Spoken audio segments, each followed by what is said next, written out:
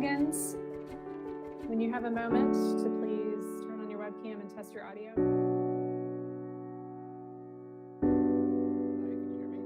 Yes, that's great. And I think if you could also update your name to in the title, like editing your name and commissioner title. And I think, Heidi, are we missing anyone else? I feel like, do we have, I think we have everyone.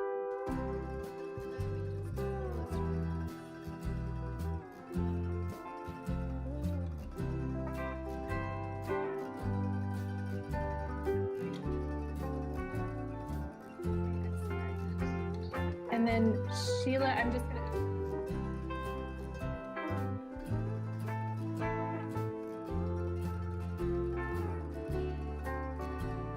Perfect. Okay, so it's 1 o'clock right now. Just a reminder that Timmy Bolden is going to be controlling the presentation. So I'd like to request a particular location you can ask Timmy. I'm going to start the broadcast.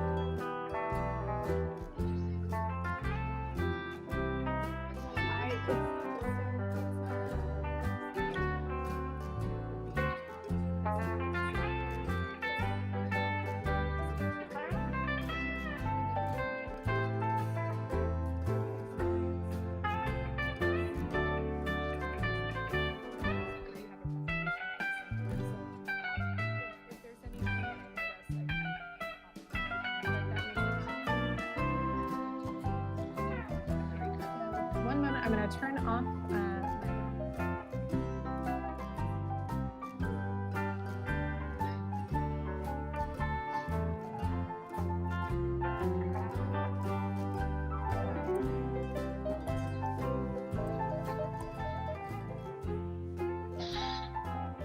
The broadcast is now starting. All attendees are in listen-only mode.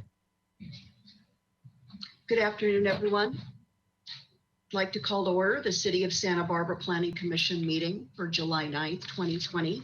And before we go to the roll call with Ms. Rydell, I'd like to remind the public that they can watch our hearing today on through the television, and that's through City TV Channel 18, also via the internet. There will be electronic participation afforded to the public. And so at this time, I'm going to ask Ms. Kokinda, as she has been doing in recent hearings, to please put up the slide to help the public understand how they can participate in speaking to us during certain portions of the hearing. Ms. Kokinda? Yes, Chair Schwartz, thank you so much. And fellow commissioners, the process for making an oral public comment, if you're an attendee, is you raise your hand by clicking on the hand icon on your GoToWebinar control panel. That indicates to me that you wish to speak, and I will call on you and you'll unmute yourself, and then you'll have 2 minutes to speak on a particular item. Please note you only have to click the hand icon once. So if I see it flashing, I'll just know that you wish to speak. Thank you. Thank you, Ms. Kokinda. So at this time, I'd like to ask all of the commissioners to please turn on your webcams. We are now able to expand our formerly restricted webcam limit of 6 to beyond that. And so once everybody is online, here we are. I'm going to ask Ms. Rydell to please call the roll. Thank you, Chair Schwartz. This is Heidi Rydell. I will begin the roll call. Chair Schwartz? Here. Vice Chair Wiscombe? Here. Commissioner Bonderson? I think you might be muted, Commissioner Bonderson. Sorry about that. Excuse me. I'm here. Thank you. Commissioner Escobedo? Here. Commissioner Higgins? Here. Commissioner Lodge? Here. Commissioner Reed? Here. Thank you so much. Very good. Full house. Now I'd like to go to Ms. DeBusk on our preliminary matters. If we have any requests for continuances, withdrawals, postponements, or addition of ex-agenda items. Madam Chair, we have no requests. Do we have any announcements or appeals? Yes, Madam Chair, I just have one announcement that the Planning Commission will be holding a special meeting on July 23rd, and we will be discussing proposed amendments to the city's stormwater management program. Very good. And as a special meeting, let's let the public know what that start time is, Ms. DeBusk. Yes, thank you. We'll maintain our normal start time of 1 p.m. Very good. I know there's some significant interest in that special hearing. Now let's go to the public. Ms. Kokinda, do we have any members of the public who would like to comment on items not on our agenda? And for this, I'm going to first wait to hear from Ms. Kokinda. So thank you, Chair Schwartz. Again, if you wish to comment on items not on the agenda today, please raise your hand using the hand icon on your GoToWebinar control panel, and I will call on you. And I do not see any raised hands at this time. So please, back to you. Okay, thank you. And I'd like to announce to the commissioners that when we come back to public comment on our specific items today, again, because we have expanded GoToWebinar capability with webcams, we're going to do an experiment of sorts, and we're going to ask all of the commissioners to come online when we go to public comment. Back to you, Ms. Kokinda. Yes, and I'm so sorry because I did have Suzanne Elledge wishes to speak. So maybe this is a good time to ask all the commissioners to turn their webcams on. And I'm so sorry. I was notified by the applicant that she wishes to speak for the general public comment portion. Yes. So okay, give me one let's do moment. that. Sure. And again, this is how we're testing out for all of us to be on the screen in certain circumstances: roll call, public comment, and deliberations. And I know that Ms. Elledge is speaking not as the applicant, but on a general matter. And Yes, Ms. Elledge, if you are ready. Yes, and Timmy's going to pull up the next slide for the timer. So yes, Ms. Elledge, you have 2 minutes when you're ready. Thank you.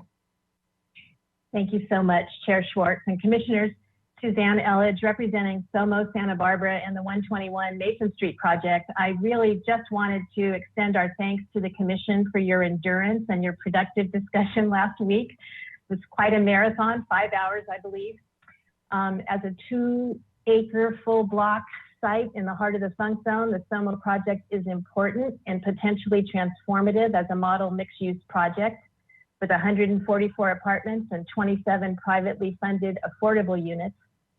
And the time and thoughtful comments that you provided to the owners and the team last week were very helpful, particularly the clarity that you provided in the straw poll votes on critical project elements.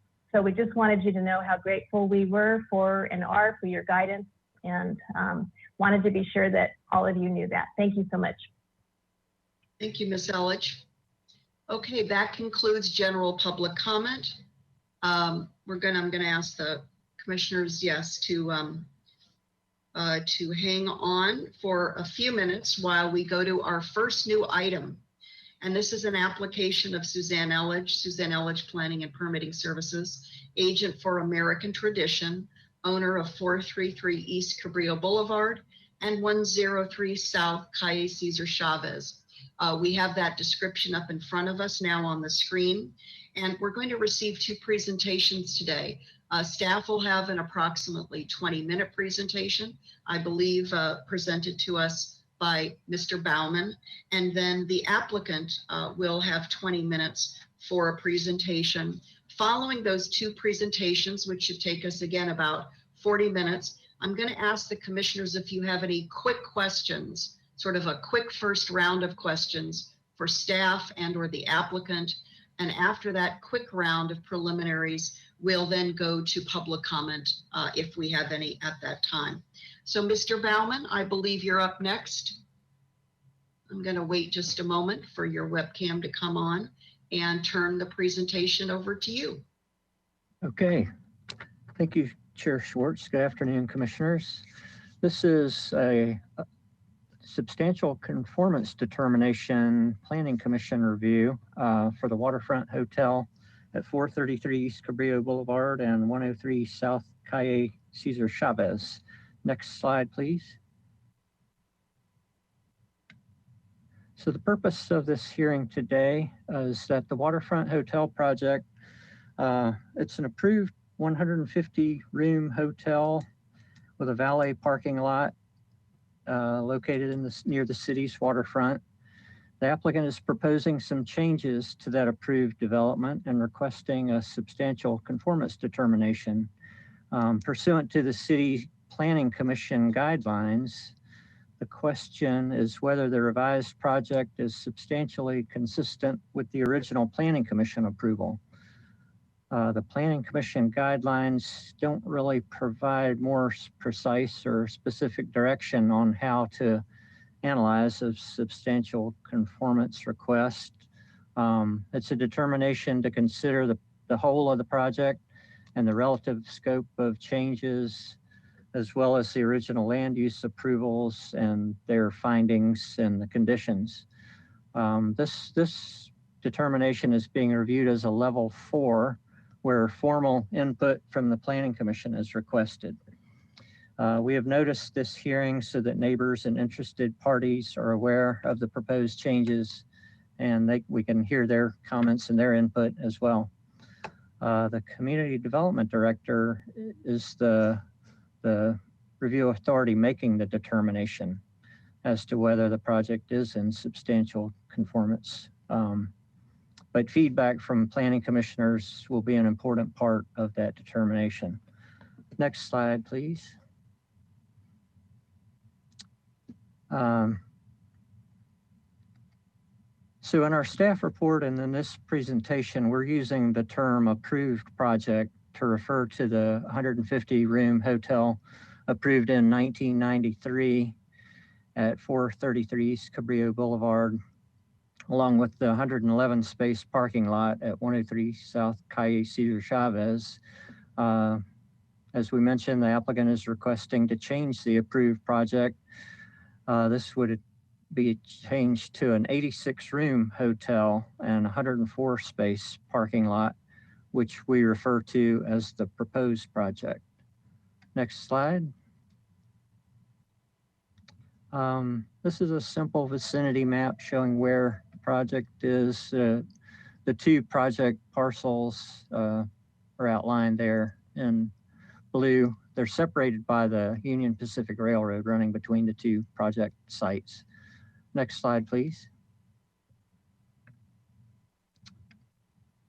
This is an aerial view of the site outlined, well, the two sites outlined in red. On the North Parcel site is where the valet parking lot is proposed, and that also includes El Estero Drain, a drainage channel that's had restoration done, pretty much completed. There's a little more monitoring to do of the restoration, but all the plantings have been put in. Soil remediation's been completed, and the plants seem to be performing well. Then you can see the railroad running through there and the South Parcel Hotel site. Next slide, please. Excuse me, next slide, please. This is just a bird's eye view of the project looking north from a vantage point if you were out above the ocean looking back toward the beach and the project site. Next slide. So this project has a long history with the city. These are some key dates on this slide. In 1981, the city approved Specific Plan 1, known as the Park Plaza Specific Plan. And well, the specific plan area governed the land on the north side of Cabrillo Boulevard from Milpas to approximately Garden Street. Then in 1993, the Planning Commission approved the 150-room hotel along with a hostel to provide lower cost visitor accommodations. and Chase Palm Park expansion, which is adjacent to the hotel site. 1994 specific plan 1 was amended to allow hotel use on the 433 East Cabrillo Boulevard. Those 1993 and 1994 items, that was all part of the same project and the same application, but the SP1 amendment just trailed behind because the way they're listed there in those bullets, they appear to be out of order, but they were together. 1995, a development agreement was approved to extend the project approvals until 2007. 1998, Chase Palm Park expansion was completed. Next slide, please. In 2007, on the North Parcel, a coastal development permit and a conditional use permit were approved to move the hotel parking from under the hotel, like a basement parking level below the hotel building itself, to the other side of the railroad tracks at 103 South Calle Cesar Chavez. The conditional use permit was to allow a parking lot use in the OM1 zone. The Planning Commission approved that. 2007 and 8, the project got as far as having building permits issued for the hotel and parking lot. And then in 2016, another development agreement was approved to extend approvals again. Some planning commissioners might remember in 2018, we had a very similar hearing to this one, where there was a proposed change to go to a 60-room hotel. And we had a similar substantial conformance hearing at the Planning Commission back then. That was approved. The hotel received a determination and also design review approvals. HLC approval got as far as project design approval, but the project did get ABR final approval. Next slide. More history. But this slide brings us up to the history of the current proposed project. So late 2019 and into 2020, the land development team did a review. The DART team members, development application team members from community development, public works, and parks departments reviewed the application. I think we had 2 rounds, or maybe call it 2.5 rounds of staff review, as well as environmental review for the proposed project. Recently, the community development director approved an extension of the development agreement to give a date of June 23rd, 2021 for the hotel to get building permits issued, and then another year after that to submit for the building permit. So June 23, 2021 to submit for a building permit, and then a year addition to that to get the building permits issued. The HLC reviewed this, and they had given it project design approval for the 2018 iteration. So when they looked at the current proposed project, it's very similar, and the HLC found it close enough that the project could just proceed along under that 2018 project design approval. So they've been going to HLC for in-progress reviews, working their way to final approval. The most recent hearing was June 24th, when the HLC, in their minutes, they said the project's ready for a final approval. So following a substantial conformance determination, the HLC is ready to give it final approval. Similarly, the ABR has reviewed the change. What the ABR had approved in 2018 included a large back of house building on the North Parcel, a 3-story building. So now the project's proposing just to go back to a parking lot very similar to the 1990s approval. So the ABR saw it twice, and at their most recent hearing, they said the project's consistent with the Project Compatibility Criteria, and they can approve it following substantial conformance determination. Next slide, please. This is that same aerial view we were looking at, but it just shows the change to the approved project building footprint. So on the south parcel where it's outlined in red, you see the blue indicating the building footprint of the 150 room approved project. And please go to the next slide.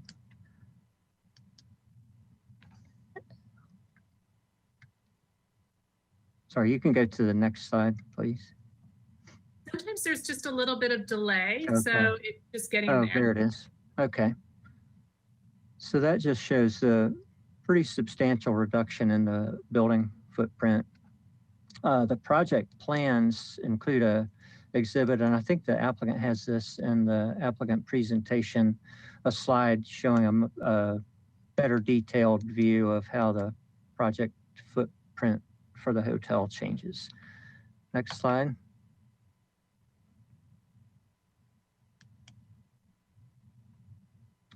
Okay, here's some floor area statistics between the approved project and proposed project. The North Parcel, like I just mentioned, it's now reverted back to just a parking lot with no building. So there's no floor area on the North Parcel. The South Parcel, the 150 room hotel, was about 130,000 square feet. Now the current proposal is 89,000. That's a reduction of about 31% total floor area. The number of rooms decreases from 150 to 86. That's about a 43% decrease in rooms. Square footage of the hotel rooms are reduced about 39%. So the rooms are similar in size, but there's fewer of them. One thing that increased was the amount of public accessible commercial area or commercial floor area open to the public, like restaurants and that sort of thing. That increases about 16%. Next slide. We mentioned this in our staff report. It's pertaining to the project's conditions of approval on the North Parcel. This is one item staff would like some input from the commission on these conditions on this slide. So Planning Commission resolution in 2007 approving the North Parcel with the coastal development permit and conditional use permit for the parking lot included two conditions. Condition 2B8 talked about provide photovoltaic array on site sufficient to provide energy for the parking lot on the area of the kiosk roof. And that was a small valet operation kiosk. That was only about 100 square foot building. So, and it did propose solar on the roof of it, but it was not enough to provide energy for the entire parking lot, but it was approved given the small size of that kiosk roof. They did what they could as far as providing photovoltaic on that. But condition 2B9 is of particular interest to staff in terms of planning commissioner input.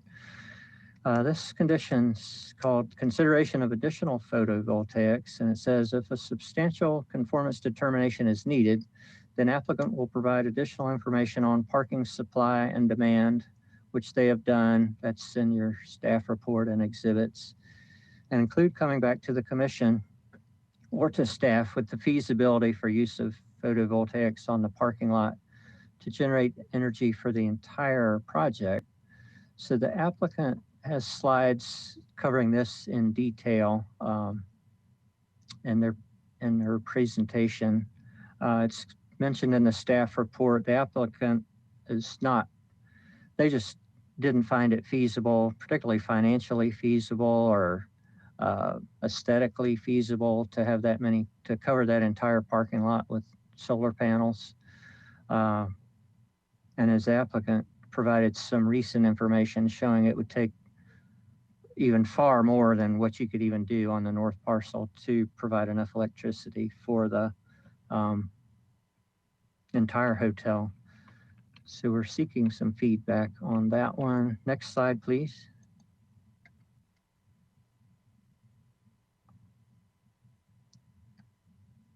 conditions.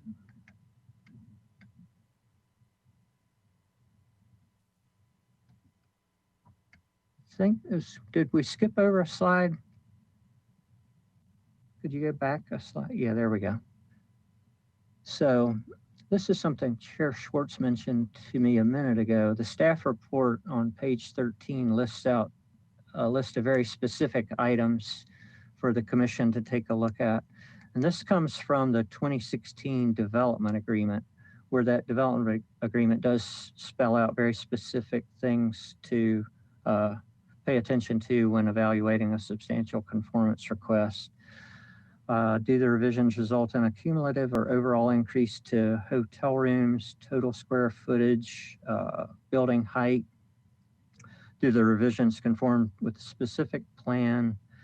Do the revisions require new or additional environmental review? So you can go to the next slide because we have following slides on each point of this. So kind of going item by item with slides. Do the revisions result in cumulative or overall increase to number of hotel rooms? And that's just a simple answer, no. The hotel rooms decrease, they don't increase. Next slide. Do the revisions result in a cumulative or overall increase to total square footage? No, the square footage goes down. Some of these are quite clear cut like this. Next slide. Do the revisions result in overall increase to combined North and South Parcel? There's a real time delay for these slides to load up, but that just shows that the square footage decreases. Next slide.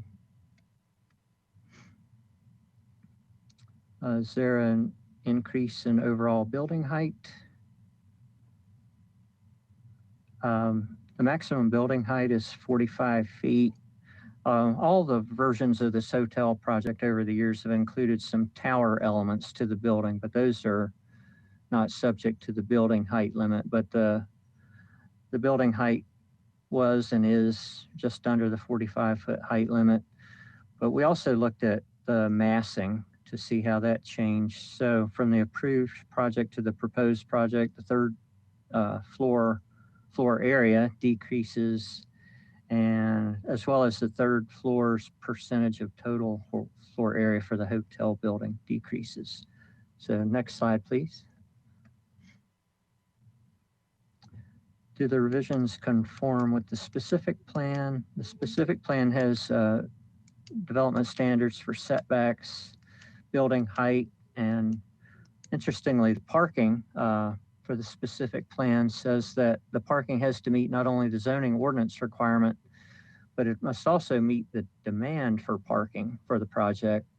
So the staff report provides pretty good detail in that, showing how the project had a parking modification approved, and now the parking provided is much closer to the ordinance requirement, but still slightly below the zoning ordinance parking requirements. So the modification will still cover the project for having less parking than the zoning ordinance required, but the project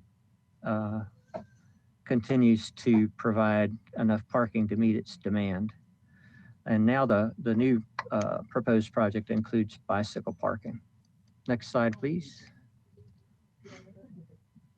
Do the revisions require new or additional environmental review other than an addendum to the EIR? And no, and staff has already completed an EIR addendum, and it's an exhibit attached to the staff report. We looked at all the issue areas as well as what other changes there are in the regulations for CEQA, and find that the project continues to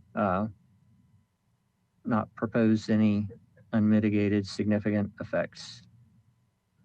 Next slide, please.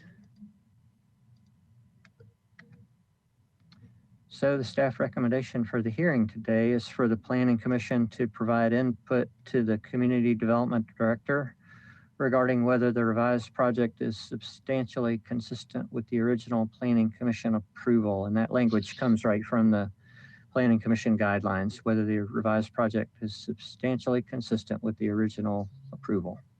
And that concludes my presentation. Thank you, Mr. Baumann. May I ask, I don't know that I saw one comprehensive slide, and you and I discussed this briefly earlier today, that would have a complete list of discussion items or considerations that staff would like the Planning Commission or believes the Planning Commission should comment on ultimately as we formulate recommendations to the Community Development Director on the SCD. Well, we didn't provide that. As I just covered, the development agreement has some substantial conformance considerations. But other than that, staff just reviewed the project and we wrote our staff report, kind of calling attention to areas that we thought would be of interest to the commission or they might have some feedback on. But staff didn't really presume to tell the Planning Commission exactly what to comment on or what to focus on. It's mainly that condition of approval that I mentioned regarding the solar on the North Parcel. Okay, thank you, Mr. Baumann.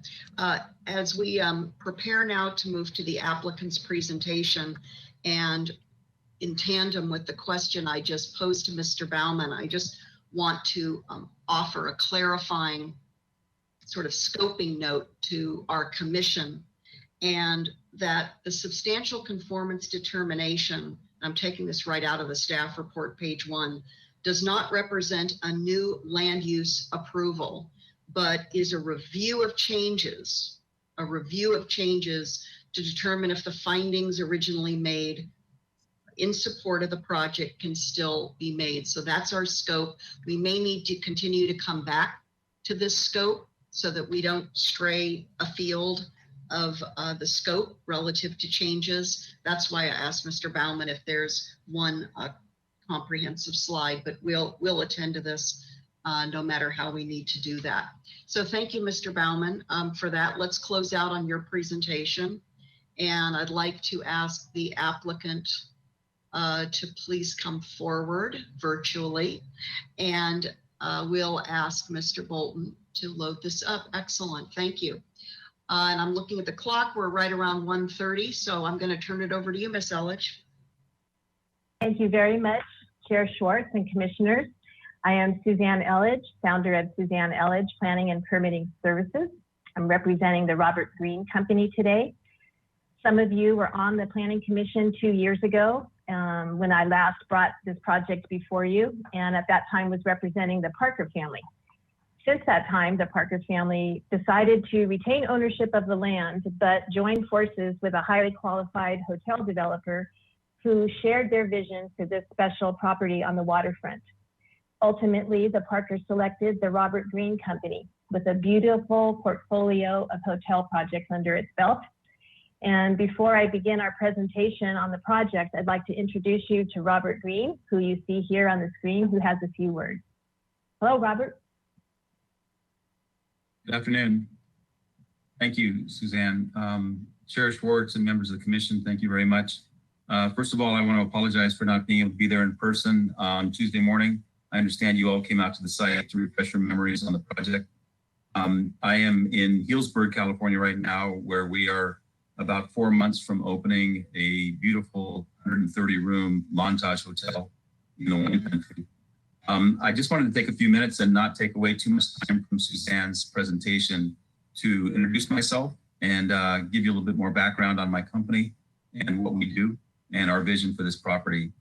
I founded the Robert Greene Company about 20 years ago.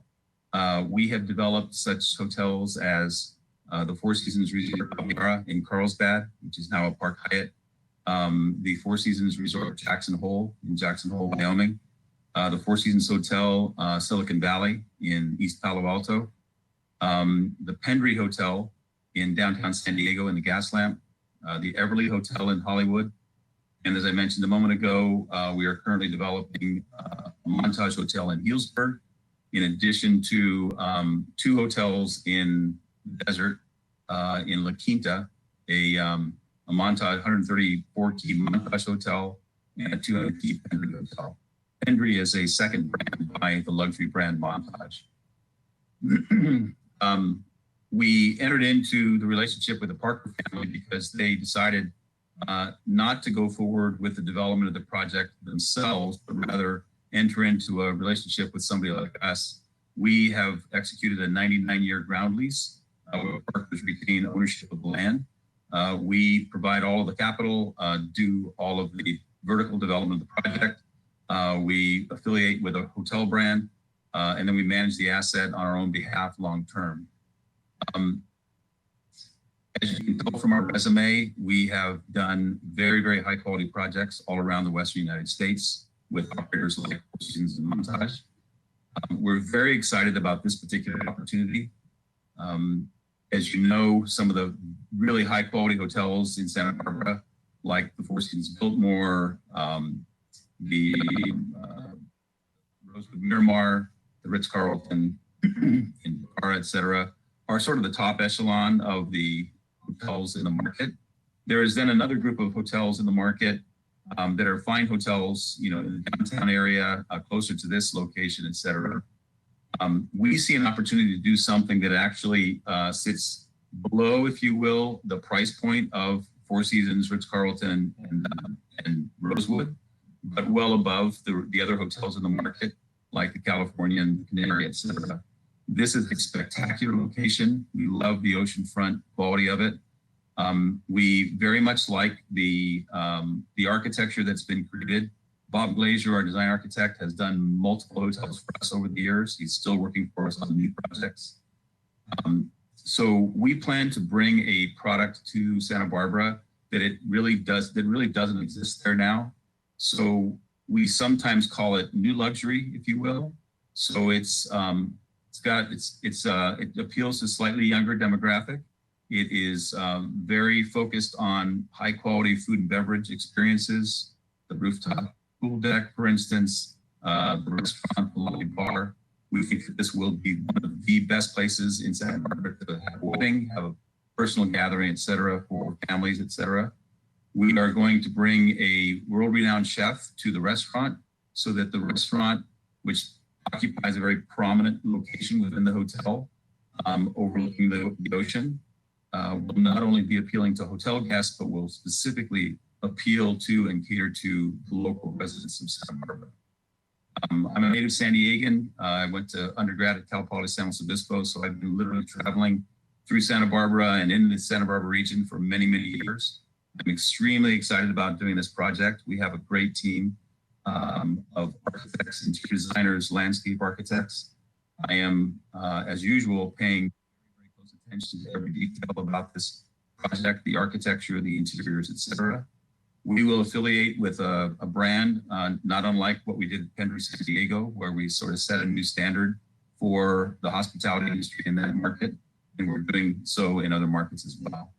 So we are very thankful for the staff's cooperation. It's been so far a very smooth road.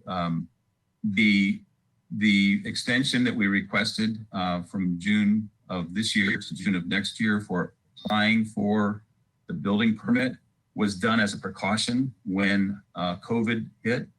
But I can tell you that we are literally already prepared to submit for building permits. So we don't know how the market is going to react from a capital markets perspective to this current situation. We are hopeful that we'll be able to bring this project to fruition as soon as possible. We're going to go ahead and submit for permits literally within days of now if we get approval from this body. And we'd like to move forward with the plan check process and get out there in the capital markets and see if we can capitalize this project with construction debt and move forward as soon as possible. Thank you, Mr. Green. Nice to meet you. Very nice to meet you and have you here. I'm going to turn it back over to Ms. Elledge in the interest of time. Thank you.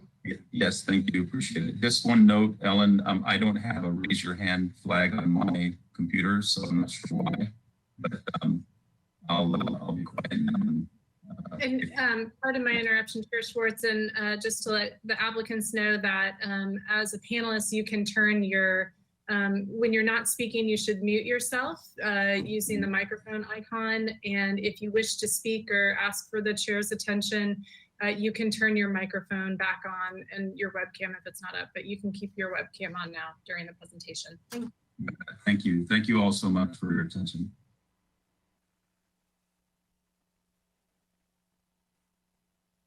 Ms. Elledge, we cannot hear you. Oh, there you go. Okay, very good. Thank you. Thank you, Robert. I'd also like the commission to know that when Robert commenced work on the project, he decided to keep the existing team that the Parkers had been working with along and brought in a couple of additional resources. I'm the only one giving the presentation today, but the entire team is part of this meeting and available for questions should you have any. So I just want you to know could we go to the next slide, please? The next slide shows everybody. We have Bob Glazier, the design architect, Kirk Ellis, the architect of record with Gensler, Christine Perrone, the consulting architect with Kernal Collective. We have Mike Cassesi, who's our civil engineer with Mac Design Associates, Martha DeGasis with Arcadia, and Patrick Baldwin with Burton Studio, who are the landscape architects on the project. Holly Garson from my office is joining us, and Scott Shell with ATE. So just please know that all those resources are on hand should you have questions for anyone. Thank you, Ms. Elledge.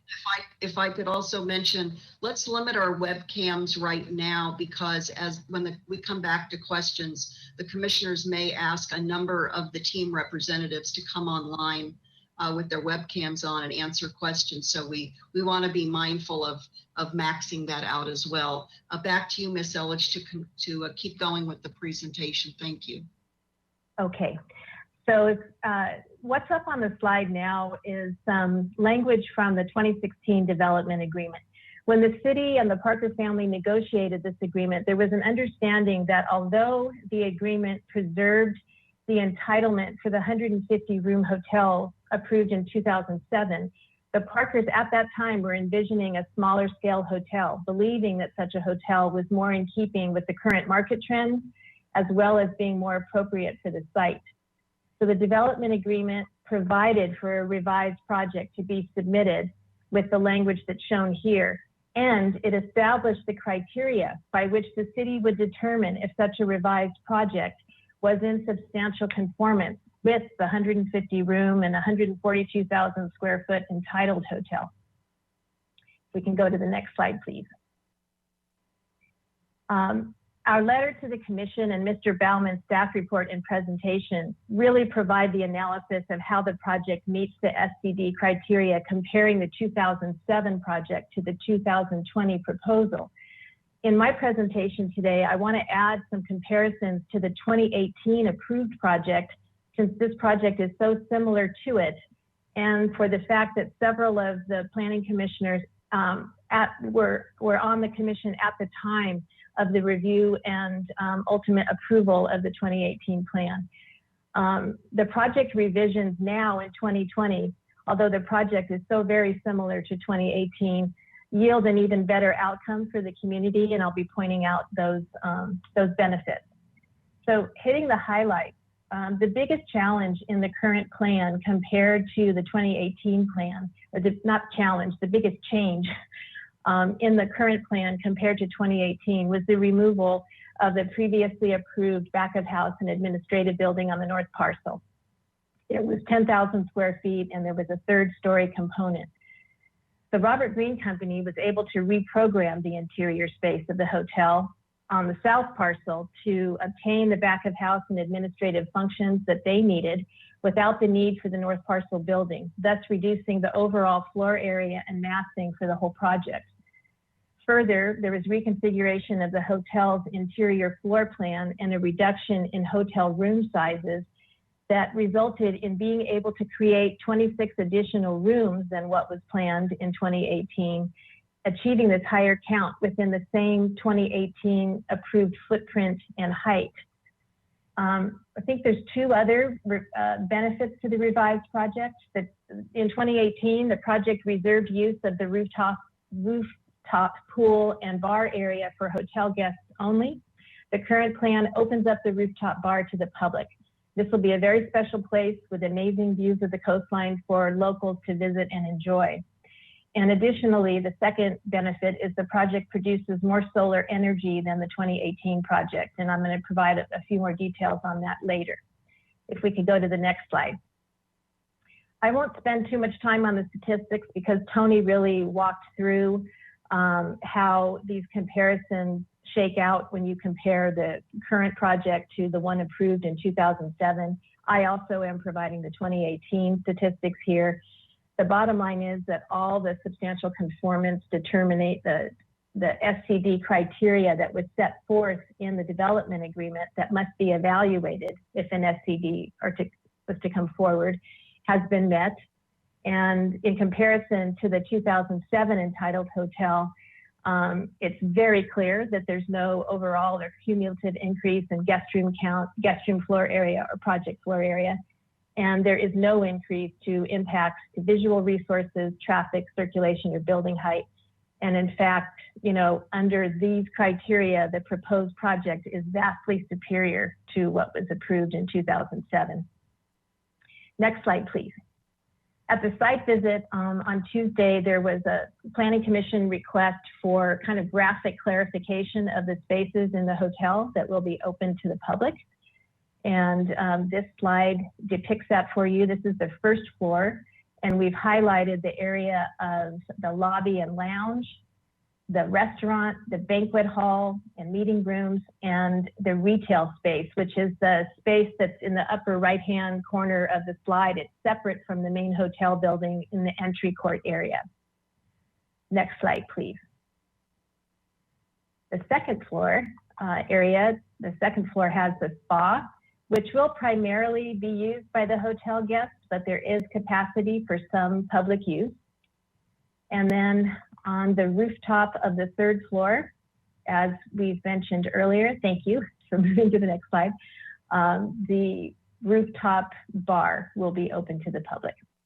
So I hope that helps with an understanding of where those public spaces are and clarifies that. Next slide, please. So the other topic that has come up, and Mr. Baumann touched on it, was the solar condition of approval that was placed on the 2007 project. At that time, as Tony mentioned, there was a 100-square-foot kiosk on the North Parcel that was to help with the valet operation, and there was solar panels proposed on top of that 100 square feet. In 2018, due to the condition of approval that said, if an SCD ever comes in, consider whether or not additional solar could be provided for the project. And at that time, we were able to increase the solar energy that was being proposed by placing panels on the roof of the back of house and administrative building that was proposed at the time, increasing from 100 square feet of panels to 1,600 square feet of panels, and generating over 33,000 kilowatts of energy, which for that project provided 10% of the energy needs on the North Parcel because of the back of house and administrative building that was there. Under our current proposal, which there's no longer, as you know, a building on the North Parcel, but what we have been able to do is propose carports that support a PV system. And we came in originally with 2 carport structures that covered 8 parking spaces and have since increased to a third carport that now we have coverage of 12 parking spaces in the lot. The project now covers 2,130 square feet with solar panels on top of the carports and generates 61,000 kilowatts of energy annually. This amount of solar satisfies the energy demand of the North Parcel, which will have lighting, safety lighting for the valet operations, as well as electrical vehicle charging stations. So it satisfies that demand and also puts back into the grid a surplus of over 18,000 kilowatts a year. So that additional electricity going back into the grid helps to offset the energy consumption of the hotel. we wanted to go into a little more detail on that. Next slide, please. So this slide is the slide that Mr. Baumann mentioned that we had, which you have to spend a little bit of time looking at it to see the 3 different areas that are depicted here, and I'll just walk you through it. The red dashed line is the 2007 footprint for the approved 150-room hotel, and you can see how much of the site it covers and what mass there was along the frontage. The lower part of this graphic is Cabrillo Boulevard. So it was quite different, and there was a significant amount of 3-story massing in that project. The blue dashed line is the 2018 approved project, and the yellow highlight represents the project today. So there's very little difference between 2018 and today. You can see that there's a few areas where the white is showing through, where there's been a little back and forth with the footprint in very small areas of the site.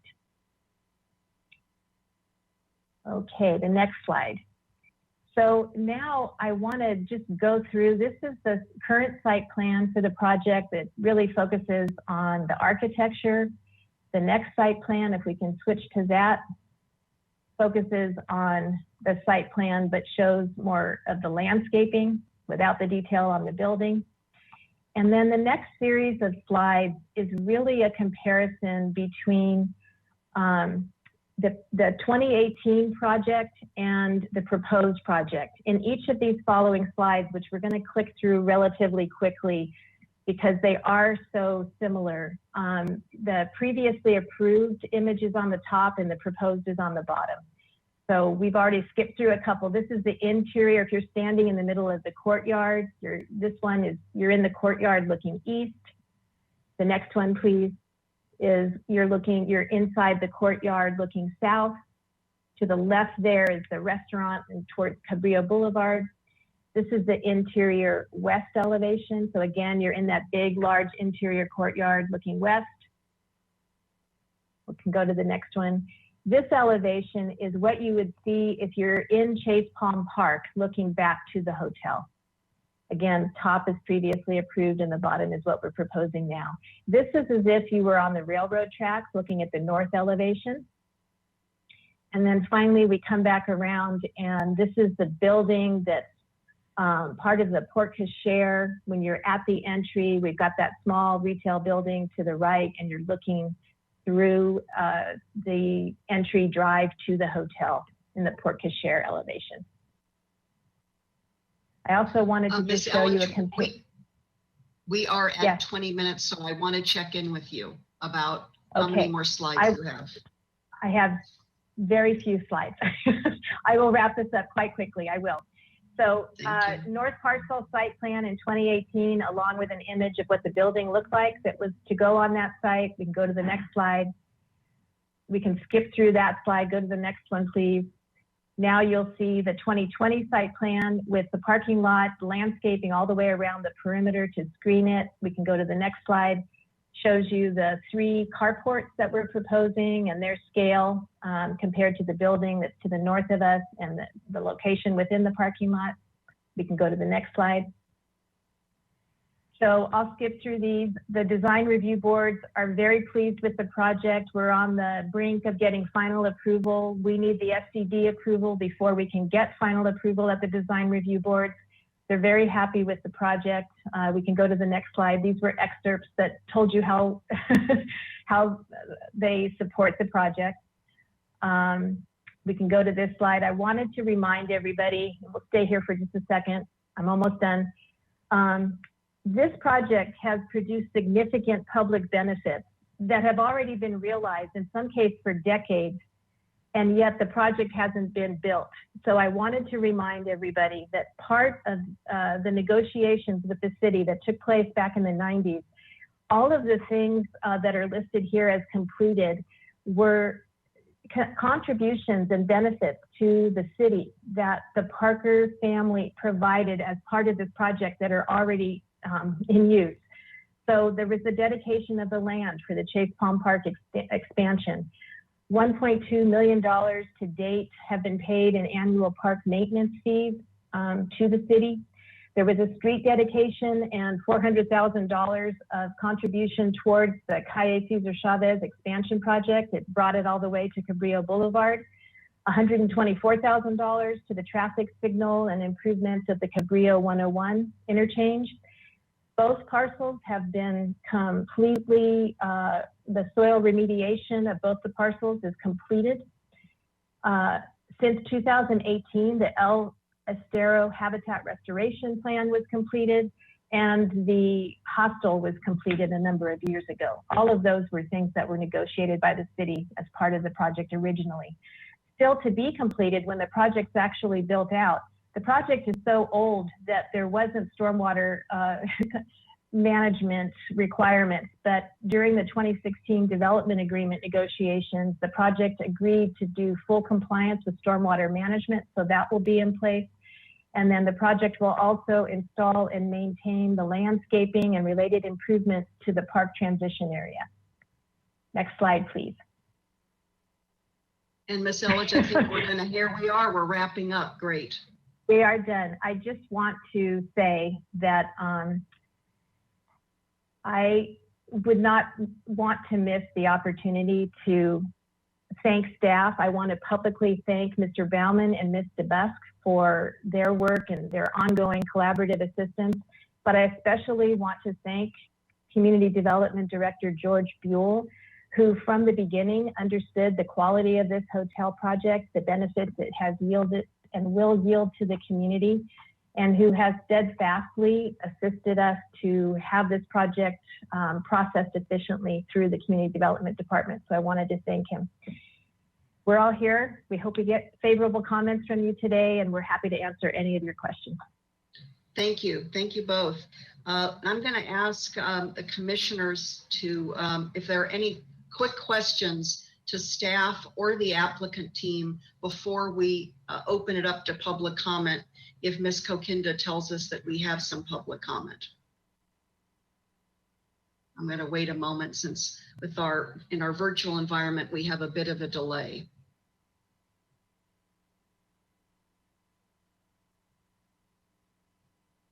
Okay, I don't see any commissioner webcams on at this time. So let's see, hold on. I see someone trying to come in. Let me see who that might be. Ms. Kokinda, do we have any public comment on this item? Chair Schwartz and commissioners, yes, thank you, Timmy. I'm going to ask the applicants to please turn off their webcams and ask members of the public who've joined us, if you wish to speak, to please use your the hand icon on your GoToWebinar control panel, and that will indicate to me that you would like to add your comments to this project. And I do not see anyone who's raised their hand at this moment. So I'll just ask Mr. Baumann if we received any written correspondence. Ms. Kokinda, no, I haven't seen any or talked to anyone with public comment for this. Thank you, Mr. Baumann. And unless Ms. Kokinda comes back on to tell us perhaps if we have any delay in public commenters, let's now go ahead, bring it back to the full commission for questions in no particular order of staff, the applicant, and we're going to start with, I think we're going to start with Commissioner Wiscombe, but I'm not sure. I don't have any questions. I was just ready to make comments. Okay, well, let me just first thank you, Commissioner Wiscombe. Let's go to Commissioner Lodge, questions of either staff or the applicant at this time. Yes, I do have one question, and it's about the reduction in the amount of parking, which given the upstairs, the deck that is open to the public, and as I understand it, all the parking is valet parking, might you not have a need for more parking? And then you have the overflow parking on the Hilton side, the other side of the street. Might not more parking be advantageous to you? And Commissioner Lodge, as we're waiting for response to your question, Mr. Bolton, do we have a slide from either presentation today that will have the parking information handy for us to all view? I'm going to give Mr. Bolton a moment. Again, there's We have to be a bit patient with this virtual process. Here we go on parking. Thank you, Mr. Bolton. Just add especially since there isn't going to be a building on the parking lot site. It seems you have more room for more parking spaces. Madam Chair and Commissioner Lodge, may I answer the question? We also have a graphic that might help understand the parking a little better, which I'm trying to see the number of the slide to tell Timmy, but the reduction in parking that was noted by staff is a reduction from the 150 room hotel, which had a significant number of parking spaces compared to our 86 room hotel. We have done a traffic and parking analysis. Scott Shell is here with us today, and he factored in the public use of the rooftop bar along with all the other public spaces and the hotel operations. So his analysis concluded that we meet the parking demand during all peak use times, and there is a 2-space deficit when you look at the zoning ordinance requirements, but the parking demand is satisfied by the number of spaces that we are providing. And this is a summary. What's on the screen now, so this shows the demand. If we could go back to the slide that you just had up, please, Timmy. It shows the location and the number of spaces in each of the locations. So there's a total of 240 spaces spread out between the North Parcel, which now has 104 spaces, all valet parked, the South Parcel, which has 9 spaces, and there are still the 100 spaces at the Hilton that were secured many years ago that are still available to the project.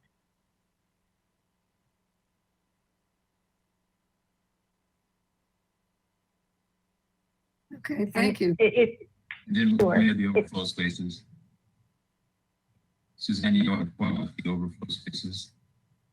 27. Yes, so I'm sorry, in addition to the spaces I noted at all the different locations, there are an additional 27 overflow spaces on the Hilton site as well. Okay, thank you. Sure. Commissioner Lodge, did you have any related question for staff on this or just the applicant? No, just the applicant, thank you. Okay. Any other questions, Commissioner Lodge, on any of these issues? Not for No? me. Okay. Okay. I'm going to wait to see if there are any other commissioner webcams on before I ask my question.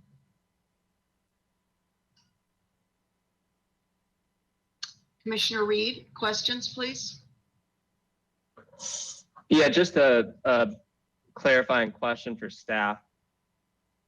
On in the staff report, it gives a couple different square footages for the proposed back of house.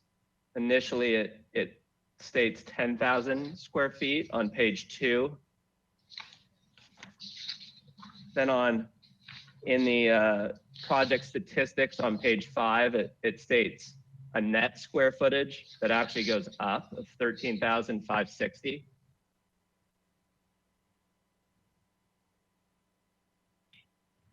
And there's some other more minor discrepancies throughout the report on the combined total square footages, but that was the biggest difference. I was just curious what number is actually accurate.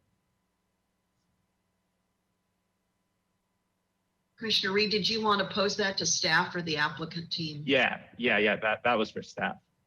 Okay. Commissioner Reed, Chair Schwartz, I am getting an answer. I'm looking at the cover sheet of the project plan set because it has the best table of floor areas for the project. So I'm trying to get that. Oh, Mr. Bolton's got it there too. Back of house area. So you were asking about the North Parcel floor area? Just, yeah, you state two different square footages in the report, 10,000 versus 13,000. So the back of house area in 2007, when it was incorporated into the big hotel building that had 150 rooms, was 13,605. And that was just when the North Parcel was just a parking lot. Everything was in the hotel building on the South Parcel. And then the current project is, well, it's reverted back to having all the back of house operations stuff in the 86 room hotel building on the South Parcel. And it's 10,889 square feet. So it's gone down almost 3,000 square feet for going from a 150 room hotel building to the 86 room hotel building. Okay. Is that on helpful? page 5, that's just a typo. You stated as 13,560 Yes. in the table. Apparently so. Okay. All right. Yeah, that's it. I think these statistics on the plan sheet are the most reliable. Gotcha. Thank you. That's all my questions. Okay, thank you, Commissioner Reed. I'll wait a little bit more for any other commissioners to come online with questions, please, on any of the items that we've heard either from staff or the applicant in terms of proposed changes. While I'm waiting, I don't see any. I'm going to ask Mr. Baumann to please come back on. Mr. Baumann, this is a continuation as a question that I posed to you earlier today. And as you heard me say at the outset of our hearing, I think it's important that the commission understand the full list of changes that are required for us to consider in the way of substantially conforming the proposed to the prior approved. And so I'm going to reference two different documents, Mr. Baumann. The first is the actual agenda that was posted for today's hearing. On page 3 of 4 of the agenda that was posted today, and I'll read this because I don't know that Mr. Bolton necessarily has this document available. So there are 5 categories on page 3 of 4 of the agenda for today under this item that are referenced as the proposed project changes. Here we are. So we have reduction of number of hotel rooms. No, excuse me. Yes, reduction of number of hotel rooms. That's the first category. Second, reduction in total floor area. Third, consolidation of back of house operations in the main hotel building. 4, reconfigured parking lot with carports. And 5, an increase in commercial floor area for restaurant, bar, and banquet uses open to the public. So those are 5 changes. And then in the staff report this is page 13 of the staff report, which is also 13 of our package of 242 pages. On page 13, and I'm going to pause so Mr. Bolton can catch up with us. Page 13 of the staff report, under item A, and I believe that Ms. Elledge had a slide to this effect. It shows 4 categories of proposed revisions. Number of guest rooms, square footage of guest rooms, square footage of total development, and overall height. So I'm interested when we get to our deliberations, and whether we do it straw poll or otherwise, commissioner deliberations on the full set of changes, which unless Ms. Ostranger advises me to go in a different direction here, it seems to me we need to understand the full list of proposed changes such that we can make a determination to substantial conformance. So I have one set from the agenda for today and another set on page 13. And I want it to be clear to the commission as we move through deliberations what the complete set of changes is that we're going to deliberate on. I don't know if Mr. Baumann or Ms. Ostranger has any guidance. here. Yes, First. Chair Schwartz, if I can respond. So our meeting, the Planning Commission agenda project description is the exact same as on the notice. And that was written just more in plain language for the general public to understand what's changing about this waterfront hotel, so that the public would understand, okay, the waterfront hotel is going to the Planning Commission for something. What are they doing? So this was just a general description to inform the public. Should I be concerned? Do I need to make public comment? Do I need to attend the hearing? Just to give people a general idea of what's going on, what's proposing to change about the project. We didn't prepare any list per se for the Planning Commission to go down and comment on. And then on the staff report, it's a bit confusing, I guess, in the staff report, because we got section 6. The heading is called Substantial Conformance Determination Considerations. So that might be confusing, because that section 6 is the SCD determination considerations specifically within the 2016 development agreement. So that development agreement calls for consideration of these things under this heading of the staff report.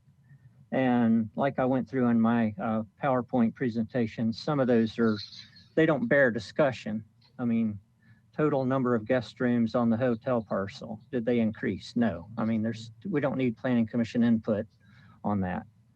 So a lot of those are just straightforward, but those were items required by the development agreement to be looked at for a determination of substantial conformance. So there are other changes, large and small. I mean, architectural changes. I mean, it could go on and on, the little bits, all the kinds of things that the Historic Landmarks Commission has looked at.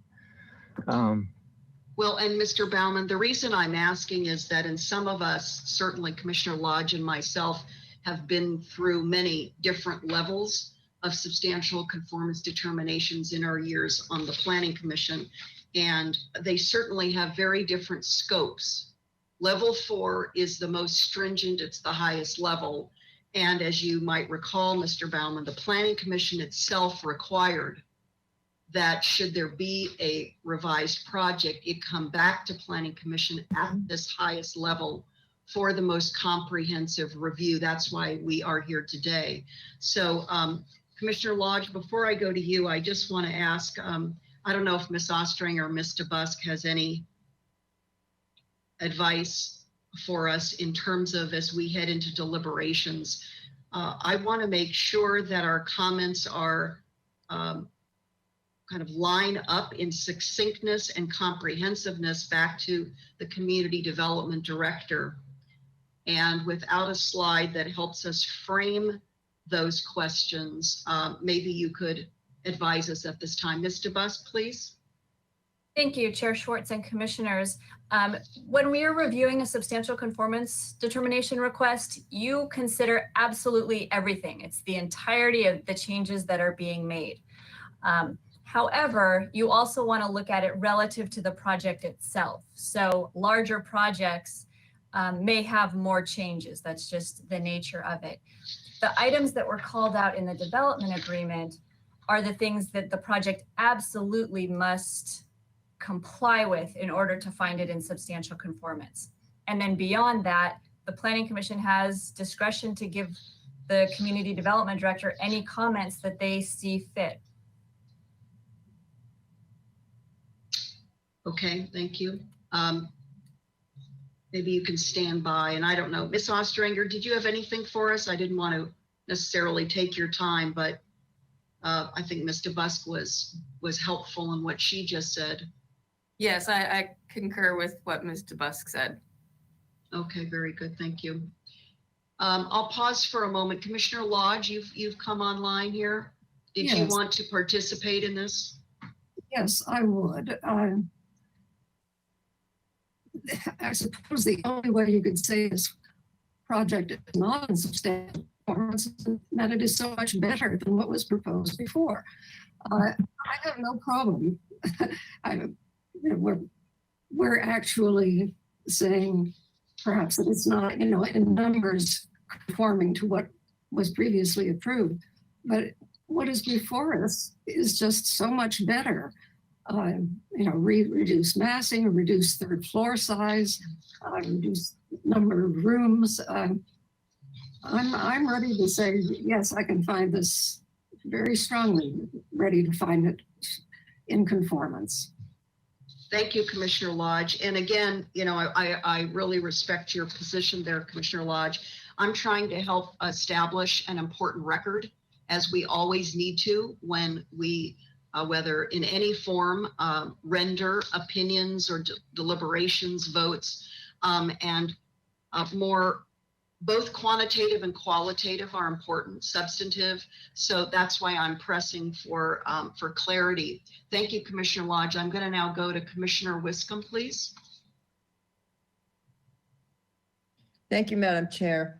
I totally agree with Commissioner Lodge, and I think Mr. Baumann said it. I think, we're ready to make our comments. He asked, is the project substantially consistent with the original PC approval and obviously with the development agreement, which it is. So I agree with Commissioner Lodge's comments. This is a very exciting project. It's I think it's a much better project for the community in a lot of ways. And I like the openness of the footprint facing Cabrillo. I appreciate the increase in the public space. I appreciate the increase in solar, and I don't see anything not to like about this project. And thank you, Commissioner Wiscombe. Not only not to like, but it is, in my opinion, substantially consistent with the original. Thank you. Thank you, Commissioner Wiscombe. Thank you for some of those specifics. Let's have the other commissioners please come online and provide comments, either in general or specific. And I'll be giving some specific comments, which I think is, again, important for the administrative record. Commissioner Higgins, please.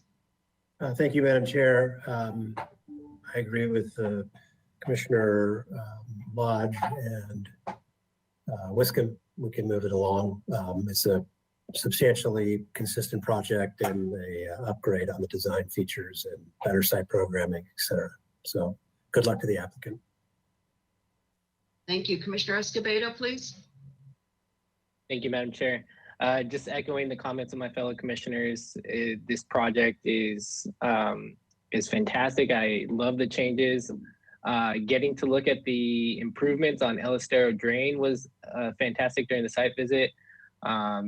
The reduced massing, the reduced number of rooms, the increase in public space, all of it was fantastic, and I can find this in conformance with the original development agreement. Thank you. I'll just go down the line. Commissioner Bonderson, comments? Thank you. I'm going to follow in the footsteps of those who've spoken before me. I think everything has been said already, but I totally agree with Commissioner Lodge, who started this out. And I find that this project is certainly in substantial consistency with everything that we've been asked to look at. I'm not comparing this project to a previous project per se, but I find that the project that's been presented before us now is it is consistent, it is in conformance, and I appreciate the design and the way it's been developed this time around. So I'm in agreement as well. Thank you. Commissioner Reed?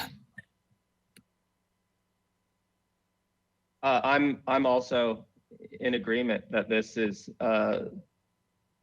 this conforms. I think it's a great project. I agree with the staff highlights on page 15 in terms of the improvements. Additionally, I think that the parking changes are positive. It looks to me that the requirement went down, but the parking provided went up, which is impressive. I really appreciate the not only fewer rooms than the originally proposed project, but the lower average room size. Whether that translates into a more affordable ADR or not, I just like that they're built more affordably. and those costs don't hypothetically get passed along to the consumer.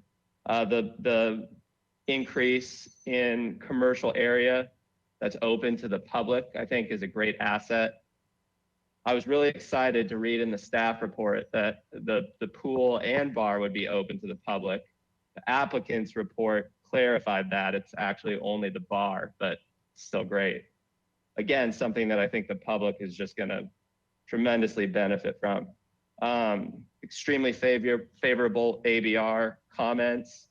The fact that the land development team reviewed this and identified no concerns whatsoever was impressive to me. So yeah, job well done. I support it. Thank you very much. Any other comments before I comment? No? Okay, very good. I'm going to pick up on some themes from some of my colleagues, and I'm going to reference certain sections of our package just so they're noted for the record. I'm going to start with page 15, both of the staff report and our package in its entirety, and concur with staff on some of the beneficial changes that are noted here. They're bullet pointed. I won't go into the detail, and that reflect improvements to the project. Then coming back to page 13, which I spoke about a few minutes ago, where staff is asking for Planning Commission comments on the following factors. And there's both a section A and a section B. All of the items in section A, reduction in guest rooms, square footage of guest rooms, square footage of total development, overall height is still within the footprint of the prior approved project. And then we get to item B, where it states that whether the proposed revisions conform with the amended specific plan, which I haven't heard anybody mention, and do not require new or additional environmental review. That's a positive, and I'm going to comment that I'm in support of the conformance with the amended specific plan and any environmental considerations. And then lastly, as I've also mentioned earlier in our hearing, I also find it substantially conforms and is beneficial back to how this item was agendized. And this is on page 3 of 4 in the actual agenda posted on the city website. I mentioned 5 categories of changes. Just very quickly: number of hotel rooms, total floor, consolidation back of house, in the main hotel, reconfigured parking lot with carports, and increase in commercial floor area for restaurant, bar, and banquet. I know this has been a very long road for the property ownership. And so I'm really hoping at this time, with a further improved project that has come forward, and hopefully it's nearing absolute completion so that we can see a breaking of ground and the hotel in all of its improvements being constructed. With that, I think I will ask Ms. Rydell to please be poised to ask for concurrence on a substantial conformance determination, unless Mr. Busk, you think we need to conclude this in any other way with commissioner verbal support. Do you have any requests or preferences, Mr. Busk, for us? Thank you, Chair Schwartz. I think it would be helpful to have a motion with the recommendation to the Community Development Director, just to make the record perfectly clear.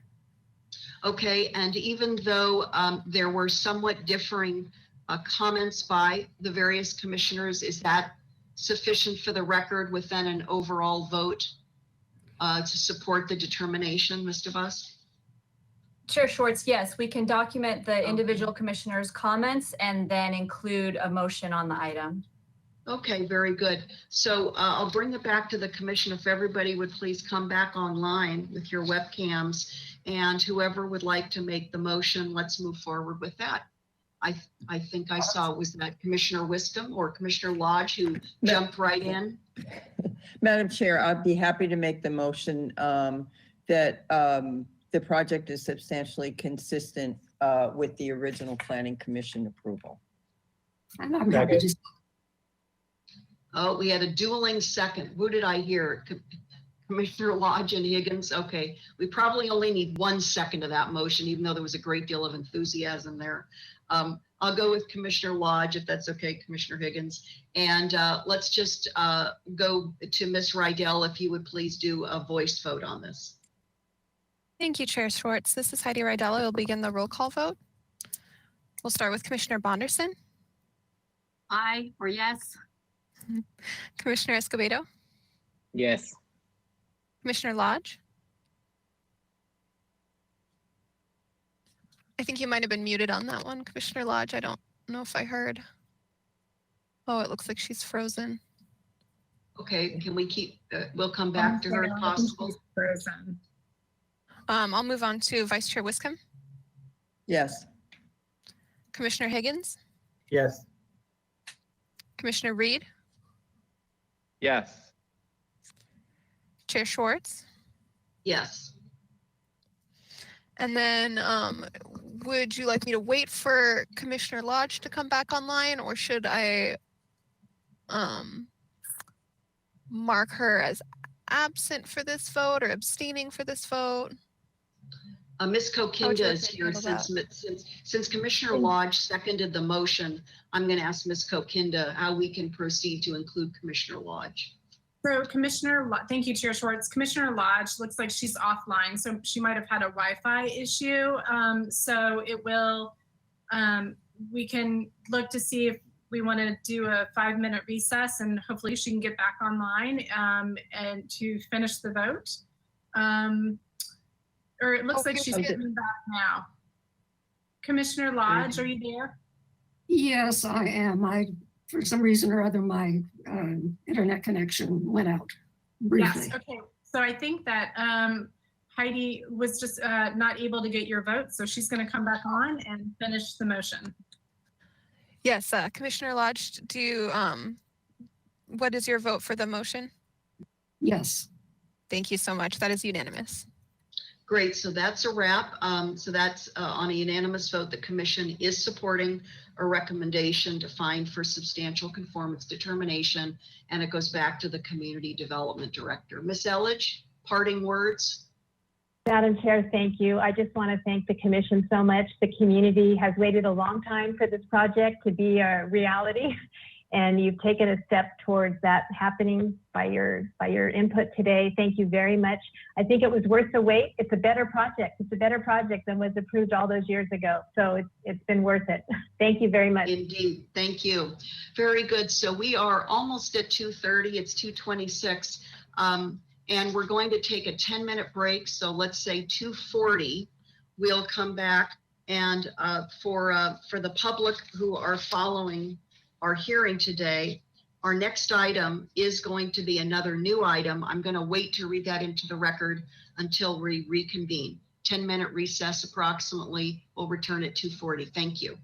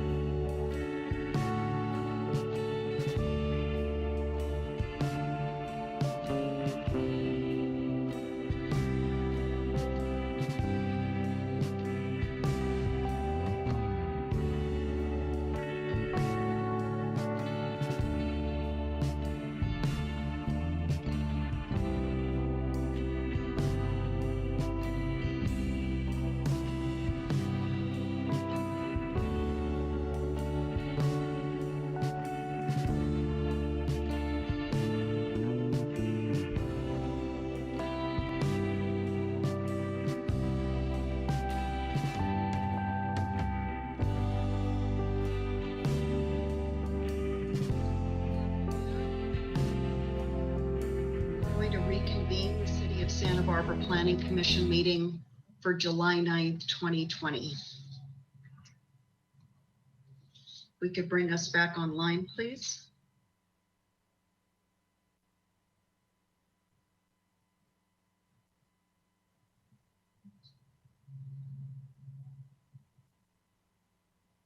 I'm gonna wait to see if all the commissioners are back.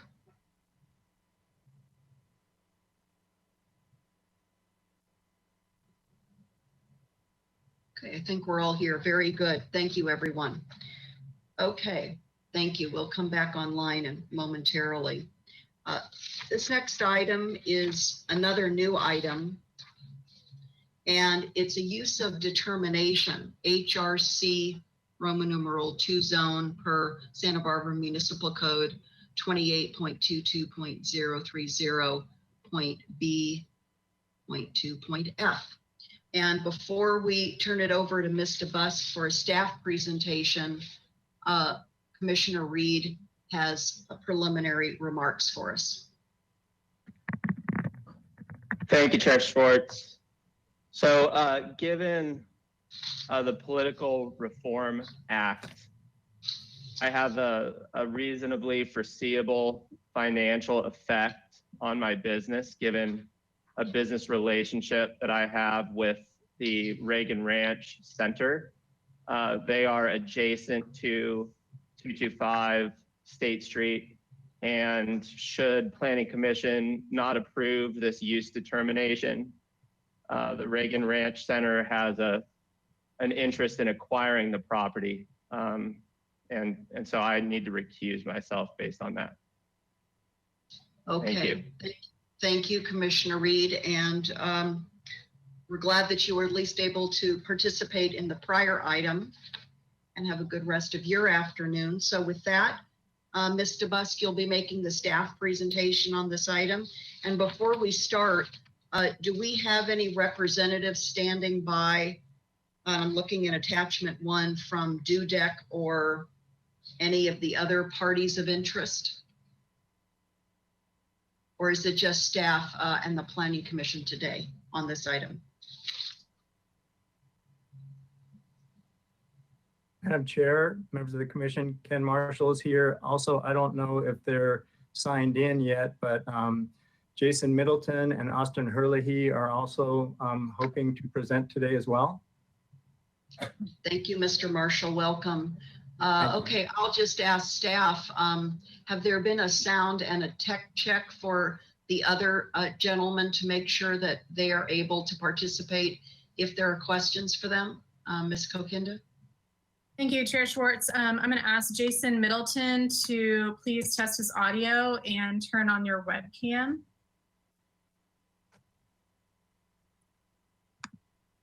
Can you say something, Mr. Middleton, just to test your audio? Yeah, I just got the audio. Sorry about that. Great, thank you. And then I see that Mr. Herlihy has joined us. Mr. Herlihy, unfortunately, I think you might be calling in by phone, or I'm not sure what your connection is, but could you test your audio, please? Yes, I'm testing my audio right now. That's great. I'm not sure, I'm unable to promote you to a panelist, so you won't have webcam capabilities right now, but you do have audio. I just ask that if you're not speaking to please mute yourself, and when you wish to speak, to unmute yourself using the microphone icon. And we should be ready to go. Thank you. So what we're going to do is first go to a staff presentation. And am I correct that that is the only presentation today, or Mr. Marshall, are you also presenting on the item?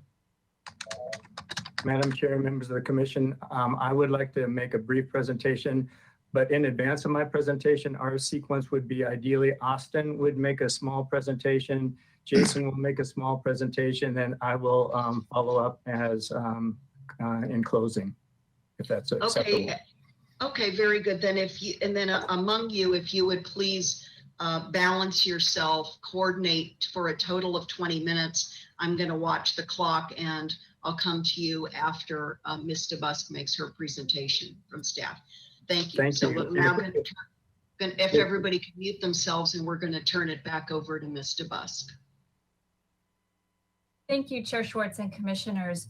So the item before you today is a request to determine if a proposed use is allowable in the HRC2 zone.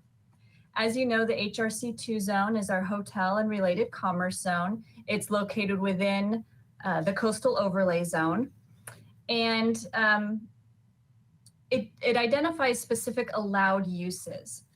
However, sometimes there are uses that don't clearly fall into one of those categories. And so the zoning ordinance has a provision that allows the Planning Commission to determine whether or not a proposed use is allowed. In this case, the Planning Commission needs to determine that the use is an appropriate visitor serving or commercial recreational use. And so in that regards, I think at this point, I will turn it over to the applicant so that you can learn more about the use and understand their proposal, and then I'm available to answer any questions. Thank you. Thank you.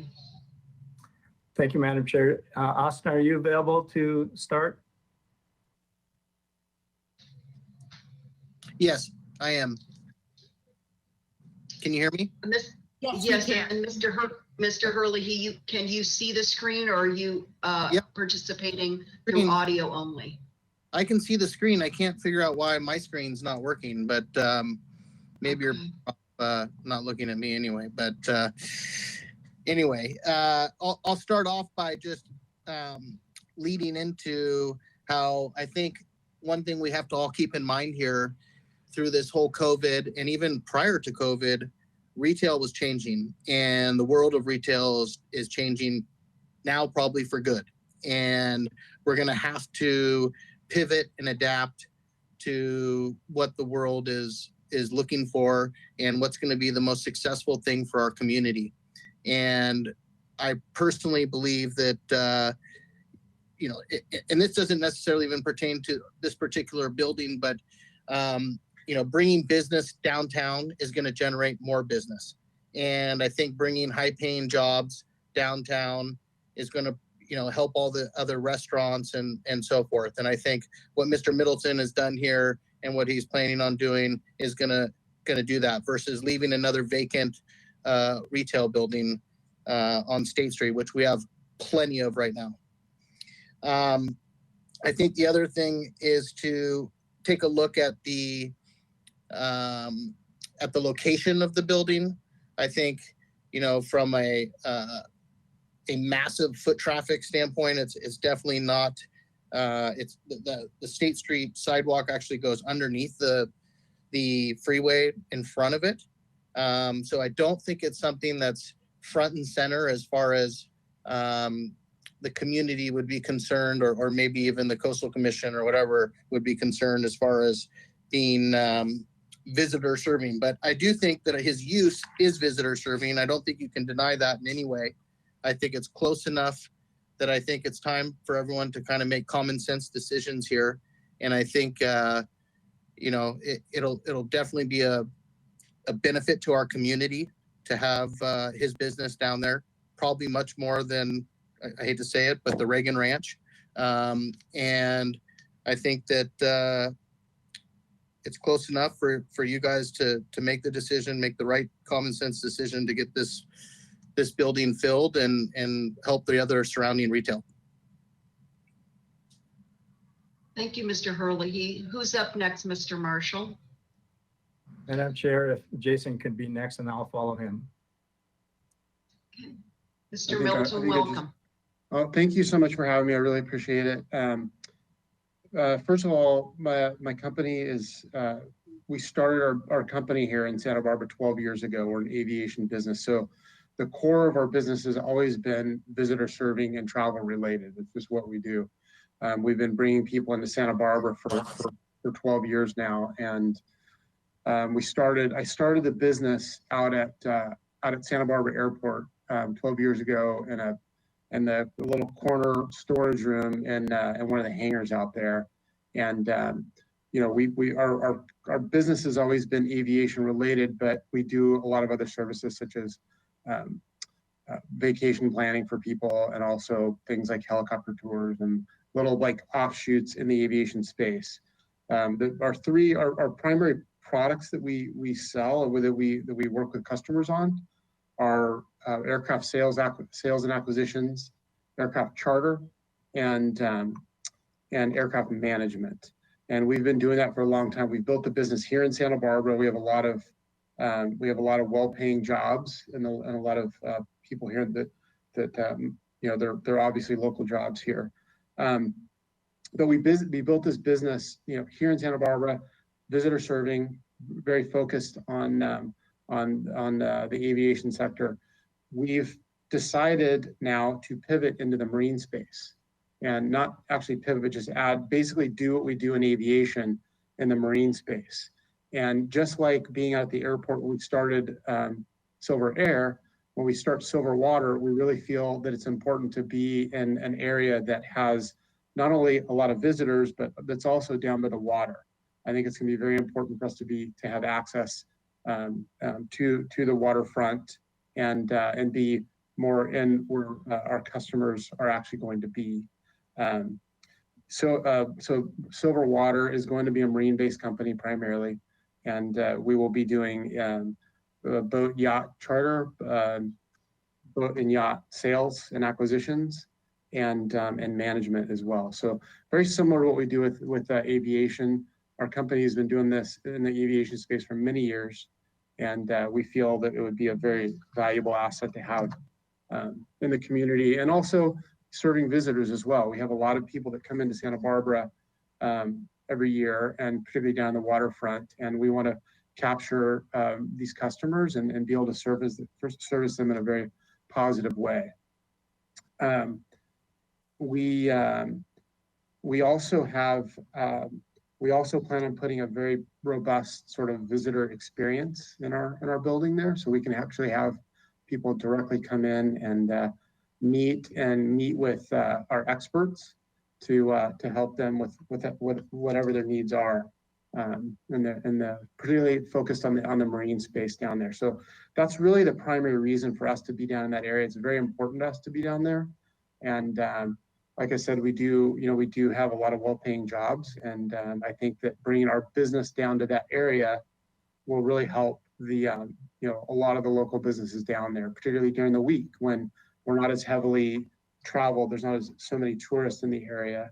I think will be very positive for the local businesses down there when just for normal day-to-day operations. So that's my little thing. I hope we can work with you guys and get this done. The other thing, the building is very important to us for the future of our business. Being a local Santa Barbara company, I feel that we would add a lot of value down there. I feel like our company brand really fits with the Santa Barbara lifestyle. I think that's an important thing to discuss. And yeah, that's sort of my thing. Thank you for having me. Thank you, Mr. Middleton. Mr. Marshall? Thank you, Madam Chair, members of the commission. Ken Marshall with DUDEC representing the applicant today. As Jason indicated, we're proposing to adaptively reuse the existing approximately 6,800 square foot single-story brick building that's been a restaurant for approximately 40 years and adaptively reuse it for a visitor serving use. That would include, boat and yacht charter and sales, and then also plane and helicopter charter and sales.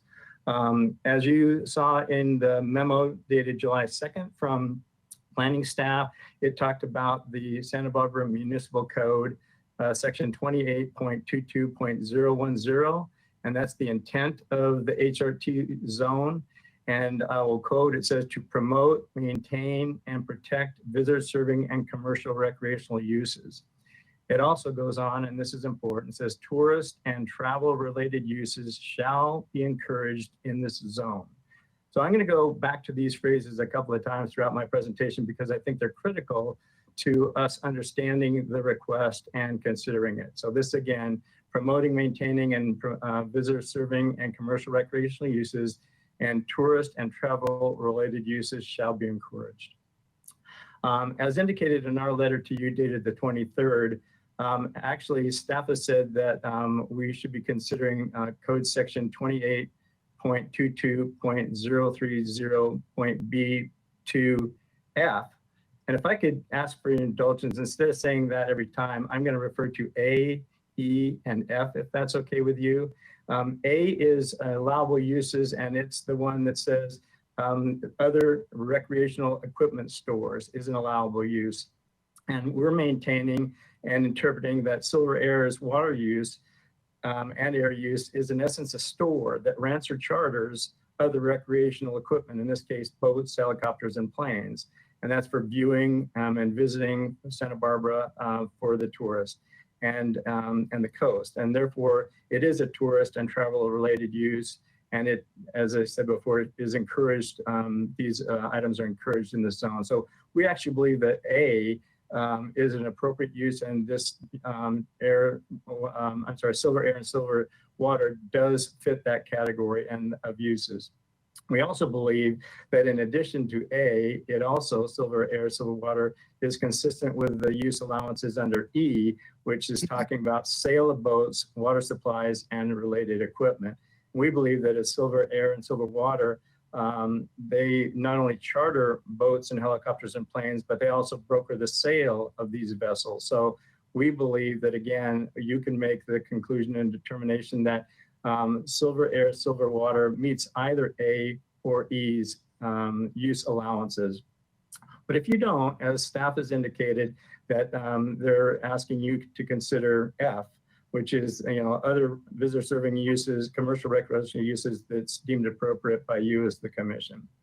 So just as a little bit of background, even before COVID-19 came into play and this horrible endeavor happened, that the fish enterprise has been in business down in this area in this building for about 40 years, was having difficulties. And it's been on the market for over a year, and no uses have come in except for this one that we believe fits the requirements of the zone.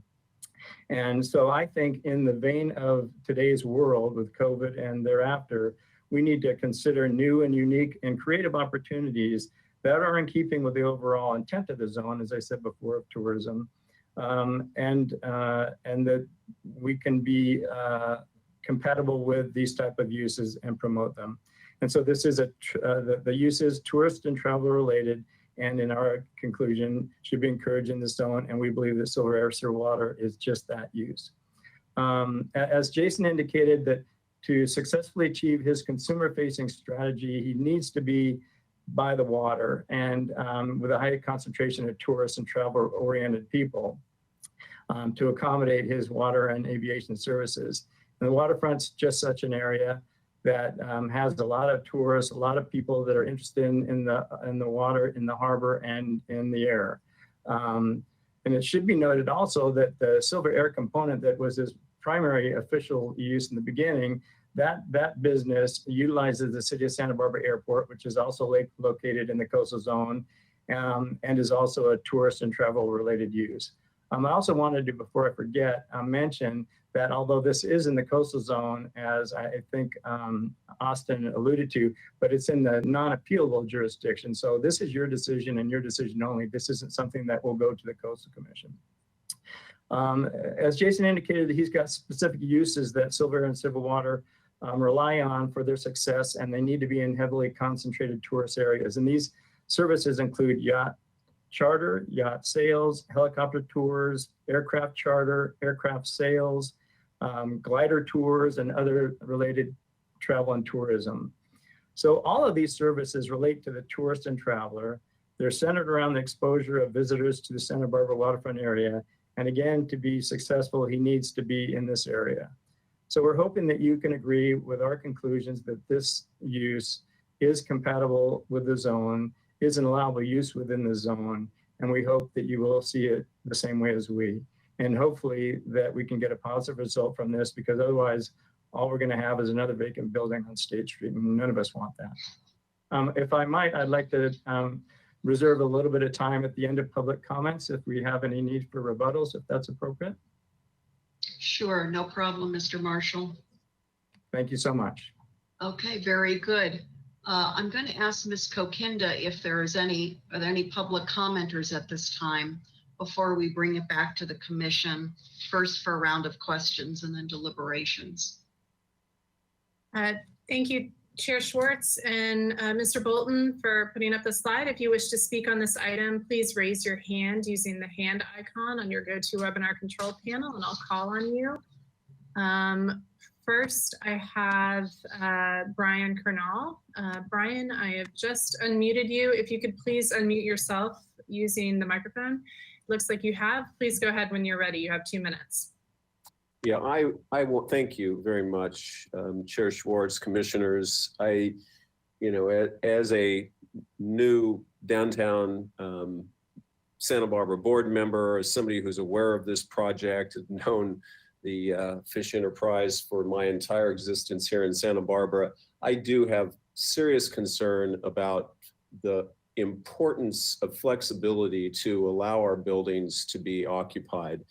It seems to me that what we've just heard, this use is completely compatible, and even though it may not be perceived as precisely meeting the letter of the law, I would like to see the city make this exception at this time, and then let's direct staff to work on language that will provide more flexibility in the future for businesses like this in this zone. It's been way too tight and constrained for way too long. I think it's a product of the past, and we are in a new future that we've just got to provide flexibility for to ensure our economic vitality. Thank you. Thank you, Mr. Kernal. And then, hang on just one moment. It looks like I see Austin Herlihy has raised his hand as I know he's part of the applicant team. I don't know, Mr. Herlihy, if you wanted to follow up momentarily, but you can unmute yourself if you could clarify. Since Mr. Herlihy is part of the applicant team, I would like to wait until we come back to the applicant team. But if any non-applicant members of the public, if anybody else is waiting in queue, I'd like to take them. Ms. Kokinda, please.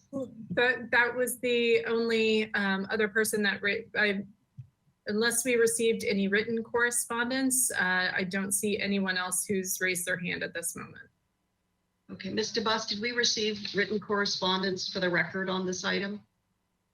Chair Schwartz, we have not received any. Okay. Okay, with that, I'm going to bring it back to the commission for questions. And so if any of you have questions, just come online. We'll start with Commissioner Wiscombe. Thank you, Madam Chair. I appreciate the presentation and the comments, and I also appreciate seeing the layout, which we had not previously seen. I'm glad that you provided us with that slide.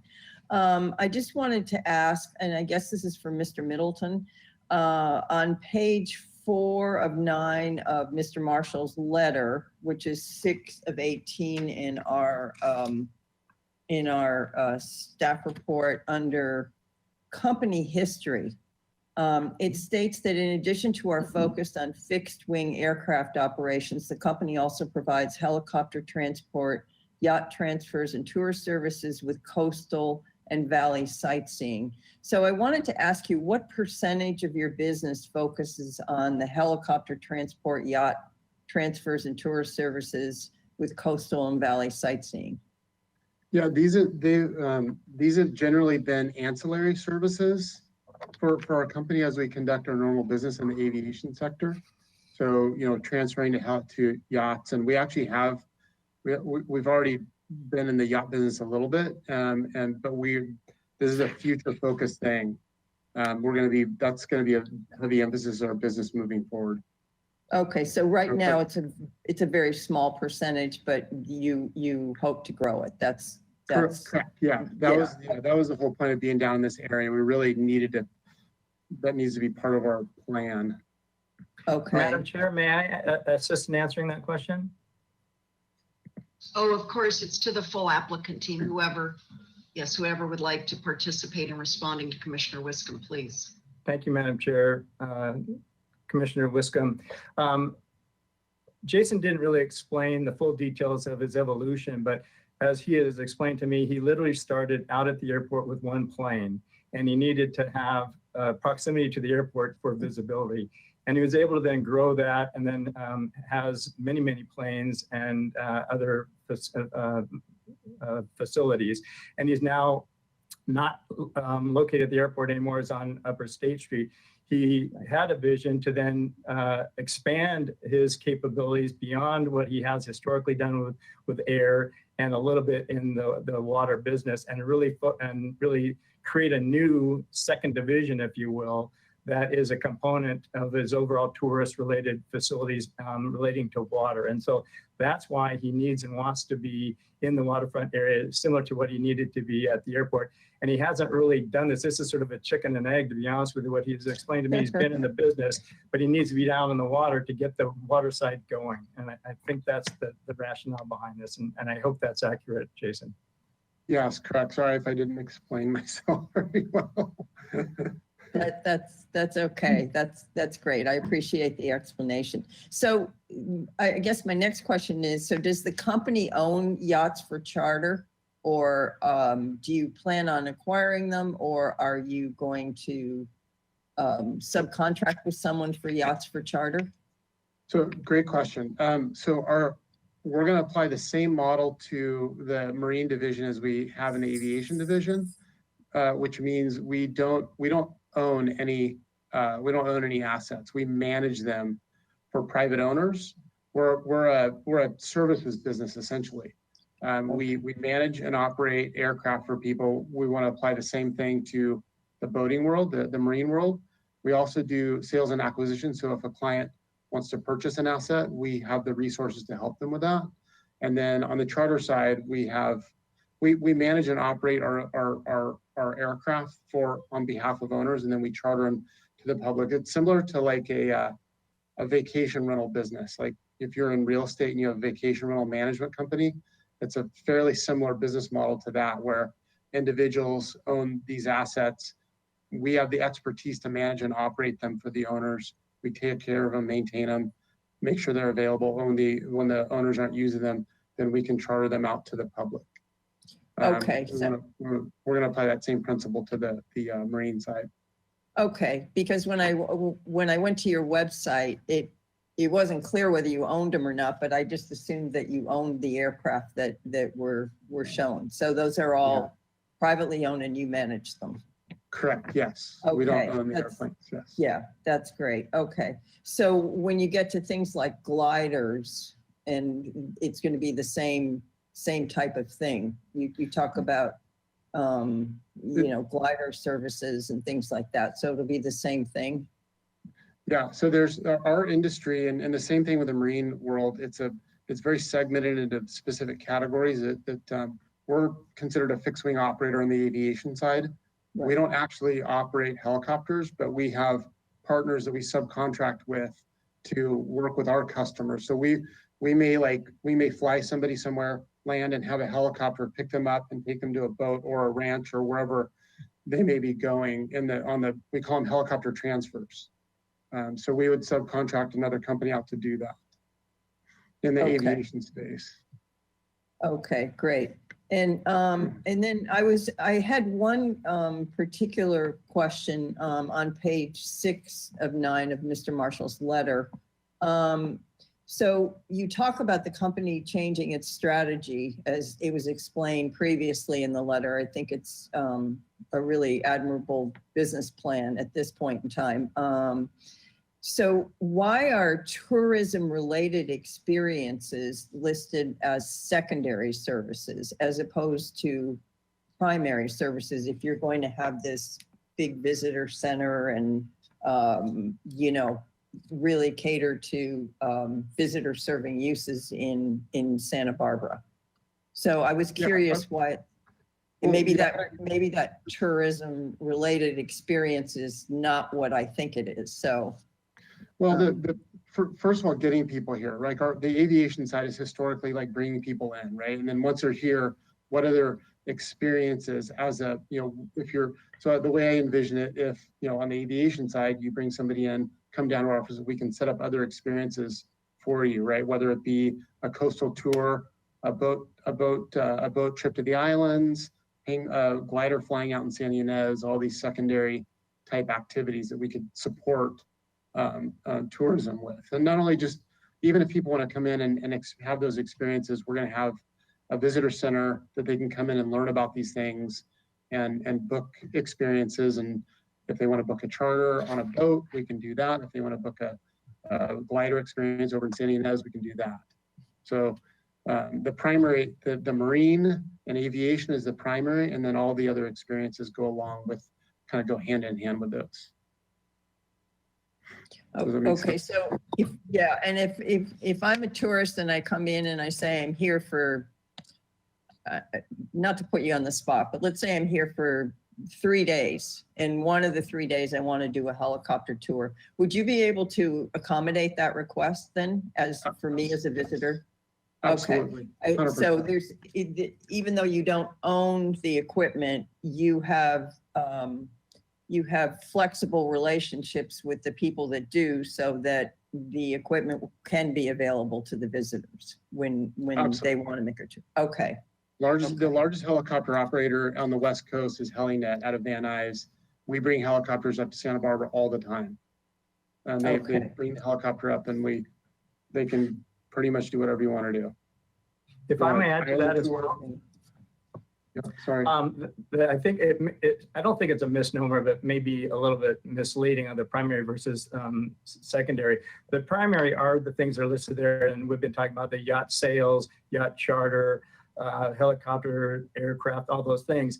And then the secondary ones are just that, they're ancillary to it. To me, it's almost like a cruise ship, where the primary uses, in this case, his charter and all that kind of stuff, is like the cruise ship. And the secondary is, once you get off a cruise ship for the day, you then rent a car. In Santa Barbara, you go on the sea landing thing or whatever. And so they can accommodate those things. If somebody comes into the visitor center having rented a yacht or whatever, and then they want to do a helicopter ride or something. So they are tied together, and they're not really secondary. They're just an ancillary thing that they can accommodate as well. But the primary thing is the aircraft and the yacht sales and charters.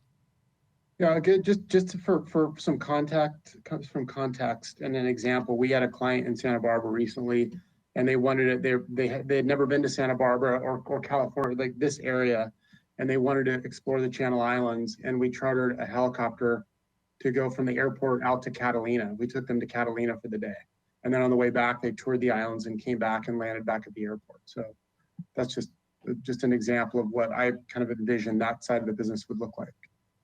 Okay, and then so for your yacht charters, are you going to be using yachts that are in Santa Barbara Harbor? Is that the? That's the plan, yes. Existing. That's the plan. Their plan. Again, it's similar to what Jason was saying about the visitor serving homes, if you will, that say I'm allowed to have an allowable visitor serving overnight accommodation, short-term rental. And then when I'm using it, otherwise I'm doing that. The same would be for yachts. If people that own yachts, they hold them in the harbor. When they're using them, they're using them. When they're not, they can go to Jason and say, will you rent this out for us, so that people that come to the area, either that flew in here or helicoptered in or whatever, that they can then use my yacht while I'm gone or not using it. And so, yes, all those would be, he doesn't own them, but they would be housed and accommodated at the harbor. And it's also very important to be in a proximity that's close enough to all the hotels, which is right where it is. I mean, if you're the Hotel Californian and you have people coming in and wanting to go out and see the Channel Islands or take a helicopter ride, or the Harbor View Inn or the Santa Barbara Inn, this becomes a very close, easy process for someone to go in and experience this. Okay, I appreciate the answers to the questions. Just one last question, which I hadn't really thought of. We support lower cost visitor serving uses, and these are more expensive ones, obviously. So do you foresee having lower cost visitor serving uses with your new business plan for Silver Air, Silver Water? You know. Yeah, I mean, some of the things we're talking about really aren't that expensive. I mean, if you want to go rent the Double Dolphin for a few hours, it's a very low cost experience. If you want to go on a glider tour in San Ynez, it's a very low cost alternative. There are, you know, we want to work with our clients in, you know, in all ways. And we have, I mean, we operate in just our aviation side, we operate really small economical aircraft up to big expensive ones. And our client base is pretty broad range. I think that, you know, Santa Barbara is we get all types of people here, and we want to be able to accommodate all types of people. Good answer. Okay. Thank you. Thank you very much. And thank you, Madam Chair. Commissioner Higgins, questions for the applicant team or staff? To the applicant team, sounds like you're operating now in Upper State in an office up there. Yes. And you're at the end of your lease or something like that. Is that about right? You're looking for new space and wanting to expand? Well, we're actually not. We're not towards the end of the lease. We're gonna sublease this space out once the new place is built out. Did you look anywhere else? Any other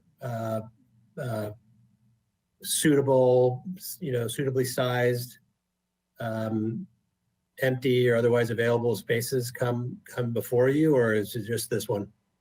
We've been, yeah, it's interesting. It's a good question. We've actually been looking for quite some time for space. You know, our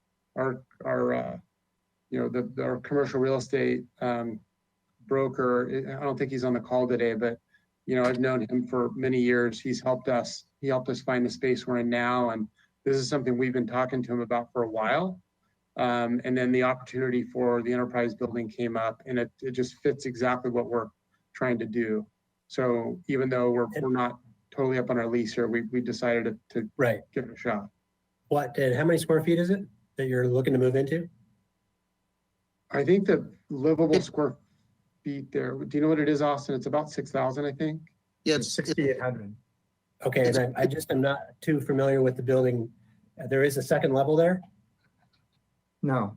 No. No second level, but there's a roof deck. Is that right? There's a? No. No, it's one-story building with high ceilings, but it's one story, no mezzanine. And is this not where the Fish Enterprise? No, this is a Fish Enterprise building. I thought that was the same building that That's next door. Oh, next door in a different building. Correct. Got They it. share. Okay. They share what? They share a wall. Okay, got it. Thank you, Madam Chair. Those are my questions. Thank you. Commissioner Lodge, questions for staff and or the applicant?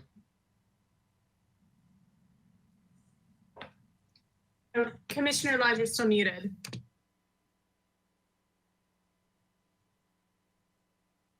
Thank you, Madam Chair. I have a question for Mr. Middleton. I noticed on the floor plan, if I counted correctly, you have 5 coastal specialist spaces and 6 air specialist spaces. How many specialists do you have at this point? In our office, on the aviation side of things, we have, I think, 6 here, something like that, around 6 on a normal basis. And then all of the coastal, these are all going to be future focused for our new marine division, all the new spaces. We haven't, the reason they just say coastal specialists right now is because we haven't totally determined, are they going to be a yacht sales, yacht broker? Are they going to be a concierge experience person? We're going to use those spaces for all the various services we're going to be offering. Okay. Madam Chair, Commissioner Lodge, also, this is very schematic. We just thought it would be good to have a graphic depiction of the concept. This is by no means, ready to do tenant improvements on. This is strictly to lay out what the concept was as to what type of uses would go where and what staff would go where and what they might be doing. And as Jason said, This is, and I said before, sort of a chicken and egg. This is assuming that the use is allowed. They would then do the tenant improvements and start hiring. Okay, thank you. That's my question, Madam Chair. Thank you. Commissioner Bonderson, questions at this time? Yes, thank you, Chair Schwartz. I will begin perhaps by directing this question to Mr. Middleton himself. You mentioned when you were presenting that the business will be focused on waterfront services such as the boat and yacht business and going into more detail about that, as well as this visitor experience, visitor center approach. So my question with that is, where will your aviation business take place? Will you have a secondary location for that? Well, no, we'll continue to run the aviation business concurrently in the same location.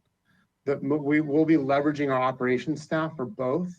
So, we have a lot of operations people that make all the things happen, and they'll be doing both marine and air. Okay, thank you. And our whole organization will be housed in that building. Sorry. Thank you. That was clear. I appreciate that. The next question is, where have you been? You mentioned earlier that you've been located in Upper State Street area, for at least for the last several years since you were at the airport before. I understood that correctly, right? You were originally at the airport, moved to Upper State for years. So, I'm sorry, go ahead. Was that your question? I just wanted to make sure that that was correct. And if that was correct, I can ask you the question, which is, can you speak to us a little bit about how your current location on Upper State Street has affected or impacted your tourist dependent business? Has it negatively impacted your ability to get business? Could you talk to us a little bit about your location and how that affects your business?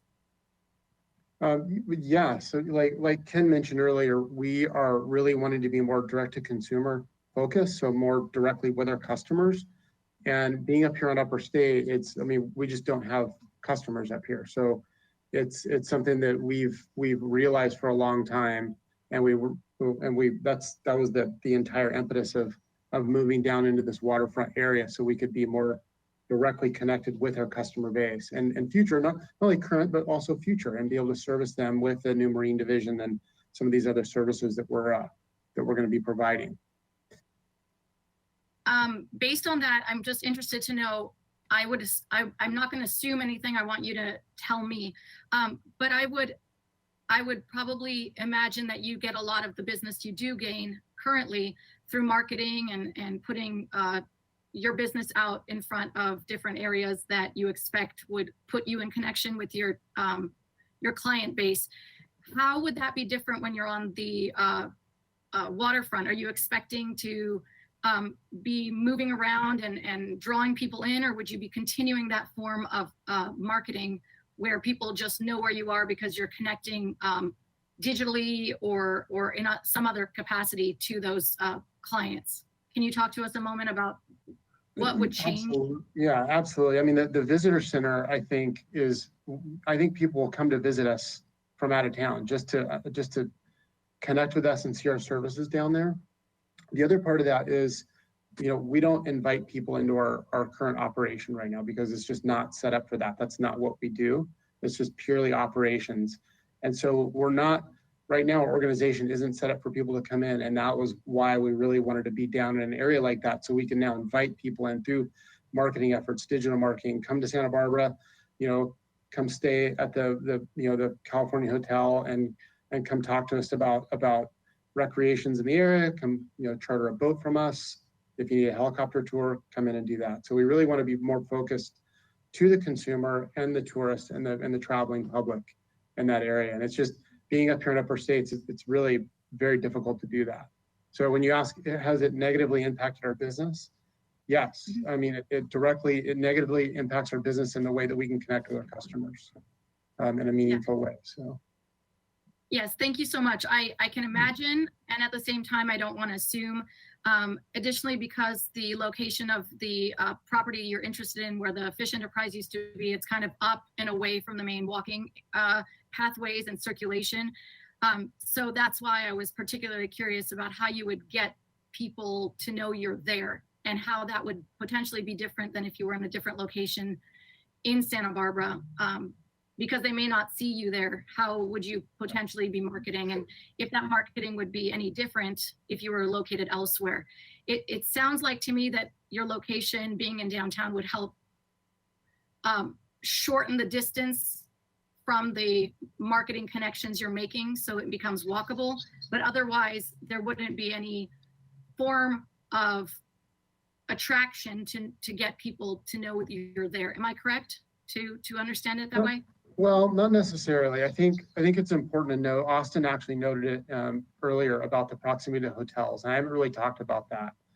A lot of the customers we bring in they stay in these hotels, and we already have a connection with them. And for them to be able to walk over to our office, I mean, that area's got tons of hotels around there. We really want to be able to be in that area, that mix of all the people that they can come in and have direct access to. I mean, to get in the car, if you're in Santa Barbara for a vacation, and you want to just stay in that area and not get in your car and drive around, it's a lot to ask somebody to drive all the way up to Upper State, take the freeway, get off, come up La Cumbre and park, and then come in. If you can just walk over and visit one of our specialists, that's a very different narrative. Additionally, Thank you. if I might, Sorry. can I add to that? I'm sorry. That as Austin and Jason just mentioned, that there's also hopefully a reciprocity with existing hotels that either because they have concierge people or counter staff people, and somebody comes to them and that's staying at a hotel and says, "Hey, I'm interested in renting a boat or whatever." They go, "Oh, you can walk across the street, go up the stairs, and it's right there," kind of thing. And so and then we also have concierge, and we can then recommend them that restaurants, that kind of thing. So I think there's a symbiotic relationship here that because of its proximity to the coast and the hotels, I think it will definitely enhance the visibility that is necessary for the tourists that Jason's looking for. Thank you. Actually, that is a perfect lead into my next question, because I would like to know a little bit more about that, if you don't mind, and anyone can answer this.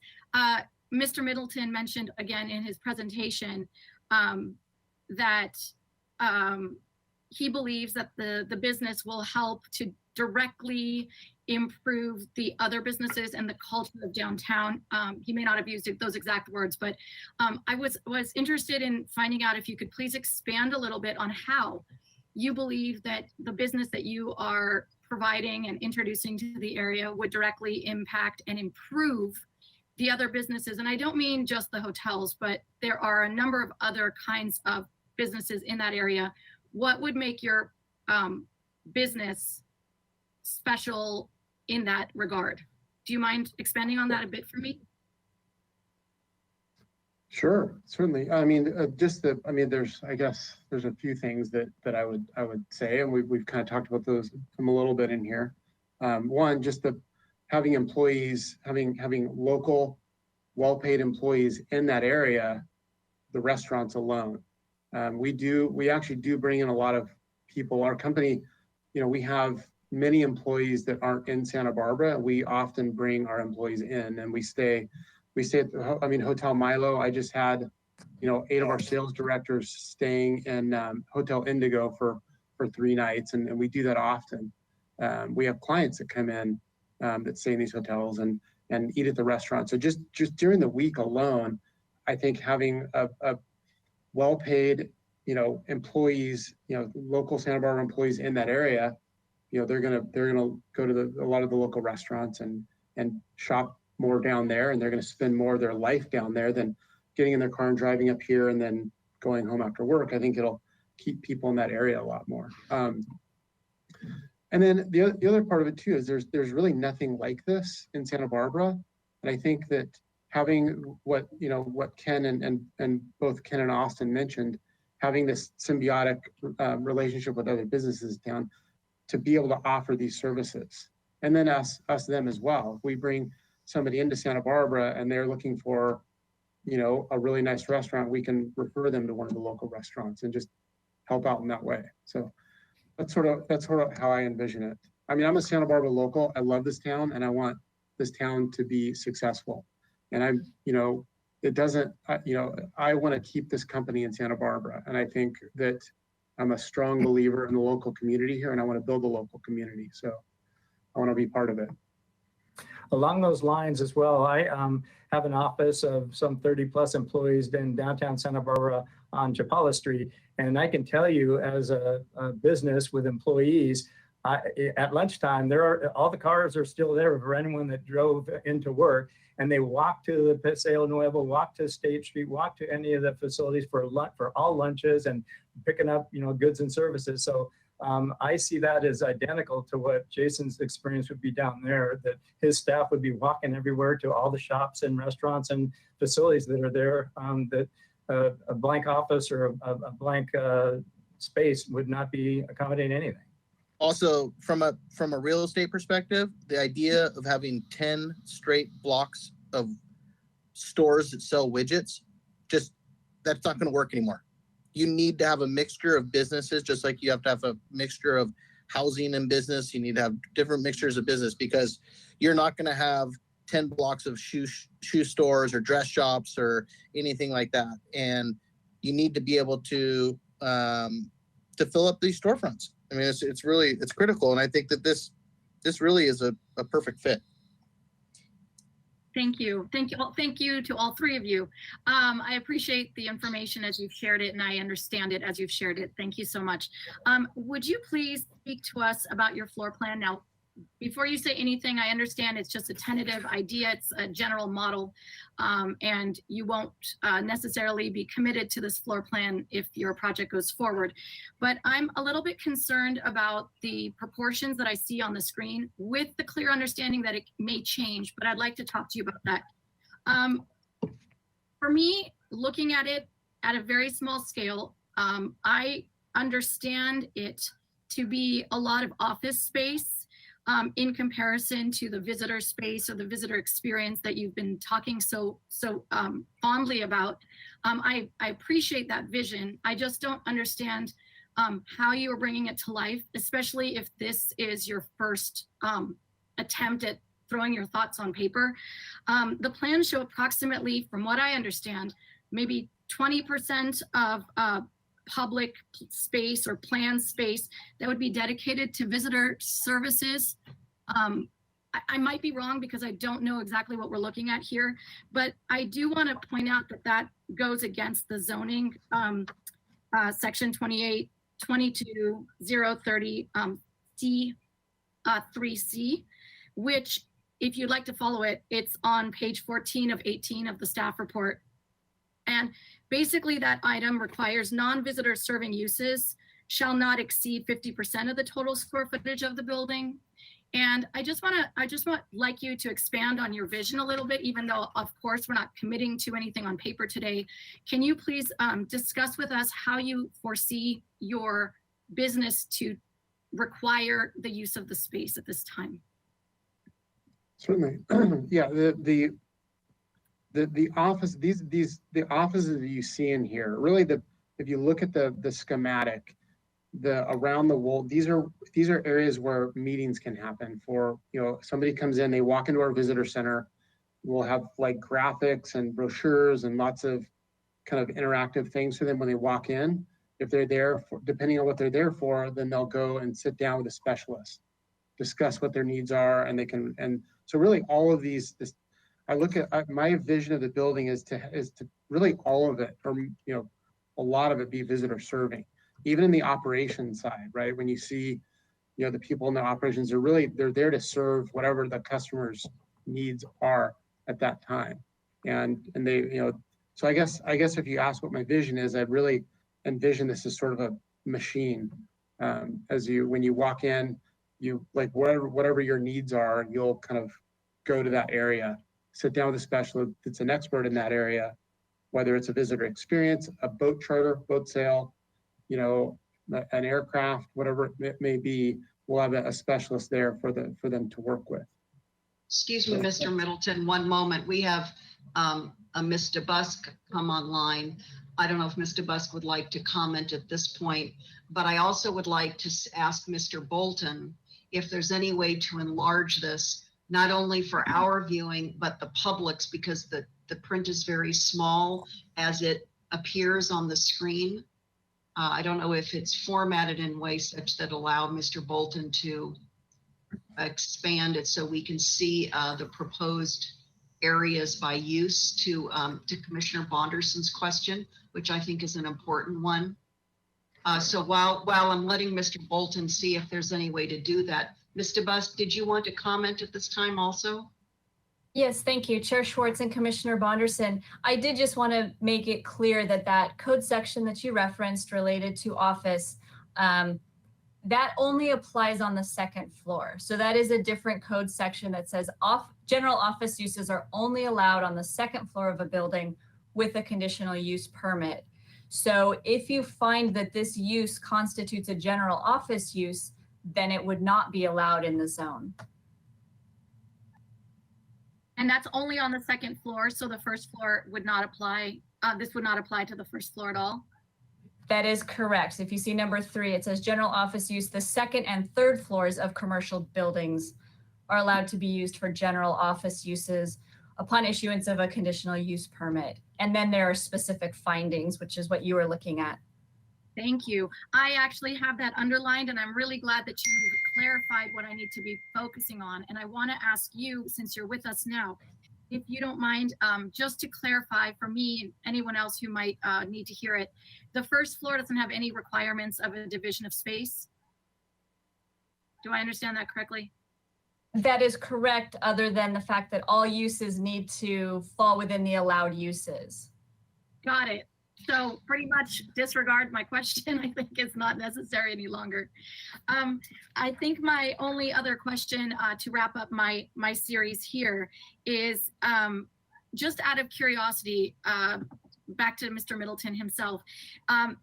From what you said earlier, I believe it was with regard to one of Commissioner Wiscombe's questions, if I remember correctly, you mentioned that your water-dependent businesses are somewhat new, and that this is a kind of an expansion of the success you've had so far, but you are just starting out, if I understood correctly. My question is, if our review on this is to understand and make a decision on the uses that are going into this space, and you certainly have had success with your aviation business, but you're on the starting point for your water businesses. How do we know that you will be successful? I mean, do you have any tangible data at this time for what you have already accomplished that we could see the pathway you're on, so that we can be assured that having a location near the waterfront actually assures you're going to be doing waterfront services? And I see that because if for any reason you don't do well, or you're not as successful as you dream about, and you do need to continue conducting a business, which we expect you to do, how can we be assured with this decision that your goals will be to maintain waterfront services that are focused on the average tourist? Well, I think it's all about the economics of it. And we're committed to this. That's why we're doing this. And, our aviation, our company is very financially strong, where we look at this as an expansion, and this isn't a short-term thing for us. Like I said, I started our aviation division 12 years ago with one airplane, and we built the company up to more than 30 aircraft under management. We operate all over the planet now. And I am very much about building. I'm a foundational CEO. I build it from the ground up, and this isn't a short-term thing for us. So we're committing to this, and this is a long-term thing. And it may take 5 years to get traction on this, but we are fully committed to that, and this is just what we've done in the aviation space. And I know this isn't going to, all of a sudden tomorrow, we're going to be this massively successful marine company. It's not going to happen. It's going to take a lot of hard work, and it's this is something that we truly believe that we can have success in. We've proved it in the aviation space, and we know the marine space quite well. I've been looking at this for quite some time. We've actually hired somebody already that is one of the top yacht brokers out of Florida to help us build this division in the business. And so, I mean, I guess to answer your question is, this is not a quick thing, and it's a long-term thing. We're committed to it. We've been doing business here in Santa Barbara for 12 years, and we continue to be here for forever.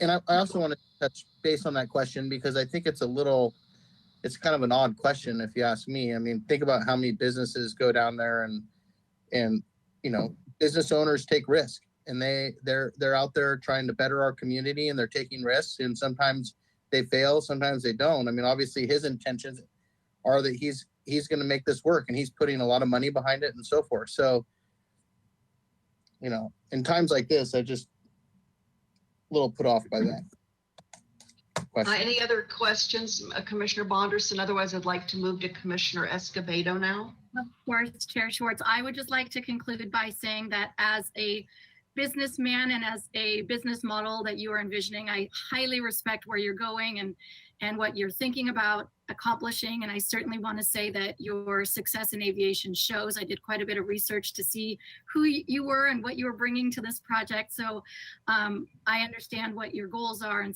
so on. And I hope that you didn't get too set off by my questions. Maybe they were more business model questions, but I was interested in knowing what your vision is so that we could appropriately respond to your requests here today, since it is up to the Planning Commission to make a decision today on whether or not what you're proposing is an appropriate use of the space. So those questions that I asked were specifically to understand the appropriateness. And I hope that that also helps the other gentleman, who I apologize, I don't remember his name, but he's talking to us without a video. That was where I was coming from. So I just appreciate everyone's time and helping us understand the appropriate uses. So thank you so much. We'll come back in time for deliberations. Thank you so much. Commissioner Escobedo, questions at this time, please? Yes, thank you, Madam Chair. It's for the applicant team. So earlier, Vice Chair Wiscombe talked about the ability to charter a helicopter. Let's say I didn't give you advance notice. I come into town, local hotel. I come in and I want to charter a helicopter. Within reason, you would be able to accommodate me. I imagine it'd be the same for your airline business. But when it comes to yachts, and let's say I own a yacht, what is the incentive to sublease or partner with you? And the reason I ask is it was compared to short-term rentals, and typically with short-term rentals, you're opening up an additional revenue stream. So if I own a property, I can rent it out. Is it the same for yachts? And again, the reason I'm asking is I'm trying to, obviously not now, but let's say 5 years down the road, it's wildly successful. Would you have the flexibility in terms of inventory to accommodate somebody who didn't give you advance notice, comes into town, similar to the helicopter charter? Would I be able to charter a yacht? Certainly. I mean, it totally depends on the assets here in the harbor, and you know what is available at that time. You know, we're always at the, you know, with airplanes, helicopters, boats, we're always at the, you know, we're always at the mercy of availability, right? Same thing with any rental business, right? Vacation rental business the same way. So, assuming there's availability, yes, absolutely. You know, we can, on our aviation side, we've got it down to we can have an airplane pretty much anywhere in the world for somebody within 10 hours. And in a lot of cases within 2. But that's a very mature business for us, and we've been doing it for a long time. So I do envision that if somebody does come in for the weekend and they want to have, you know, whether it's a nice yacht or just go out on a sailboat for the day, we want to be able to accommodate that on a tourist level. So the goal is to be able to accommodate whether advance notice or I pop in and 10 hours later. Again, the goal, not where we're at right now, but just to justify that visitor serving use. Yes. Yeah, the goal is to have it. Yeah, go ahead. One of the things I forgot to mention is the signage too. Having a building down there with a sign on the side of the building that somebody drives by on the freeway and they see the name like, oh, I can actually go here and charter an airplane or a yacht, or I can get the helicopter tour set up. You know, just having that, it is something that we don't have now. If you drove by our building on Upper State right now, you'd never know we're here. And back to your question about charters and coming in and going into the visitor center and ideally getting a yacht charter or whatever. The hope and anticipation is that over time, as Jason said, it's not tomorrow, but it'll take some time, is to have a large stable of potential boats and yachts and sailboats, so that the more experience he has and the more longevity he has, then the more he will have that capability. So that over time you come in, and yes, it could be more like the 2-hour thing that he represented to the airport or to the airline business. So yeah, the hope is that he has a whole stable of potential boats that people can come in and say, I would like this size and for this duration, and they would be relatively available. Fantastic. Thank you for that. Thank you, Commissioner Escobedo. Any other commissioner questions at this time before I go to my questions? I'll wait just a minute, see if there's a second round of questions that may have come to mind. Okay, I'm going to go ahead and proceed, and if anyone wants to come back online, they're more than welcome to. Ms. DeBusk, I'd like to ask you a question if I could, in terms of the staff report. And Mr. Bolton, if you could put up the first page of the staff report.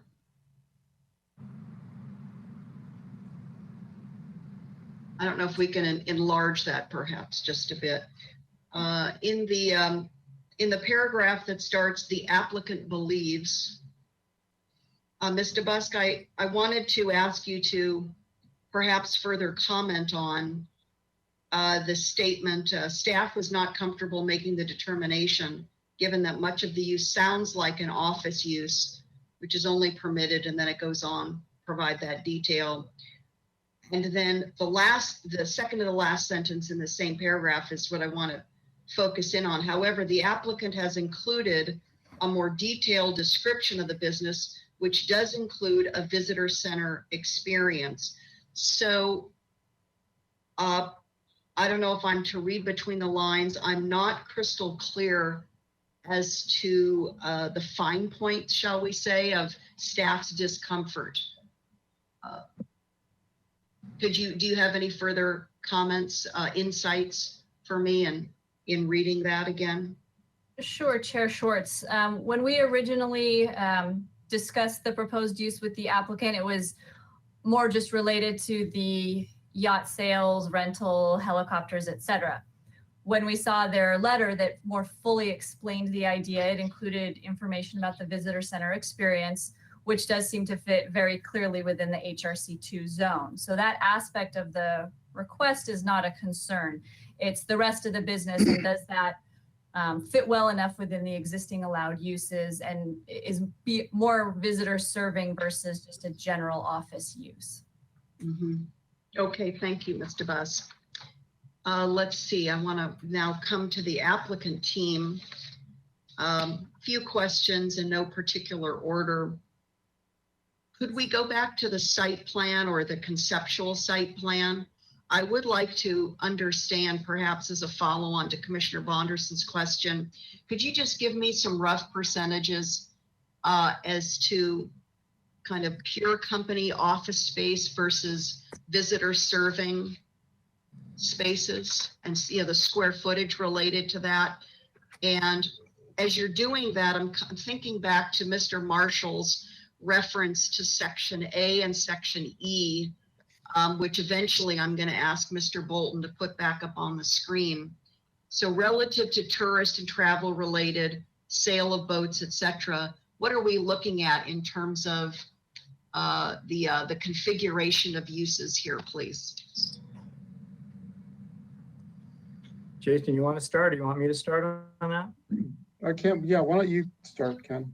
You can take. Well, I was going to say that, again, this is very conceptual, and again, without the business in play right now, it's hard to describe, but this was a concept as to what it might look like, assuming things work. But to me, this is sort of like a travel agent, if you will, that has a bunch of variations on a theme as to booking hotels, booking planes, booking adventures and the like. And the question is that considered as a travel agent sitting at a desk? Is that an office, or is that tourist and visitor service related? So I'm not trying to split hairs. I'm not trying to play definitional games, but to me, it does warrant a discussion, because I would argue that almost the entirety of this use is related to visitor serving in one way or another, either directly or indirectly. And so it's hard to quantify, which use is what, especially at this point in time, what is a pure office versus what is not. And I would argue that the vast majority of this is not pure office by any stretch of the imagination.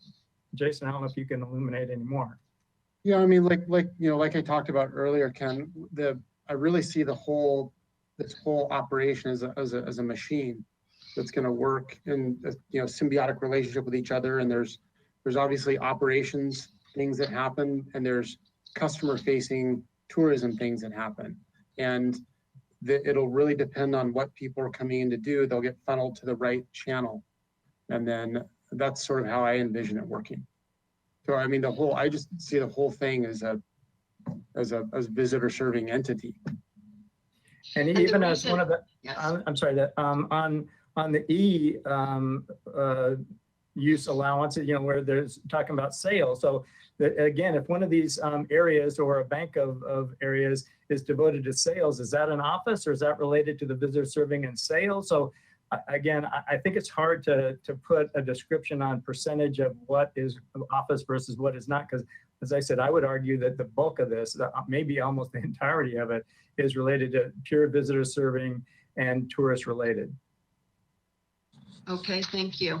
And the reason I was pressing you on this is to understand, for example, is the back, what I would call the back of house functions and the employees related to back of house, does that take up, well, let's just use rough percentages, 25% of the 6,800 square feet or even less? And travel agency does come to mind, Mr. Marshall, where there's typically a very small back of house and where you have the travel agents and support staff for the travel functions and the client serving functions taking up the predominant square footage. I just didn't know, since I'm not an expert in your business, if that's how you need to establish this, which combines office and visitor serving functions. As you said, you want to relocate, I think you said your entire company, as I wrote down, to this site, if I was correct in making those notes. So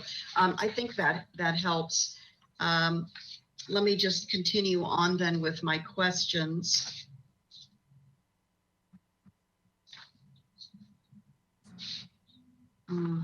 I want to go to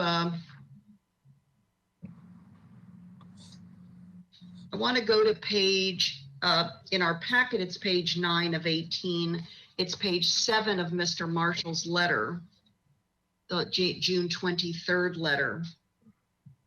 And I'm curious, as Mr. Bolton is enlarging this a bit, I'm curious why you're referring to this as a flagship visitor center. Is that just for branding, marketing, since it's also your corporate office? I'm seeing here your vision of a place where we can connect with traveling public. You say there's going to be a lounge with refreshment offerings, digital interactive experience for guests, multiple sales offices. We saw that, and places to meet tourists visiting the Santa Barbara waterfront.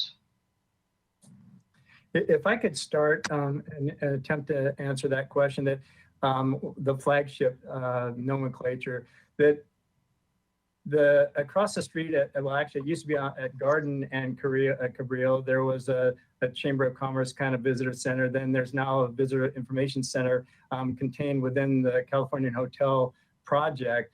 And so there is some aspect of visitor serving in those regards, but this was a flagship that is more of a privately operated visitor center that people that, as I said, when I was coming from, an airplane or coming from a cruise ship or visiting a hotel and walking up the street or whatever, they could come in again, as Jason said, with signage and come into this. And it could have a whole host of things, from brochures of all the activities that are available in Santa Barbara, not just, that which Jason has available, restaurants and hotels and other adventures, if you will. And so this is something, and then they can come in, even pictures of yachts, pictures of planes, all the things that would be in the visitor center that people can come in and learn more about Santa Barbara. And it's on the private side, and therefore that's why it's considered a flagship visitor center for Jason and his group, and hopefully the community and the public. Jason, then a quick question for, I'm sorry, Mr. Middleton, did you have anything to add before I ask you a different question?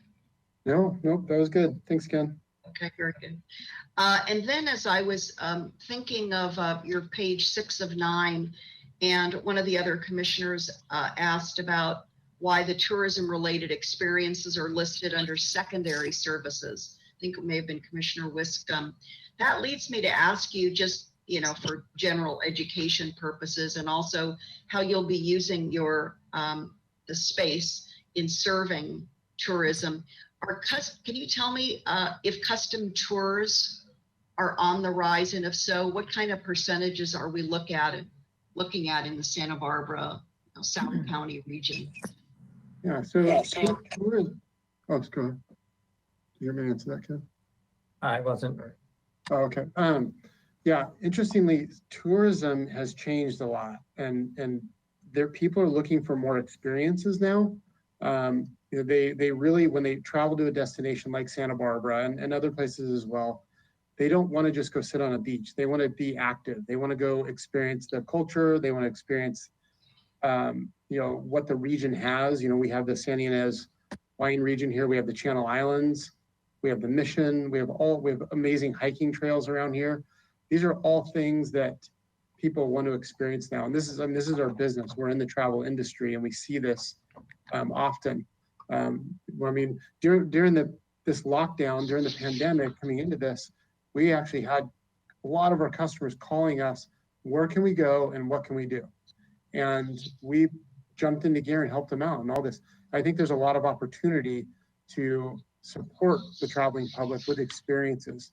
When you come into Santa Barbara right now, I feel like it's, obviously this is our business, so we really look at it.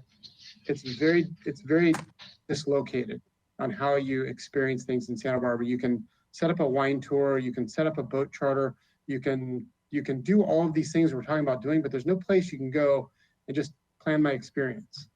And I think that is going to be part of what we're doing. I mean, it is going to be part of what we're doing in this aviation side, bringing people in, having a boat, the marine division, and then all these other things that go into travel experiences are going to be really important. May I ask you a follow on? Oh, I'm sorry, Mr. Hurley, did you want to expand on that? Yeah, I did, because I think it's a general theme that we're seeing in retail right now. You talk to anybody and it's all about experience related retail, right? You're seeing these escape rooms pop up. You're seeing all sorts of these different things. You go to the Grove and everything's an experience related experience. And so I think, this ties into that as well. Thank you. And something you just said, Mr. Middleton, or a few moments ago now triggers a follow-on question. You said something about plan my experience. And so that leads me to ask you, just in terms of this being a tourism-rich, visitor-rich location instead of experiential offerings, are you looking, I hope I'm not prematurely asking you this, are you looking to partner or collaborate with other complementary types of experiential companies, organizations, to fill out, to expand the total tour-based experience they might have beyond just your company's offerings? Is that part of the business model, or am I overreaching here and asking you that? No, that's exactly what we would do in a lot of areas. The marine and the aviation center are anchors. That's why they say primary services. And then a lot of these other services, we can't be in every business. So we're certainly not going to operate a wine tour business, but we can partner with local wine tour companies, and we can be the kind of hub that brings all these experiences together. We currently don't operate boats in the harbor. We hopefully will someday, but right now we can connect a tourist with a boat in the harbor right now if we wanted to. We can set up helicopter operators. We can, if somebody wants to stay at a local hotel, we can help them with that. So we really look at a lot of these ancillary services as a way to aggregate a lot of these other businesses into one area and offer people kind of an easy way to access all the local things when they come in and out. Okay. Does that make sense? Yes, thank you very much. My last question is really not directly from any of our documents, but because there's a particular set of values in our Coastal Act and our local coastal plan and what we all envisioned when the Coastal Act was enacted for what we want our California coastline to be and for whom, offering it to those of diverse financial means or economic means is very important. And so I just want to ask you if you have considered, and if not, if you would consider, this isn't binding, I'm just going to put it out there for you. If you would consider incorporating into your offerings some sort of a tiered, it could be subsidized set of experiential offerings for those who are not in the upper tier of your clientele base. I think that would be of great service to our community. And I think that it would certainly, when I say enrich, I mean sort of enhance the respect of your brand. Not saying anything about now, I don't know your company personally, but do you have any just quick reactions for me and in me posing that to you? Yeah, I mean, I think that question was asked earlier in a very similar way. And, just like our aviation, we talked about, we operate lots of different airplanes. Some are much less expensive than others. We would, I mean, if you, to go charter the Double Dolphin is not very expensive. I think it's $35 a ticket to go on the Double Dolphin. That's attainable for pretty much anyone that comes to Santa Barbara. I think that, absolutely we would do those things. We do, we want to be able to serve our customers whatever they want, whether they want to charter a Boeing business jet to go to Tokyo, or they want to buy 2 seats on the Double Dolphin to go out for a sunset cruise in the afternoon on a Friday. We want to be able to do that. That's not, we don't really look at our business as only catering to a certain demographic. We do have a certain demographic currently, but we are expanding. And this is a big part of what we're doing, trying to go more the consumer facing brand. And although I will say, I'll add this, quality is super important. And we're a very, very quality centric brand. And I think Santa Barbara is a very quality centric town. I think our brand fits in very well with kind of the Santa Barbara and the kind of core values that the city possesses. I mean, that's why we're all here. So, okay, thank you for that.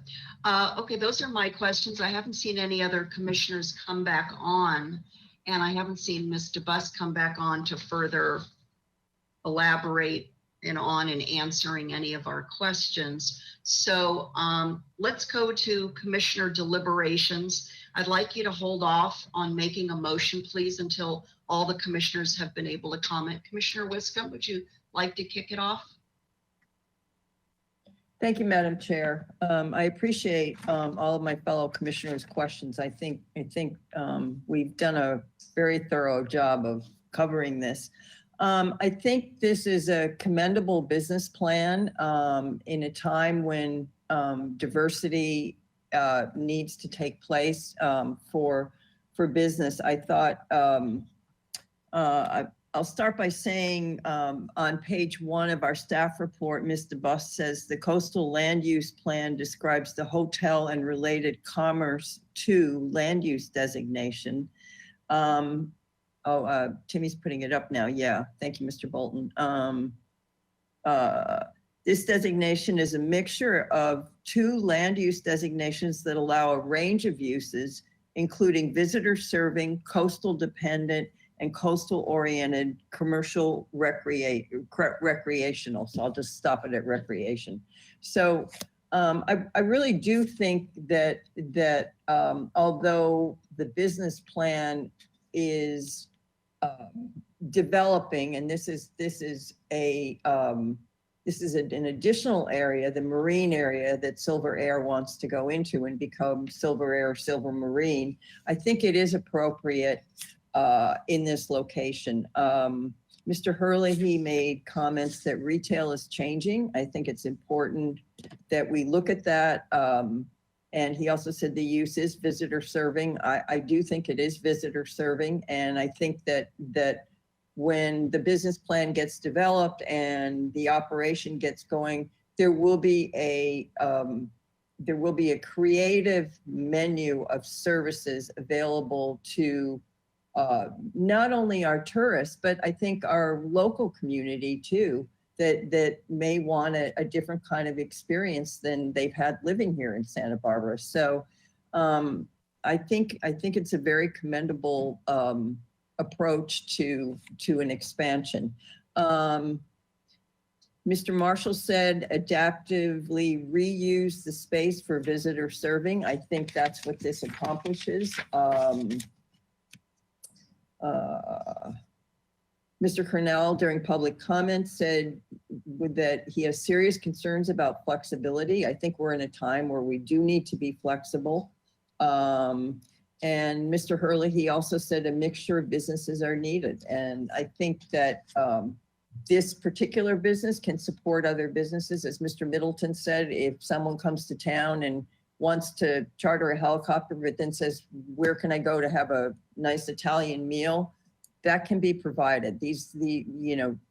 Those types of things are important to engage our tourists in the community in a variety of ways. So, and I'm just going to conclude by saying that I feel that since we have to, and we're making a recommendation for the whole HRC2 zone, not just this property. I understand that, but I do feel that 2A, which is bicycle, roller skating, moped, diving geared, and other recreational equipment rental stores is appropriate here because there will be rentals. It's charters, it's rentals. And I think as it evolves, it'll become larger. And I also think E is appropriate. Bait and tackle shops, sales of boats, that's a business that they want to get into, marine supplies and related equipment. So I am on the side of recommending approval of this land use there. Thank you. And you were just referring to attachment 2. This is page 13 of 18, just so if everybody wants to take a look at that. Some of the descriptions that Commissioner Wiscombe was just noting from the HRC2 zone. It's the Santa Barbara Municipal Code 28.22, Title 28, 22.0302, which applies to the HRC2 zone, and it's A and E. We also have the ability to go to F, other visitors serving in commercial recreational uses deemed appropriate by the Planning Commission. I don't think we need to go there. I'm perfectly happy to go there if my fellow commissioners would prefer to go to F, but I'm pretty comfortable with A and E. Thank you. Thank you, Commissioner Wiscombe. Commissioner Lodge, comments? Thank you, Madam Chair. Well, I'm going to come down on the side that I agree with staff. If you look at it, it's office uses. And, simply looking at the floor plan, it's office uses. The company has admirably grown from being one that was managing one airplane out at the airport. They have grown, moved on to State Street, which has no connection to the airport at all. and have continued to do well. And now they want to expand into the marina area, but it's all office uses. The marine charters and yacht sales all happen at the harbor now. That's where they are, and that's where the boats are. I just can't see this as truly being visitor serving. Thank you. Commissioner Lodge, thank you. Commissioner Escobedo, just going down the line here. Thank you, Madam Chair. I'm going to support the rationale that Vice Chair Wiscombe shared. I'm convinced that this is visitor serving. I also, I think it's clear that it's in their business model to also have a very symbiotic relationship with close by restaurants, businesses, hotels. I think this is going to be a great addition. I will challenge the applicant to carry on with that vision of having a menu of options that serve not only their high-end clients, but having some more affordable options to both tourists and residents. I do support Vice Chair Wiscombe's suggestion to use A and E. I think that's enough. I don't think we need to use F, but I'll leave it for the rest of Commissioner comments. Thank you. Thank you. Commissioner Bonderson, comments?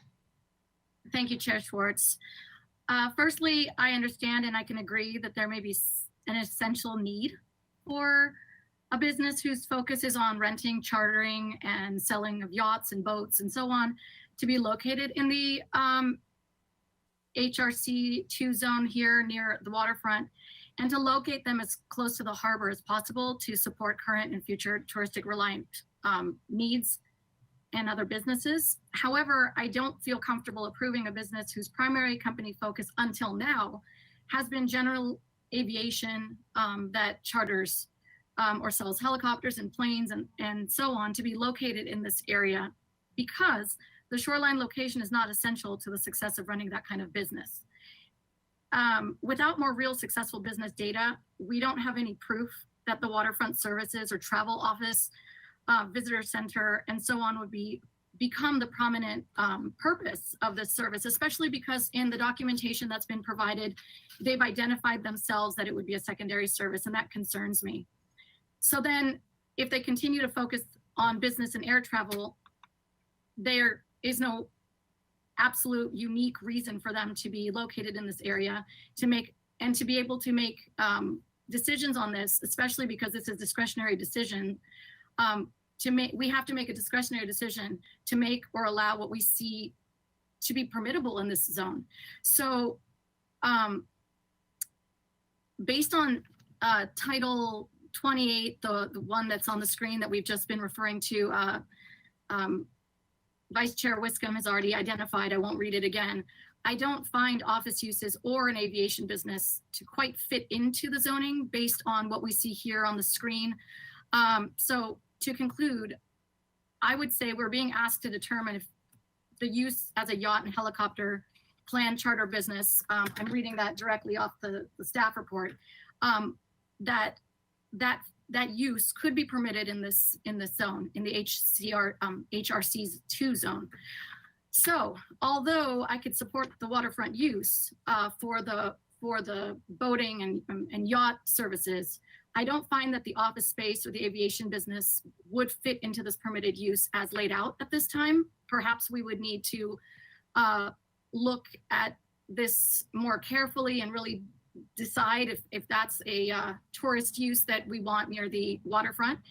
And I may be inclined to change my mind if there was a more secure business plan instead of just promises and visions that would actually guarantee that this visitor center and the experiential offerings that have been discussed here today for tourists that are not only at the high-end target audience demographic would also be served, so that all types of tourists may benefit from this location.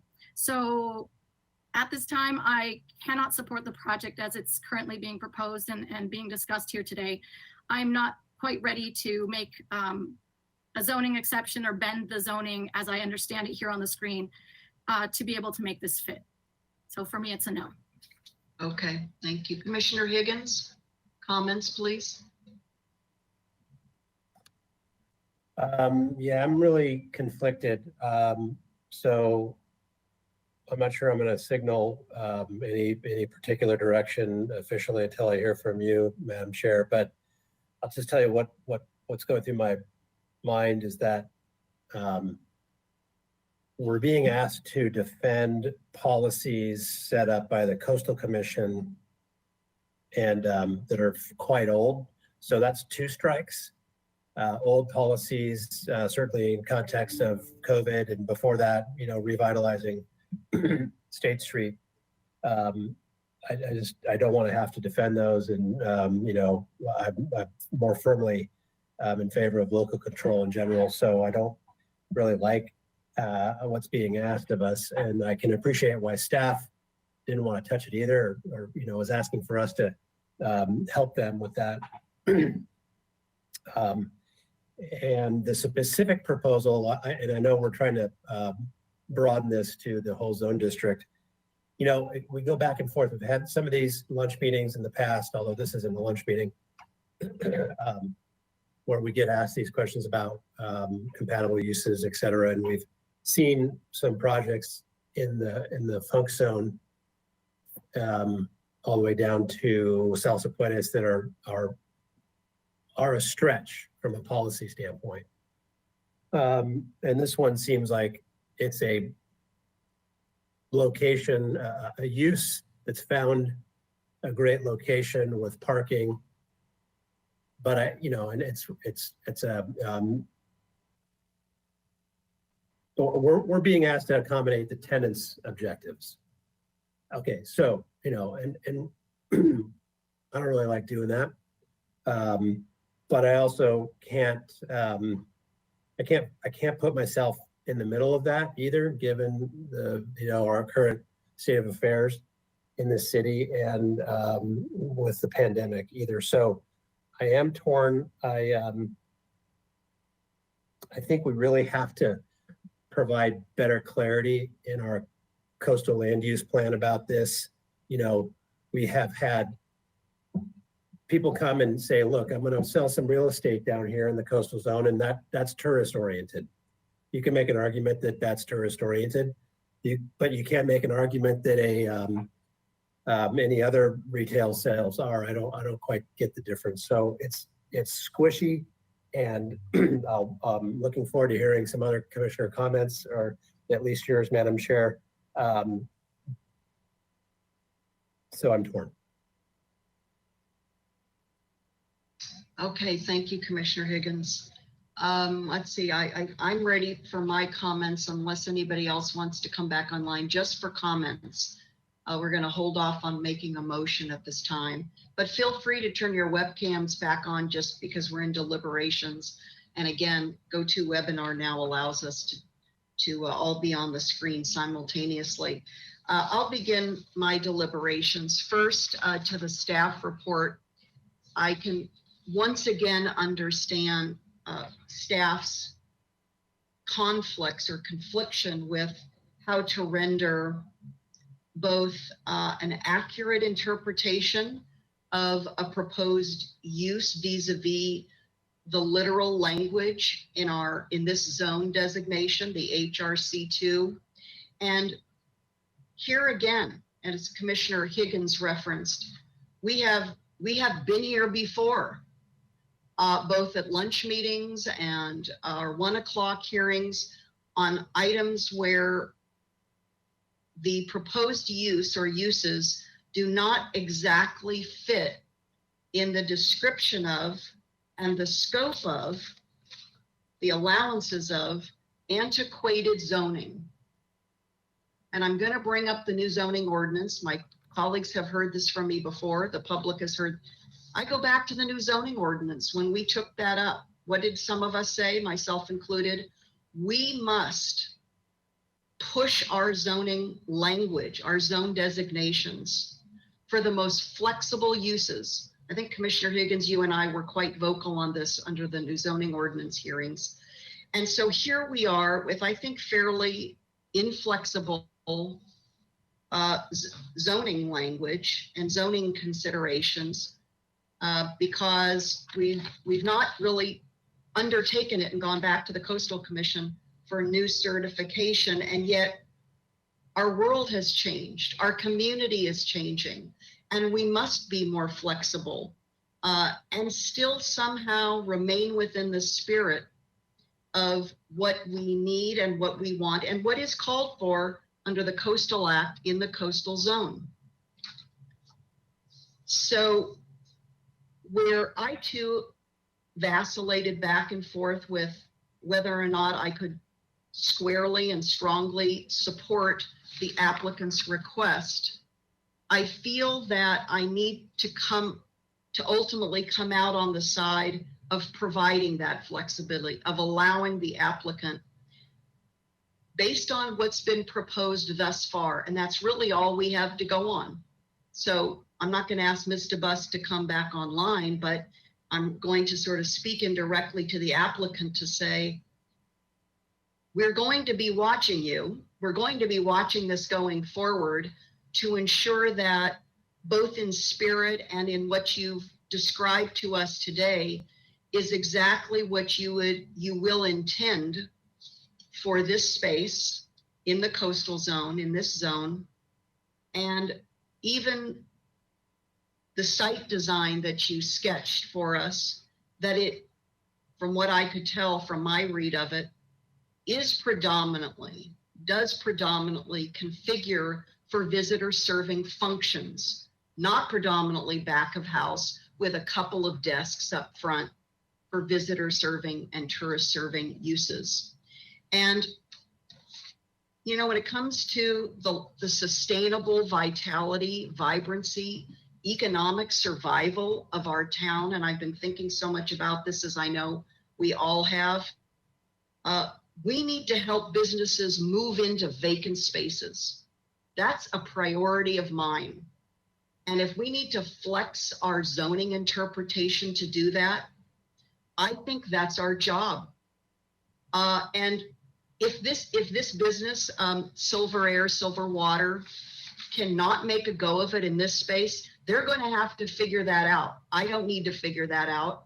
And they will know in due time if this is financially viable for them.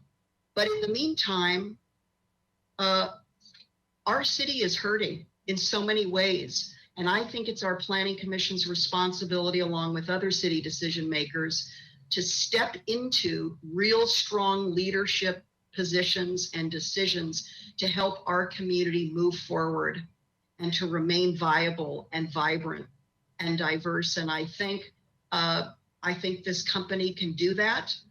I remember when the Enterprise Company opened in 1977. And while I'm sorry to see it go, businesses do turn over and time marches on, and we need to help the city do just that.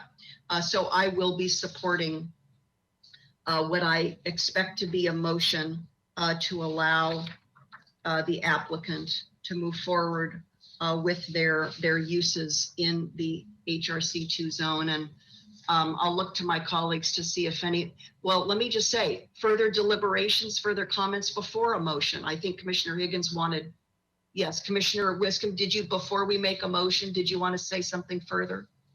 Yes, thank you, Madam Chair.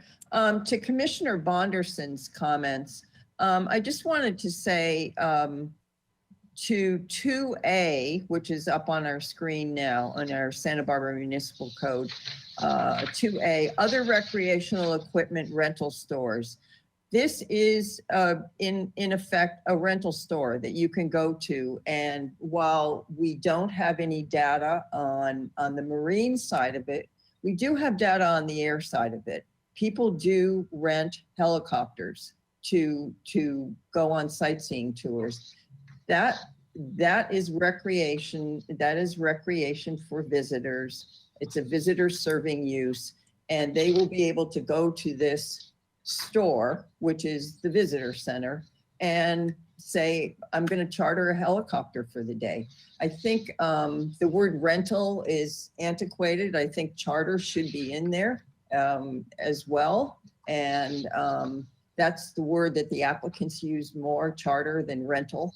But you certainly, you and I certainly can go to that place and rent a helicopter with a pilot, obviously, for a sightseeing tour of, as I think Mr. Middleton described, once go out to the islands and tour the islands, the Channel Islands. So I think that to Chair Schwartz's comments about we need to have flexibility, and that was brought up by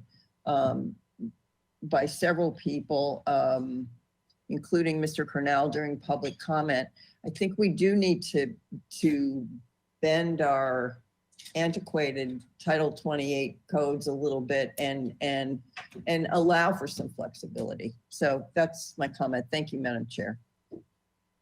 Madam And Chair, I want have to a question. yes, please come back to you, Commissioner Higgins. You wanted to hear more before further deliberations. Yeah, a couple questions procedurally. So I think the last time we talked about this, we had something similar, and it's kind of to Commissioner Bonderson's point. We gave an applicant direction to come back with a more specific floor plan of how they would utilize the space. And so I'm wondering if that is an option for us to see what the showroom or the visitor surveying aspect of this looks like, or could look like if it's a little bit more customized. Is that an option for us to staff? How would that work, given this is not, I understand this is not a property specific request, but I kind of want to head there under subsection F. I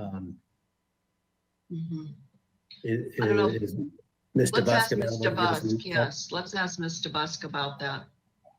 Yes, thank you, Chair Higgins, or Commissioner Higgins and Chair Schwartz. I think that is within your purview to request. I believe the last time you asked for that, the applicant did not return, so we didn't see that come to Correct. conclusion. I remember that was, yeah. Yeah, but I think that could be part of your deliberations. Okay, I think, when I read the language in the zone district, it's, it may be old, but it was clearly meant for beach gear rental, kayaks, and that kind of thing that needed to go from point A, from point B into the water onto the sand. Now it's very hard for me to be, I think I would be internally inconsistent, just given our hearing last week about what we're trying to do with housing in the Funk Zone. So I'm still torn, but I would like to maybe hear a little bit more from my commissioners about this particular request and how it could be more convincing, maybe on a subsequent date. Commissioner Wiscombe and Commissioner Escobedo would like to hear from you as well. Thank you, Madam Chair. To Commissioner Higgins' request, I think the word of the day is flexibility. The applicant has presented a plan. They definitely are, and I am 100% assured that they are having a visitor center for tourists, which is, the primary reason why they want to be down on the waterfront. They don't get any visitors up where they are on Upper State. And I think that to require them under a new business plan that branches them into marine services in addition to their air services requires that we give them the flexibility to do that. And their floor plan, I would imagine, and maybe they can answer this question, I would imagine their floor plan is going to be very flexible as they develop this business. And it could change over time. And so I think it's very difficult to put them in a position at this point in time of saying, well, gee, come back to us with a floor plan. And so we can look at how much office space you really have.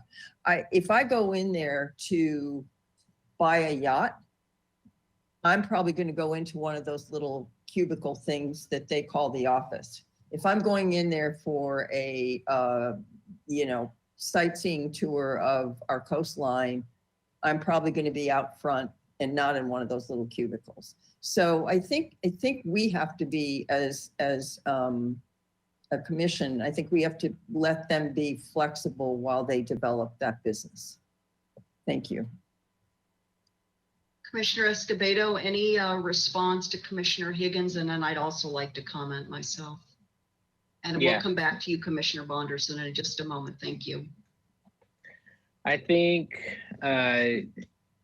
it's exactly right that we need to be focusing on flexibility. I think making those tough determinations and interpreting this this ordinance is our role, and that's what we're here for, is to do what's best for the community. And I think having a vacant building is no better for the community. And I think that it's the use for this space, the business model, I can find it in 3 different sections, A, E, and F. So if we have to use F because there's a little bit more flexibility in there, I support that. But I do think that we need to be flexible. I am not in favor of having the applicant return with an updated floor plan. I think there's been enough discussion. I do think that we need to update our from Title 28 in the coastal zone. I think that's very clear. In my short time on the commission, we've already run into issues like this multiple times. So I would like to have that discussion in the future. But in regards to HRC 2, I would support moving forward with the interpretation that this use is allowable with A, E, and F if we need it. So those are my comments. Thank you. Commissioner Bonderson, additional deliberation? Thank you, Chair Schwartz. I just want to respond, I suppose, to Commissioner Higgins and Wiscombe. Both, they both present very interesting ideas and thoughts that I certainly am thinking about and trying to use to make a decision. I think I'm going to present this as a question, because for me, I find there to be a difference between being flexible and actually being asked as a commission to decide if we can make this use, if we can declare this use to be deemed as appropriate, as we see in F. I know that we keep bringing up F, and I want to really focus on that, because deciding to go forward with flexibility is extremely important. I always support you with this point of view, but I also think it's a very delicate situation, because if being flexible is our guiding light, we need to apply it. We have to be what's the word I'm looking for? We have to be consistent as in our decision-making processes. And by making this decision simply because we're flexible sets a precedent. And if we set this precedent, are we going to start allowing every project to be flexible simply because we're in COVID, because we want to fulfill spaces in downtown that are empty, because empty is better than nothing. Yeah, I'm sorry, filling it with something is better than nothing. I really want to place that question, whether or not we want to talk about it today. It's not a challenge to any of my fellow commissioners, but it is a statement that I am dealing with while I'm making this decision. So I just want to place that out there. And if we want to deliberate on it, I'm open to hearing your point of view. But I am thinking about that because it is a big factor in me making a decision today. Thank you for your time. Thank you, Commissioner. Thank you, Commissioner Lodge. Any other comments? I didn't want to leave you out, but I didn't see you leaning in to further deliberate. So, but I don't want to exclude you. Anything else? No, I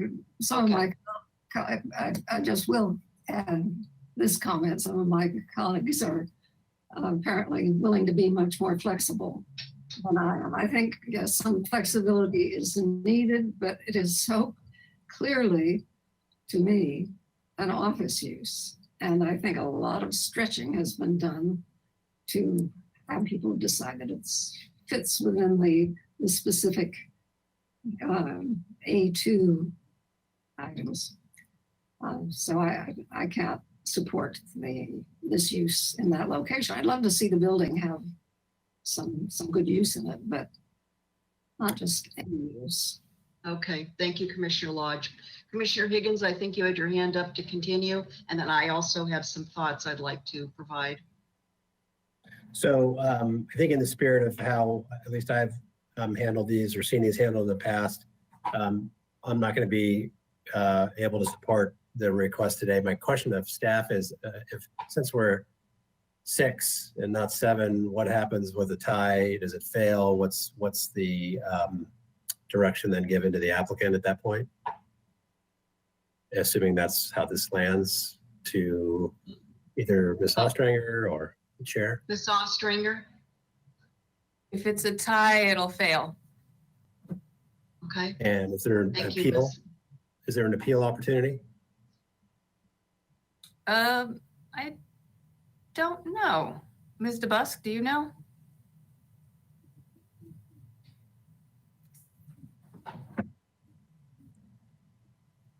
Give me a minute. Okay, well, let's let Ms. Ostringer. Yeah, I'd like to make a note that I've actually stumped the city attorney and staff. First time. Okay, duly noted, Commissioner Higgins. So Okay. yeah, I think that I would be more comfortable making a affirmative decision in favor of the request if there was a little bit more information about what was going on with the floor plan, so that we can be as narrow as possible with this request while being flexible, which I am sensitive to. I haven't heard really why this place and why not others. Doesn't appear that the applicant has exhausted some of the other opportunities in the vicinity, larger vicinity. So, I could be moved, but not today. Thank you, Commissioner Higgins. Well, I'm going to see if I can turn some of my colleagues. So let me make some comments if I may. Let's revisit the history for a moment of this area of our city. 101 State Street. 101 State Street, which is part of the Harbor View Hotel. It's an annex of sorts. Came to the Planning Commission. Commissioner Higgins, were you on there when Commissioner Lodge and I were on when we reviewed that? That is the original site of the Lockheed Brothers, the Lockheed Corporation, the Lockheed Brothers. So we had an aviation manufacturing business at 101 State Street many decades ago. Now let's go to what we see in the applicant letter. Just because they have it in here, I'm going to refer to it. This gives us a sense of the chronology and how our whole society has changed, not just one part of Santa Barbara, our whole society, even nationwide. 1977, this area was zoned commercial manufacturing. But then there was wisdom that came following that, and the zone was further changed to the HRC2 and SD3 in 1986.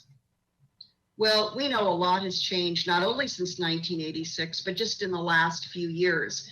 This notion of flexibility, at least as far as I'm concerned, it's not in my own definition of throwing out, any yardstick or any set of reasonable, common sense, forward-thinking considerations, but it's understanding that not only has our community evolved, changed over actually hundreds of years, we cannot look into a crystal ball, even from last year to this year, to know how our community, our society, our nation is going to change and the economics of those changes. So I want us to be, I personally want to be, and I want our planning commission to be at the forefront of trying to lean into the change, balance uses, so that we can create models or templates by zoning, development standards, processes, practices that allow for the kinds of ongoing change that we can't even anticipate now. And in fact, I want to make one more comment before I attempt to influence one or two of my colleagues to come on board here. And I'll come back to you, Commissioner Higgins, in a moment. When we look at the HRC2 zone that's up on the screen, let's look at B. Really? In the coastal zone, selling liquor, groceries, food? I don't know who came up with that one as part of what should be in the HRC2 zone. I'm sorry. That's so far afield from what we're being asked to consider today. And specialty and gift shops, we have those all along the spine of our central business district on State Street, all the way up to mid-states. I would call it mid-State Street, or the mid area of state in our central business district. So what does this say to me? We can barely use this zone as it's currently defined to make common sense, balanced, forward-thinking planning decisions. But we're stuck with it for now. But I'm hoping, to what I think I heard Commissioner Escobedo say, we had better take this up quickly, because as time marches on, this is a diminishing, relevant, useful, and appropriate tool for us to make parcel by parcel, property by property decisions. So let's put that on our list. Commissioner Escobedo, I'm going to ask you to write that down. Now, in closing, and back to Commissioner Higgins, I don't know if some of my colleagues would go along with a request, and Commissioner Staff Member DeBusk said this would be acceptable. I would like to see a majority vote today, whatever the majority looks like, to move this forward. So if the sticking point with Commissioner Higgins is to ask the applicant to provide some sort of a proposed, further refined plan for the interior uses, the configuration, I think I could support that, because a 3-3, having spent all this time, thoughtful time and discussion on a 3-3 failing vote is not acceptable to me. So what can we do? We're a team. What can we do today? So may I, Madam Chair? Yes. I'll make a motion. We continue the item for 30 days or thereabouts, and ask the applicant to return with a more refined floor plan that's more convincingly visitor serving, and come with alternative opportunities that that are out there now in the marketplace that wouldn't otherwise work. We saw quite an extensive sort of alternatives site analysis, if you will, in a similar request of the commission, and that was helpful. And I think moving the commission in that direction. That was the corner of Yananali and Salsa Puentes maybe a year ago. So that's my motion. Okay, I was hoping before we got a motion, I thought I saw another hand up, but that's fine. Commissioner Lodge, I thought you were a solid no, but if you're looking to change your mind, I'm happy to welcome you back in. I would like to add to the history that you offered. Well, can we just but hold on, please, Commissioner Lodge. Commissioner Higgins has put forward a motion. Now, I want to ask you to clarify, Commissioner Higgins. I thought now I heard you say you made a sort of a twofold request. A part A and B. One is to bring back within 30 days, well, in 30 days, bring back both, I don't know what you want to call it, a refined layout, uses configuration, however, site plan. But then I also heard you say something about some sort of information on other sites, other lease sites that they may have considered. Is that what you also put in your motion? Yes. Okay. Okay, so we have to follow procedure. Is there a second to that motion? Okay, so that motion. I would second that motion. I can't hear you, Commissioner Bonderson, please. Can you hear me right now? Yes. Sorry about that. I do second that motion. Okay, first and a second. Now to discussion on that motion. Specifically to the motion, Commissioner Escobedo, please. Thank you, Madam Chair. My question is to Commissioner Higgins, and it's a question about what is your concern about, or what precedent are you worried about, and how would an updated floor plan address that concern? Well, I want to be flexible with the request, but as specific as possible to this particular property, so that if this kind of request comes out later on in the zone district, we have some parameters with which to evaluate it. So it's just looks like an office layout to me when I look at it that sort of quacks like a duck.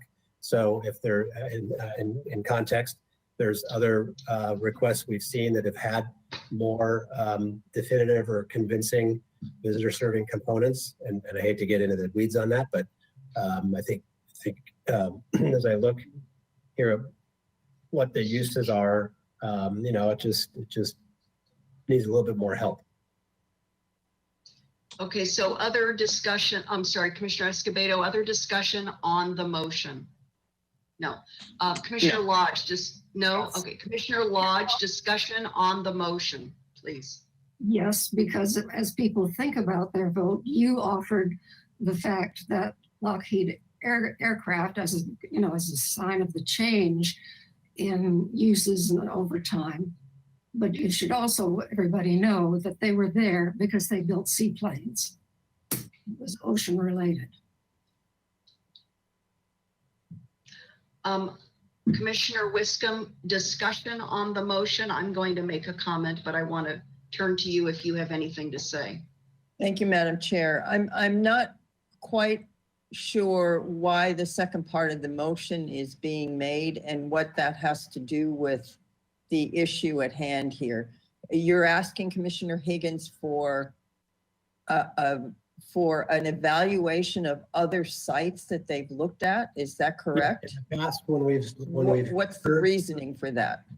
Okay, well, in the past, what we've been presented with on similar requests, this is the best site because there aren't any other better sites. And here are the other sites we could have leased or looked at, but those won't work for these reasons.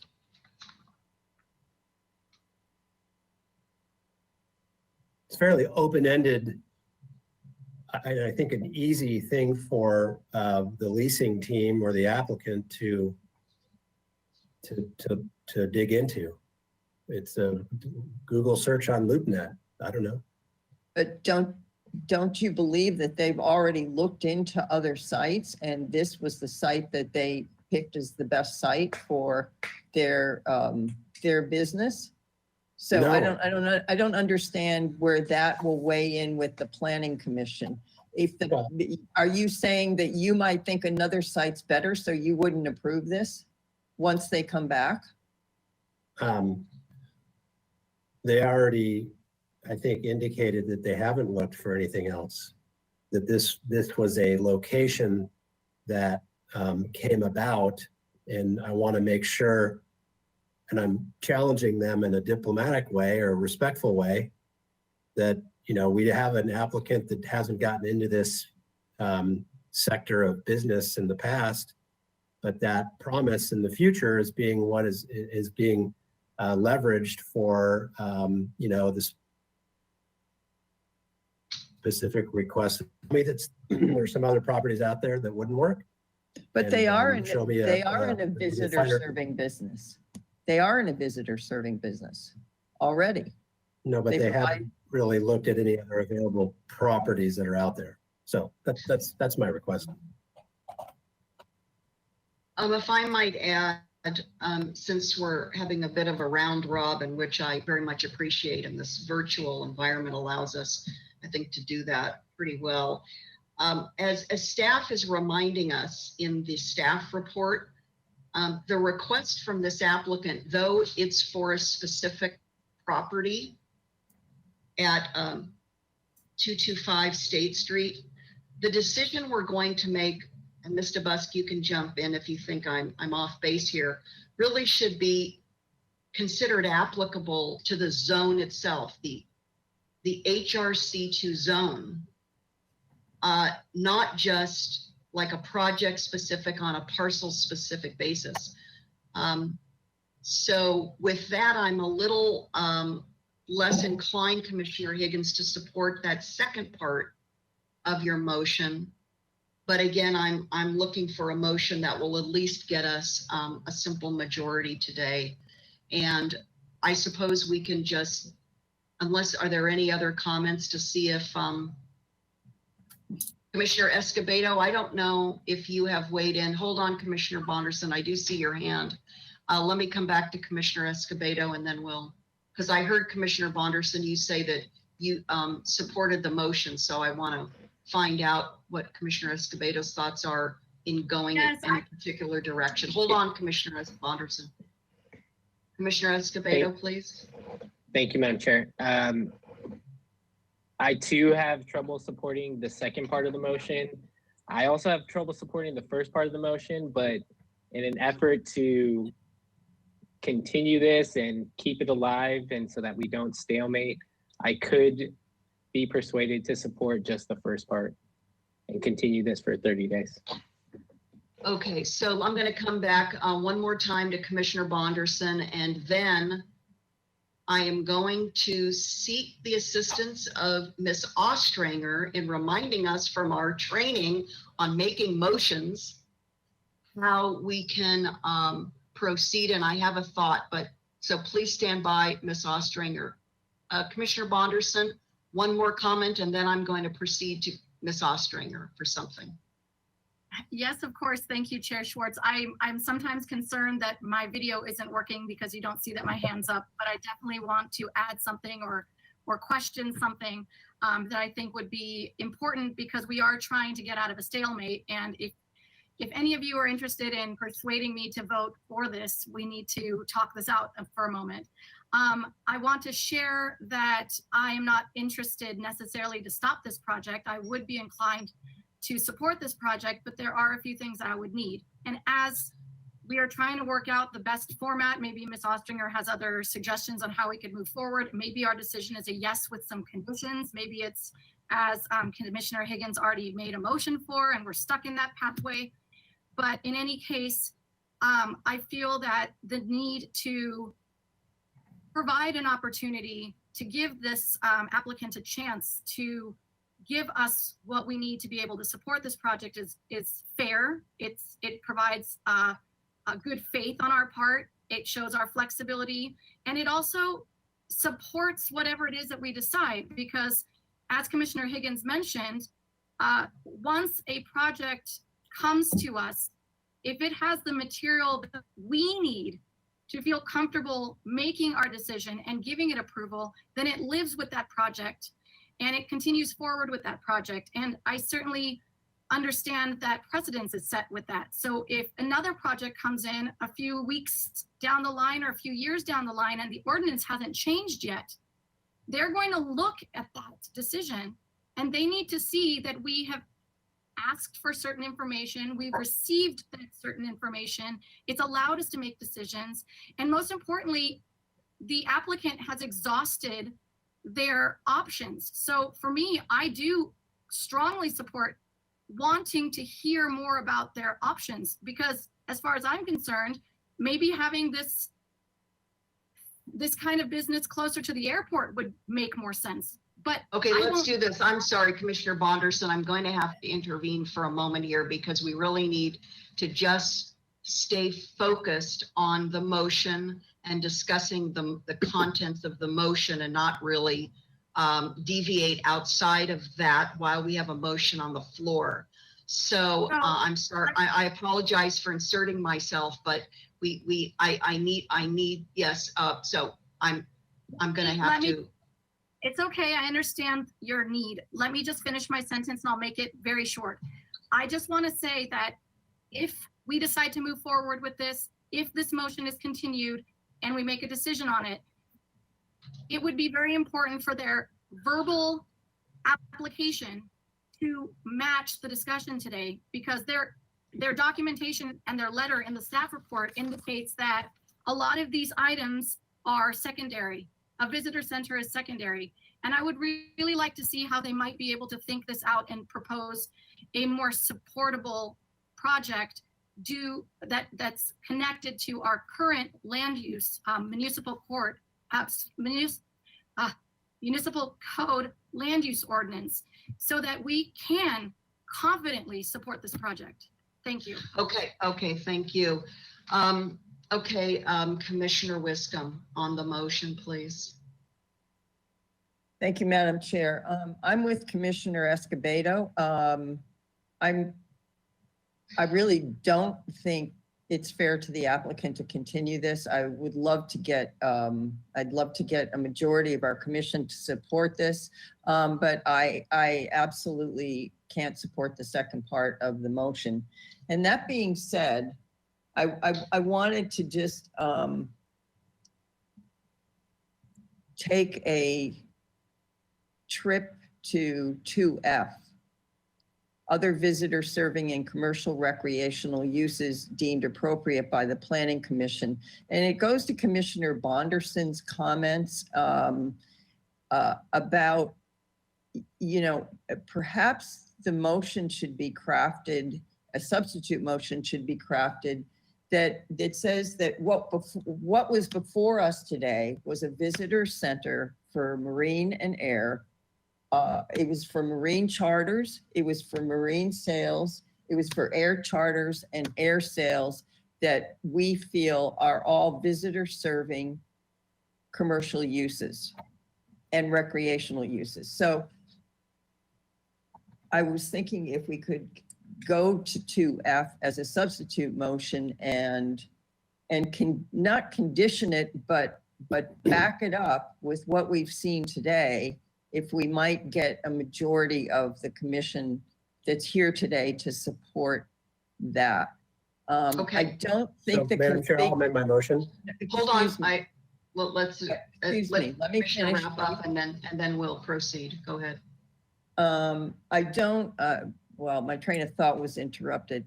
I don't think that the floor plan is, I think that is going to be a moving target for them. And if we tie ourselves to some floor plan that we look at, and 2 months from now, they've got, more marine business than they can use, and they've got, a couple more cubicles, and they have a nice visitor space. I think the visitor space is what is key to this.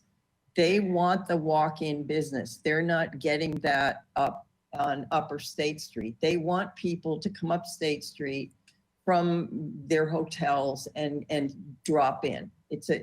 That's their business. That's part of their business model moving forward, as well as what they've established. So that's where I'm coming from, and I would love to hear from my commissioners on a substitute motion that perhaps included exactly what we saw today. So Commissioner Higgins, you made the motion, and I know you wanted to say something now. So yeah, let's yes, please. In the spirit of moving it along, I'll amend my motion that we continue it for 30 days or so. I'd like to have a date certain, so it doesn't have to be renoticed. As soon as possible, as soon as comfortable for the applicant, so that the applicant return with a refined floor plan that further refines the visitor serving aspects of the project, I'll ditch the second part of my motion, although I'll just say that additional information is not difficult to provide. Why this building? Why not others that are on the market? It has been part of other requests in the past of the commission as to how to justify something like that.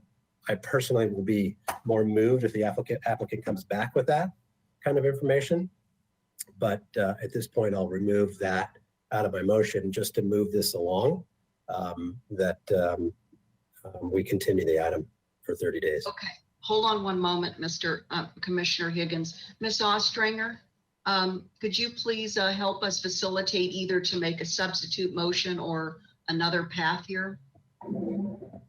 Chair Schwartz, commissioners, since Commissioner Higgins has attempted to make a friendly amendment, it would need to, he needs the agreement of the seconder. If the seconder will agree to it, then you would ask the commissioners if there's any objection.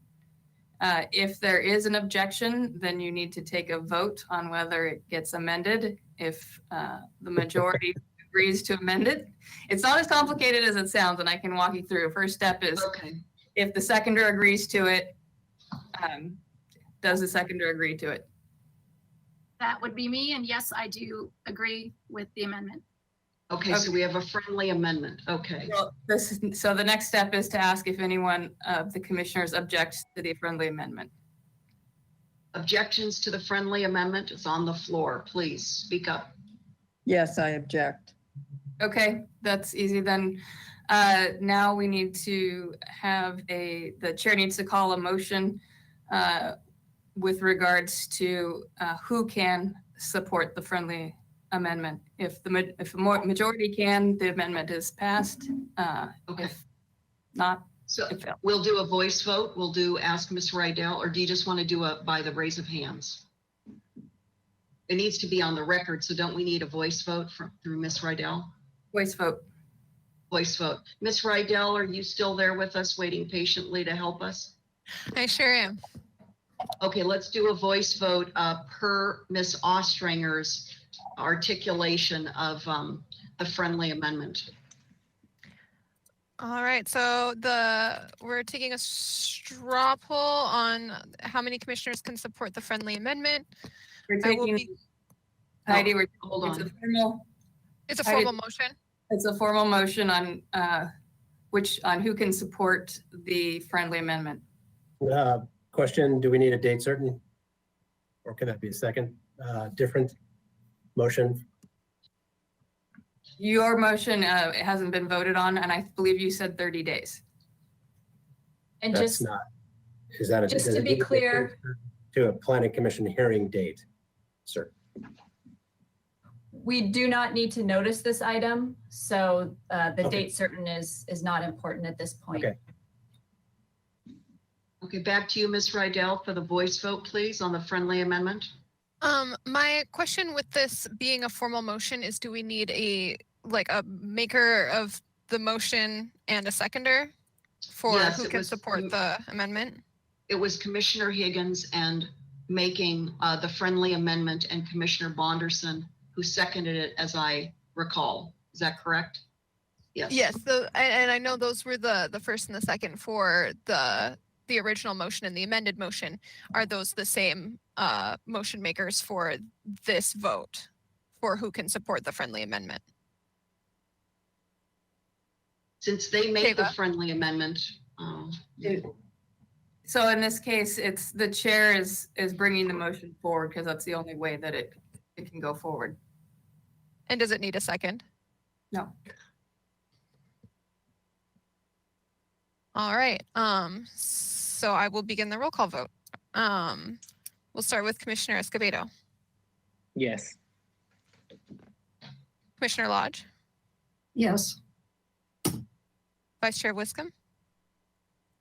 No. Commissioner Higgins. Yes. Commissioner Bonderson. Yes. Chair Schwartz. Yes. All right, the motion passes.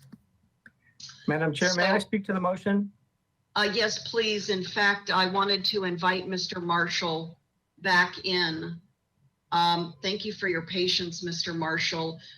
We were living out our recent training in the making of motions on your application. So appreciate your patience, and you can see how complex, but with a great intentionality, we've been trying to make the right decision here. So to you, Mr. Marshall, please. Well, a couple of things, if I may, to the motion that, if I might, I would also like to have Jason Middleton be able to speak, because I believe a 30-day continuance will kill the project. So I need to have him weigh in on that if that's in fact true. Secondly, in terms of the motion, that, as I've said all along, that this is a visitor serving use. We could come back in theory and show you a site plan, a conceptual site plan that shows one giant blank thing and says visitor serving, and that doesn't serve anybody. We don't know more than what we've already done. I've tried to recommend to you that this is no different from a travel agency, that all of these use areas are not offices, they're visitor serving spaces. And so I don't know what more we can do at this point, but I just wanted to bring that back to you. And if I could have Jason speak, because I think we have a fatal flaw here. Thank you. Okay, thank you, Mr. Marshall. And so, Mr. Middleton, please, I guess I would ask you to focus your comments not so much on the layout, but this issue of the 30 days.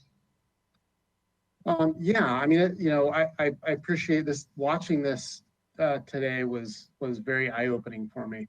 I've never really been part of anything like this, and I was very confused at the end, so I apologize. So running a business is not easy, and I have to tell you, running a business in Santa Barbara there's a lot more complexity running a business in Santa Barbara. Not only To the because applicant, I think what we need from you is some parameters. Can you come back in a week or 2 or 30 days, or is that just? No, we probably cannot. I hate to tell you, Commissioner Higgins, we have, there's and Austin Hurley, he can speak to this as well. I mean, we're under really tight parameters on the transaction of this property, and timing was everything. And there was pretty much a lot, like we were coming into this with the intent, if we do get planning commission approval, then we're going to move forward with the project. If not, we're going to have to let the project go. So I mean, So let me fill in here just for a second. The property is in escrow, and the contingency period is up very shortly. It's very unfortunate that one of the planning commissioners is now going to be representing the neighboring property who's waiting for it to fall out of escrow and has recused himself. This is getting into business terms on a transaction that I'm not comfortable with. Excuse me, I would like to I'm going to take back over the hearing for a moment. I just want to understand, and I think this is important for all of us, to Mr. Middleton and Mr. Hurley's comments, if we could please narrow the comments, want to understand if there is any viability in moving this forward if we continue it. And perhaps the onus is on me as chair that I didn't pause and ask Ms. Ostringer if there's a procedural way to first check in with the applicant on continuing the item, because certainly we don't want to damage the viability of it if there's a majority vote to move it forward. So what is like today the day? I'm going to be blunt about this. Is today the day? A week from now? What's the drop dead timeline that we're talking about if this had to come back at all? A week. I think we have a week. A week. Okay. If I could add one more thing, if I'm not mistaken, they're in escrow to purchase the property. This is not for a lease. They are intending to purchase this property for their intended use. This is therefore a go or no go solution to them. A week is going to be tough. Honestly, I have to weigh in. A week is going to be tough. We're already feeling like we're sort of in the last, the last, like it was very important that we got this approval today. And I have to be honest that I don't know. I mean, I know Austin, like we're under the gun to get financing set up and all of that. I know you guys aren't concerned about our business interests, but there's a lot of things that went into this that needed to happen in a certain way, and approvals, and I understand, Mr. Middleton. Hold on 1 minute. I appreciate you expressing that. Can I say one more thing though, but before I really needed to address Mr. Higgins' comments on, he made comments that we didn't look at any other properties, and I actually did, and part of my discussion, I spoke extensively about, we've been looking for a property down there for several years. And we currently do have a lease on our building here. This isn't the most convenient time for us to do this, but specifically that property, it fits our need. And that's why we went after this property. But we have, Mr. Higgins, we have been looking for years for property that suit our needs. And I would also like to just chime in just one thing. I don't represent Mr. Middleton. I represent the owners of the Enterprise Fish Company building, and they are the ones who now have a 5,700 square foot vacant restaurant. They've been great contributors to our community for over 40 years, and it's just obsolete. There are no more 5,700 square foot restaurants. There hasn't been one signed in 3 years. And this building's going to sit vacant for a very long time, or it's going to, dwindle in price. We hear you, Mr. Herlihy. If everybody could please hold on. I want to ask Ms. Ostranger, who's waiting in the wings, to come back in. And I have a question for you, Ms. Ostranger. But did you want to comment before I ask you a question? I was just going to remind the commissioners, and thank you for the floor, Chair Schwartz, that we do have a motion on the floor. A substitute motion can be made. So that is, I just wanted to procedurally let you all know what can be done. Okay, thank you. And I'm going to go to Commissioner Escobedo, who's had his hand up and down repeatedly. Commissioner Escobedo, are you interested in making a substitute motion? Is that it, Ms. Ostranger? Yeah, I'm sorry. It's kind of getting into the late afternoon here. I'm going to go to Commissioner Escobedo, please, on a substitute motion to see if we can reconfigure this a bit to get this done today in a amicable and amenable way. Go ahead, Mr. Escobedo. So I'm going to form my substitute motion based on Section F, and I hope that this addresses Commissioner Bonderson and Commissioner Higgins' concerns about maybe narrowing the scope of this decision, and basically saying that we are approving this specific use because it is visitor serving based on the aviation side of the business, and the fact that it will have a marine serving yacht charter portion that will serve visitors. And yes, I don't know if that's clear enough. Okay, was there any other components other than that in making your substitute motion? Just one moment, Commissioner Wiscombe, 1 moment. I just want to ask if there was anything else to understand the full motion. No, I believe that's it. If maybe Chair Wiscombe, I believe she had a little bit more than that. Vice Chair Wiscombe. Okay, now I'm going to go to Commissioner Wiscombe. But I just heard the motion. Okay, go ahead, Commissioner Wiscombe. Thank you very much. And I would second that motion, but I would ask the motion maker if he would be interested in adding the travel, what are we calling it? Travel center, visitor center. Visitor center, sorry. If he would add that as a component to the thing, I think that we should have marine charters, marine sales, air charters, and air sales, which the Planning Commission all views as visitor serving uses, with the substantial, or with a visitor center component where all these services can be provided. I agree.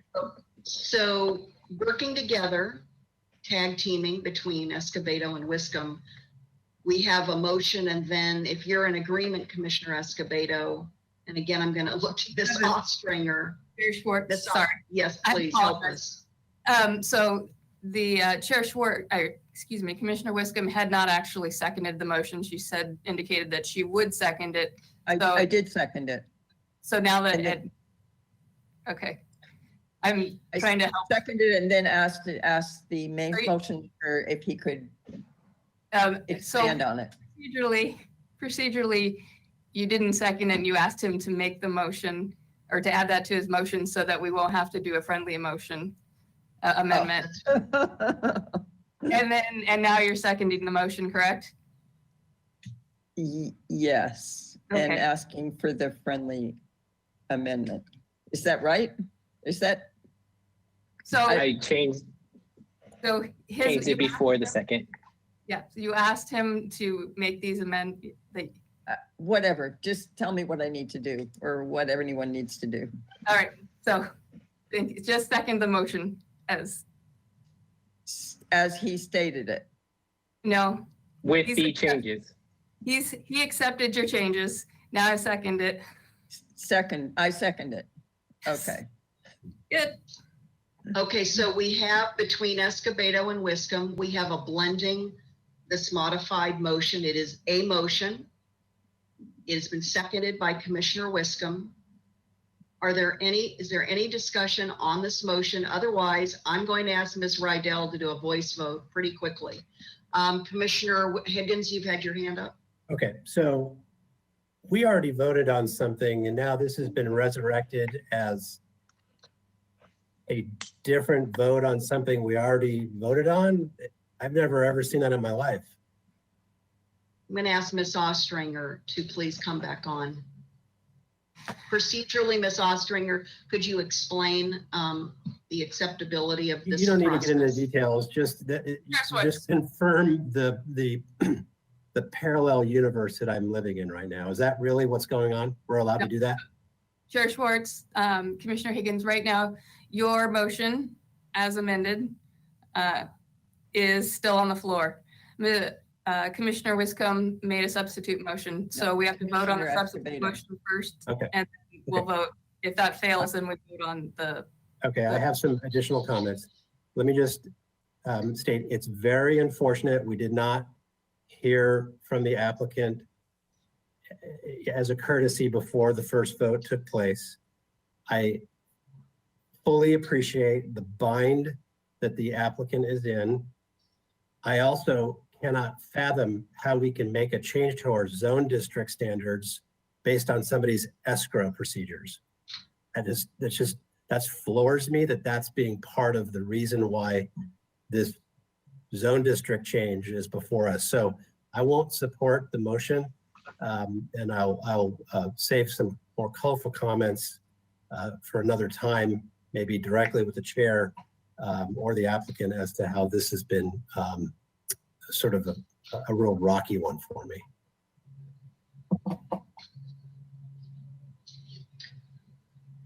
Other discussion on the motion by Escobedo with a second by Wiscom. Commissioner Lodge? I'm on mic. I want to concur with Commissioner Higgins. It's not the Planning Commission's purview to be considered with the economics of any project that comes before us. Okay. Any other discussion? I think I saw Commissioner Escobedo, the maker of the motions, hand up.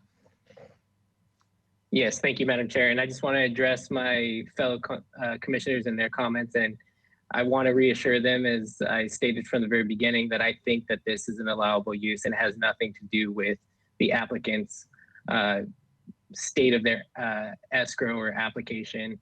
It has everything to do with the fact that in 3 different sections in Title 28, 22, 030, I think that these uses are allowed, whether it's AE or as a substitute motion states, a more narrowed decision using F.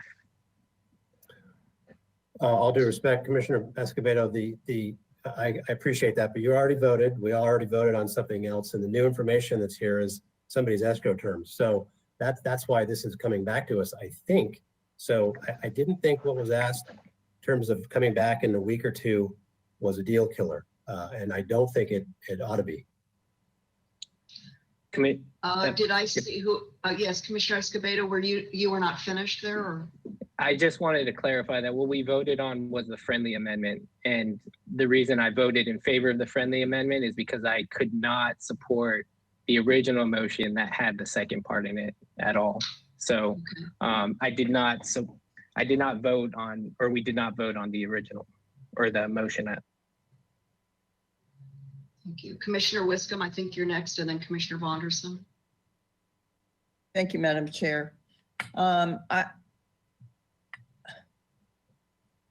going to concur with Commissioner Escobedo. This has nothing to do with the escrow. It has everything to do with timing, though, and these are allowed uses, and we've gone to 2F, which basically states what we feel are allowed uses in this zone, and with a visitor center, and it doesn't become any clearer than that, as far as I'm concerned. Thank you.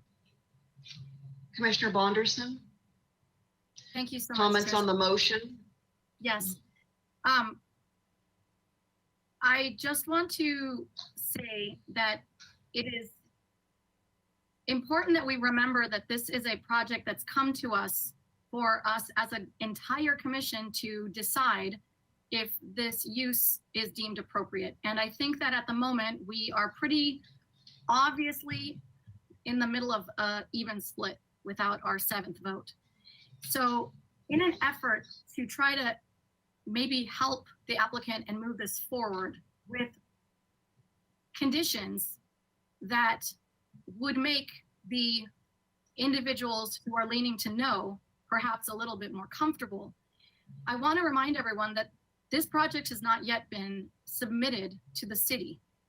So if we decide to make some recommendations that this project could be considered if, and then provide some conditions, for example, it needs to have a reduced office space floor plan, something that is clearly not allowed in this zone.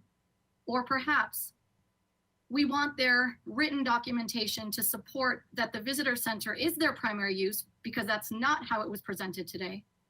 Or any other items that we feel would help support your ideas as yes voters to help the applicant prepare to submit to the city, and that becomes the next step after our recommendation, then they will have guidelines to help them prepare for that step. And if they don't comply, that project will not move forward.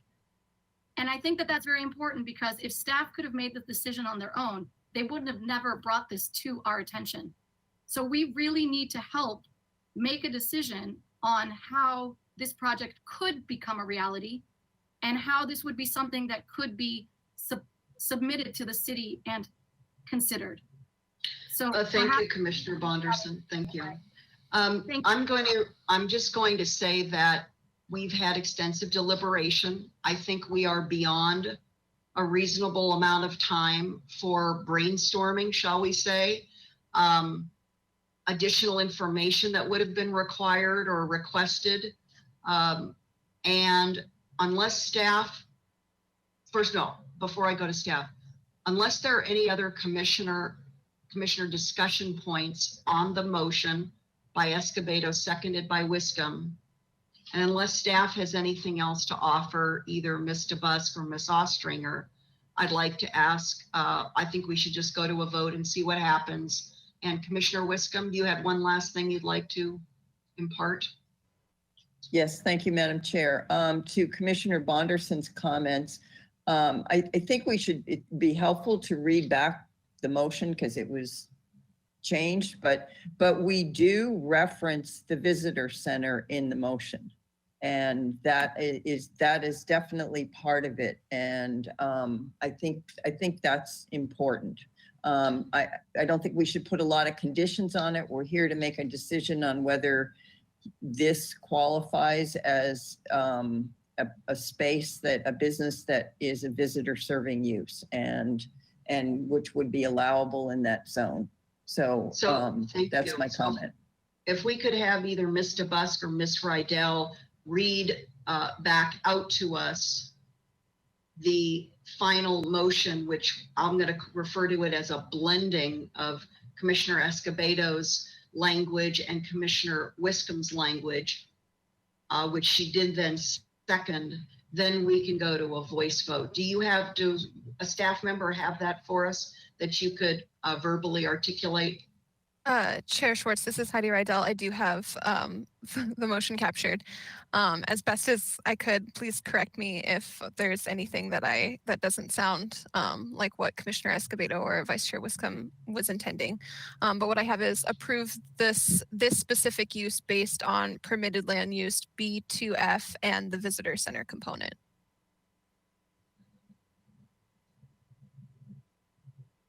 I thought I heard more than that from Commissioner Wiscom. Yes, yeah. If I can just take another stab at it and Commissioner Escobedo weigh in, because we approve it. It's in 2822030. Yes. 2F. Other visitor serving or commercial recreational uses deemed appropriate by the Planning Commission. And the Planning Commission deems appropriate visitor serving uses of marine charters, marine sales, air charters, air sales, and with inclusion of a visitor center. Correct. Does that cover it, Commissioner Escobedo? Yes, it does. Were you able to get that, Ms. Rydell? Yes, and whatever I was not able to capture in this moment, I will certainly review the tape and capture it word for word. Okay, so there's a first and a second. Let's, Ms. Rydell, do a voice vote and see where we are. Thank you, Chair Schwartz. I will begin the voice roll call. We'll start with Commissioner Lodge. No. Vice Chair Wiscom. Yes. Commissioner Higgins. No. Commissioner Bonderson. No. Commissioner Escobedo. We couldn't hear you, Commissioner Escobedo. No, Still can't hear you. Do we need to unmute him? Has our organizer muted him? Yes, can you hear me? Oh, now we heard you. Yes. Okay. Thank you. And Chair Schwartz. Yes. So with the tied vote, the motion fails. Thank you. Okay, so Ms. Ostringer or Mr. Busk, and I'm going to say that we're going to conclude this hearing at 6 o'clock. Ms. Ostringer has an evening commitment that she expressed to me, and we're going to conclude right at 6 so that we can accommodate that. And we must have a city attorney representative attending our planning commission hearings. So do you have any guidance for us, Ms. Ostringer, on maybe how we can, let's just say in the next 15 or so minutes, figure out some other path, if that's even feasible? Chair Schwartz, there's now a new motion. There's the original motion on the floor, which was Commissioner Higgins' motion as amended to remove that second part. That deserves a vote. If that fails, then we still have an inaction on this item. Okay, so let's go back to that. I don't know if you or Ms. Rydell could restate that so we're all clear on what we're voting on. This is Heidi Rydell. What the amended motion language that I have captured is continue the item for the applicant to return in 30 days with a more refined floor plan. And I believe Commissioner Higgins went into more detail, but yeah, no, I mean, I'm sorry. I thought we already voted on that. No, you passed voted on 4-2. No, you voted on how many commissioners can support the amendment. for you to be able to vote on the amended motion. And now if we're I'm going to getting vote. that correct. And now we're actually voting. I have lost, I'm lost. Would you like an amended? My motion is the one that you just read. Yes. That's the one I thought we were going to And vote on. yes. That's, and we're going to vote on that now. We have to vote on that now. I'm sensitive, despite what I had said earlier about timelines. So I don't necessarily need to see it go out 30 days. It could come back in a week. As far as I'm concerned, I think we have another hearing though in 2 weeks. So I'll leave it up to the chair to work with staff on the actual return of that item. But I would maybe, for the sake of the motion making and move it along, just keep it at maximum 30 days. So Ms. Ostringer, we need to vote on this now, correct? That's what I understood. That's correct. And staff Okay. can, it was I believe the motion was a return maximum of 30 days. That gives staff the opportunity to bring it back sooner if we can. Okay, so Ms. Rydell, if you're ready, let's do a voice vote on that. Thank you, Chair Schwartz. I will begin the roll call vote with Vice Chair Wiscombe. Yes. Commissioner Higgins, Yes. Commissioner Bonderson, Yes. Commissioner Escobedo, Yes. Commissioner Lodge, Yeah, sorry, no. Chair Schwartz. Yes. The motion passes. Thank you.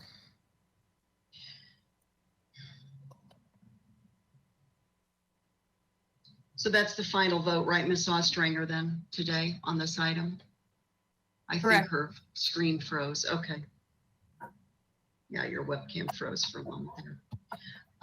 Mr. Bus, could I please ask you to come back as we are wrapping up this item? I don't know if apologies are in order given sort of the round robin, as I say, that we took in our deliberations and votes, etc. Where does this put us, if you could comment procedurally?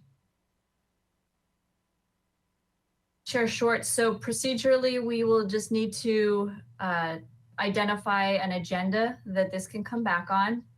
I would anticipate conferring with the applicant to make sure that that's something that they're willing or able to do, and then we will get it scheduled on an agenda.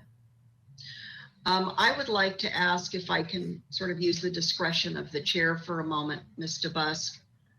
I want to make sure that our action with the very complicated vote and probably conflicting opinions and feelings in that vote, I don't want this to be the hand grenade that blows up the opportunity to move forward. Although, as Commissioner Higgins did rightly say, you know, we don't make, and we're not supposed to be making decisions based on financial viability of an applicant's proposal.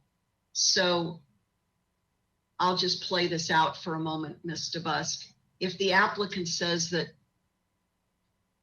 they could wait a week, or they can't even wait a week, is there some extraordinary step that staff could take to get this? This should be a very simple return.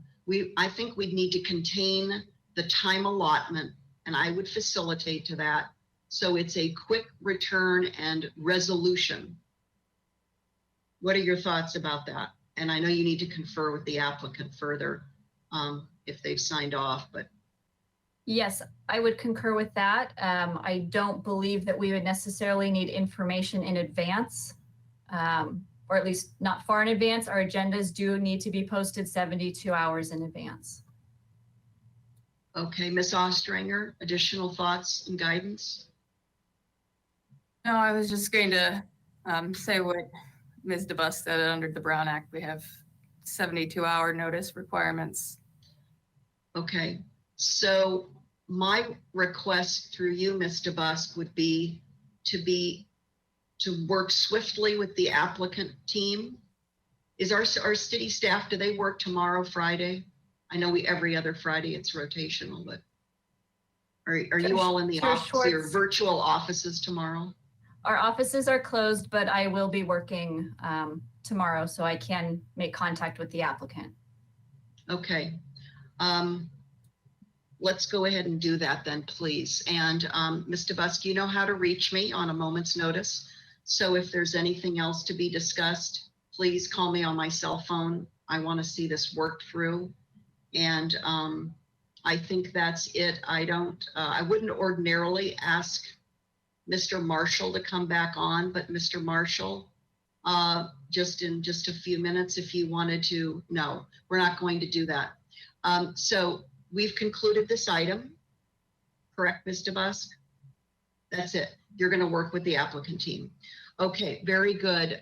So now in the remaining few minutes before I close out and adjourn right at 6 o'clock, if the commissioners could come back on for committee and liaison reports. I don't know if we have a staff hearing, officer liaison report today, or any other committee and liaison reports. Yeah, the show has been not very busy. There's only been a couple of ADUs in the coastal zone that have gone through in the last 4 to 5 weeks. In fact, the rest of July has now been canceled. So our new zoning ordinance is taking effect. Okay. Other reports? Let's just go down right down if we could. Commissioner Wiscombe? Yes, just on De La Guerra Plaza subcommittee. I don't think I've reported on that because we haven't reported in a few weeks. So we had a meeting on June 19th, which I think is online, but we reviewed a conceptual plan from the designers, which was very well received by all members of the committee. And we were asked specific questions about restrooms.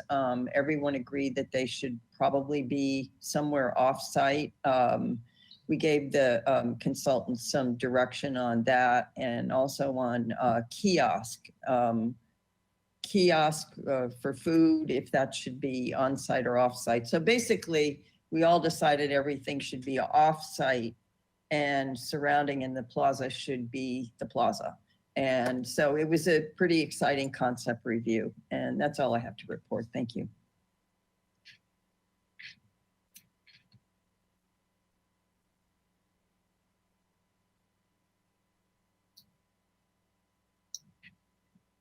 Commissioner Bonderson, please. Thank you, Chair Schwartz. I want to start by saying that the last few ABR meetings on June 15th, as well as on June 29th, did not have any items that would be of interest to draw your attention to. But we did have a Transportation and Circulation Committee meeting on June 25th that was very valuable. I would recommend that anyone who's interested in any of the following items take some time and watch the meeting online. So the first item that they discussed was Vision Zero Communication and Public Outreach Initiative.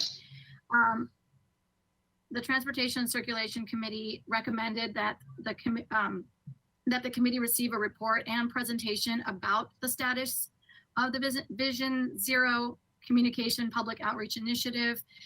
They shared details about that along with a PowerPoint presentation.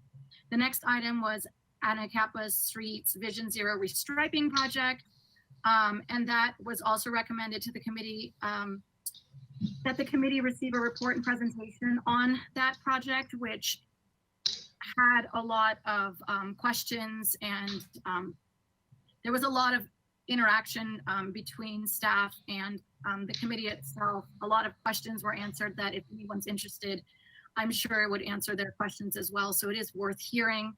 And last but not least was State Street reopening. And that discussion included details on the parklets, how parklets are currently serving and supporting restaurant use to allow people and services to be done outside of the restaurant or the bar. And they discussed the regulations and how a restaurant, for example, could get permission to develop a parklet. So if anyone is in particularly interested in how to do that or what the regulations are, it would be worth listening to the hearing as well. They also discussed recreational use of the now closed State Street promenade, meaning that obviously we have people who are walking and enjoying the space, and then we have people who are riding bicycles and using other forms of wheels, such as rollerblading or skateboarding and so on, and that there have been some issues with that, but the Bicycle Coalition and some other local support networks in town have taken it upon themselves to be very active in helping relieve those issues and hopefully getting things to be better under these circumstances, and certainly under the short process period. So if anyone is at all interested in any of those items, in particular State Street reopening, I would highly recommend that they follow up and watch that hearing. It was very informative, and I think it answers a lot of questions that people seem to be having these days. Thank you. That wraps Thank me up. you. Great, thank you. Commissioner Lodge? Thank you, Madam Chair. I'm just going to report on one item from the June 26th Historic Landmarks Commission meeting that I think people will find very interesting. The Clark Estate, Bellasguardo, is coming through. They first went with their plans for providing parking on the Clark Estate and some other items for opening up the house for visitors. It will be coming to the Planning Commission for approval of a CDP and a CUP. Thank you. Wow, that is really momentous, Commissioner Lodge. My goodness. You and I have been following that for quite some years, haven't we? You much longer than I, but my goodness, even in the last 10 years, we've been eager to see how that's going to take shape. Thank you. Commissioner Escobedo? Thank you, Madam Chair. So on July 6th, we had at the Single Family Design Board a concept review at 3239 Cliff Drive. And it's the reason I'm bringing it up is because if it goes forward, it's going to require a coastal development permit review from Planning Commission. And it's they are proposing to demolish a 1,441 square foot residence and a 610 square foot barn to construct a 4,200 square foot single unit residence with a 725 square foot detached garage, covered patio, and a new pool and spa. In addition to that, I attended this morning's downtown parking meeting. And since Commissioner Reed isn't here, I'm the alternate, so I'll speak to that a little bit. They were able to go over the parklets downtown and the evolution of the parklets and the rollout and the welcomed reception that the downtown business community has had to the way that staff have responded to just the evolution of shutting down businesses, then reopening, and just kind of rolling with the punches. So I wanted to give staff a shout out on just how well they've dealt with the times and being receptive to the business community. And just to tag on to that, at the Parks and Rec Commission meeting, their last meeting, the staff also went over the rollout of their youth camps. And as someone who works in recreation, I know how challenging that is. And the way that they have dealt with providing youth camps is fantastic. And they're one of the few offering youth camps in person.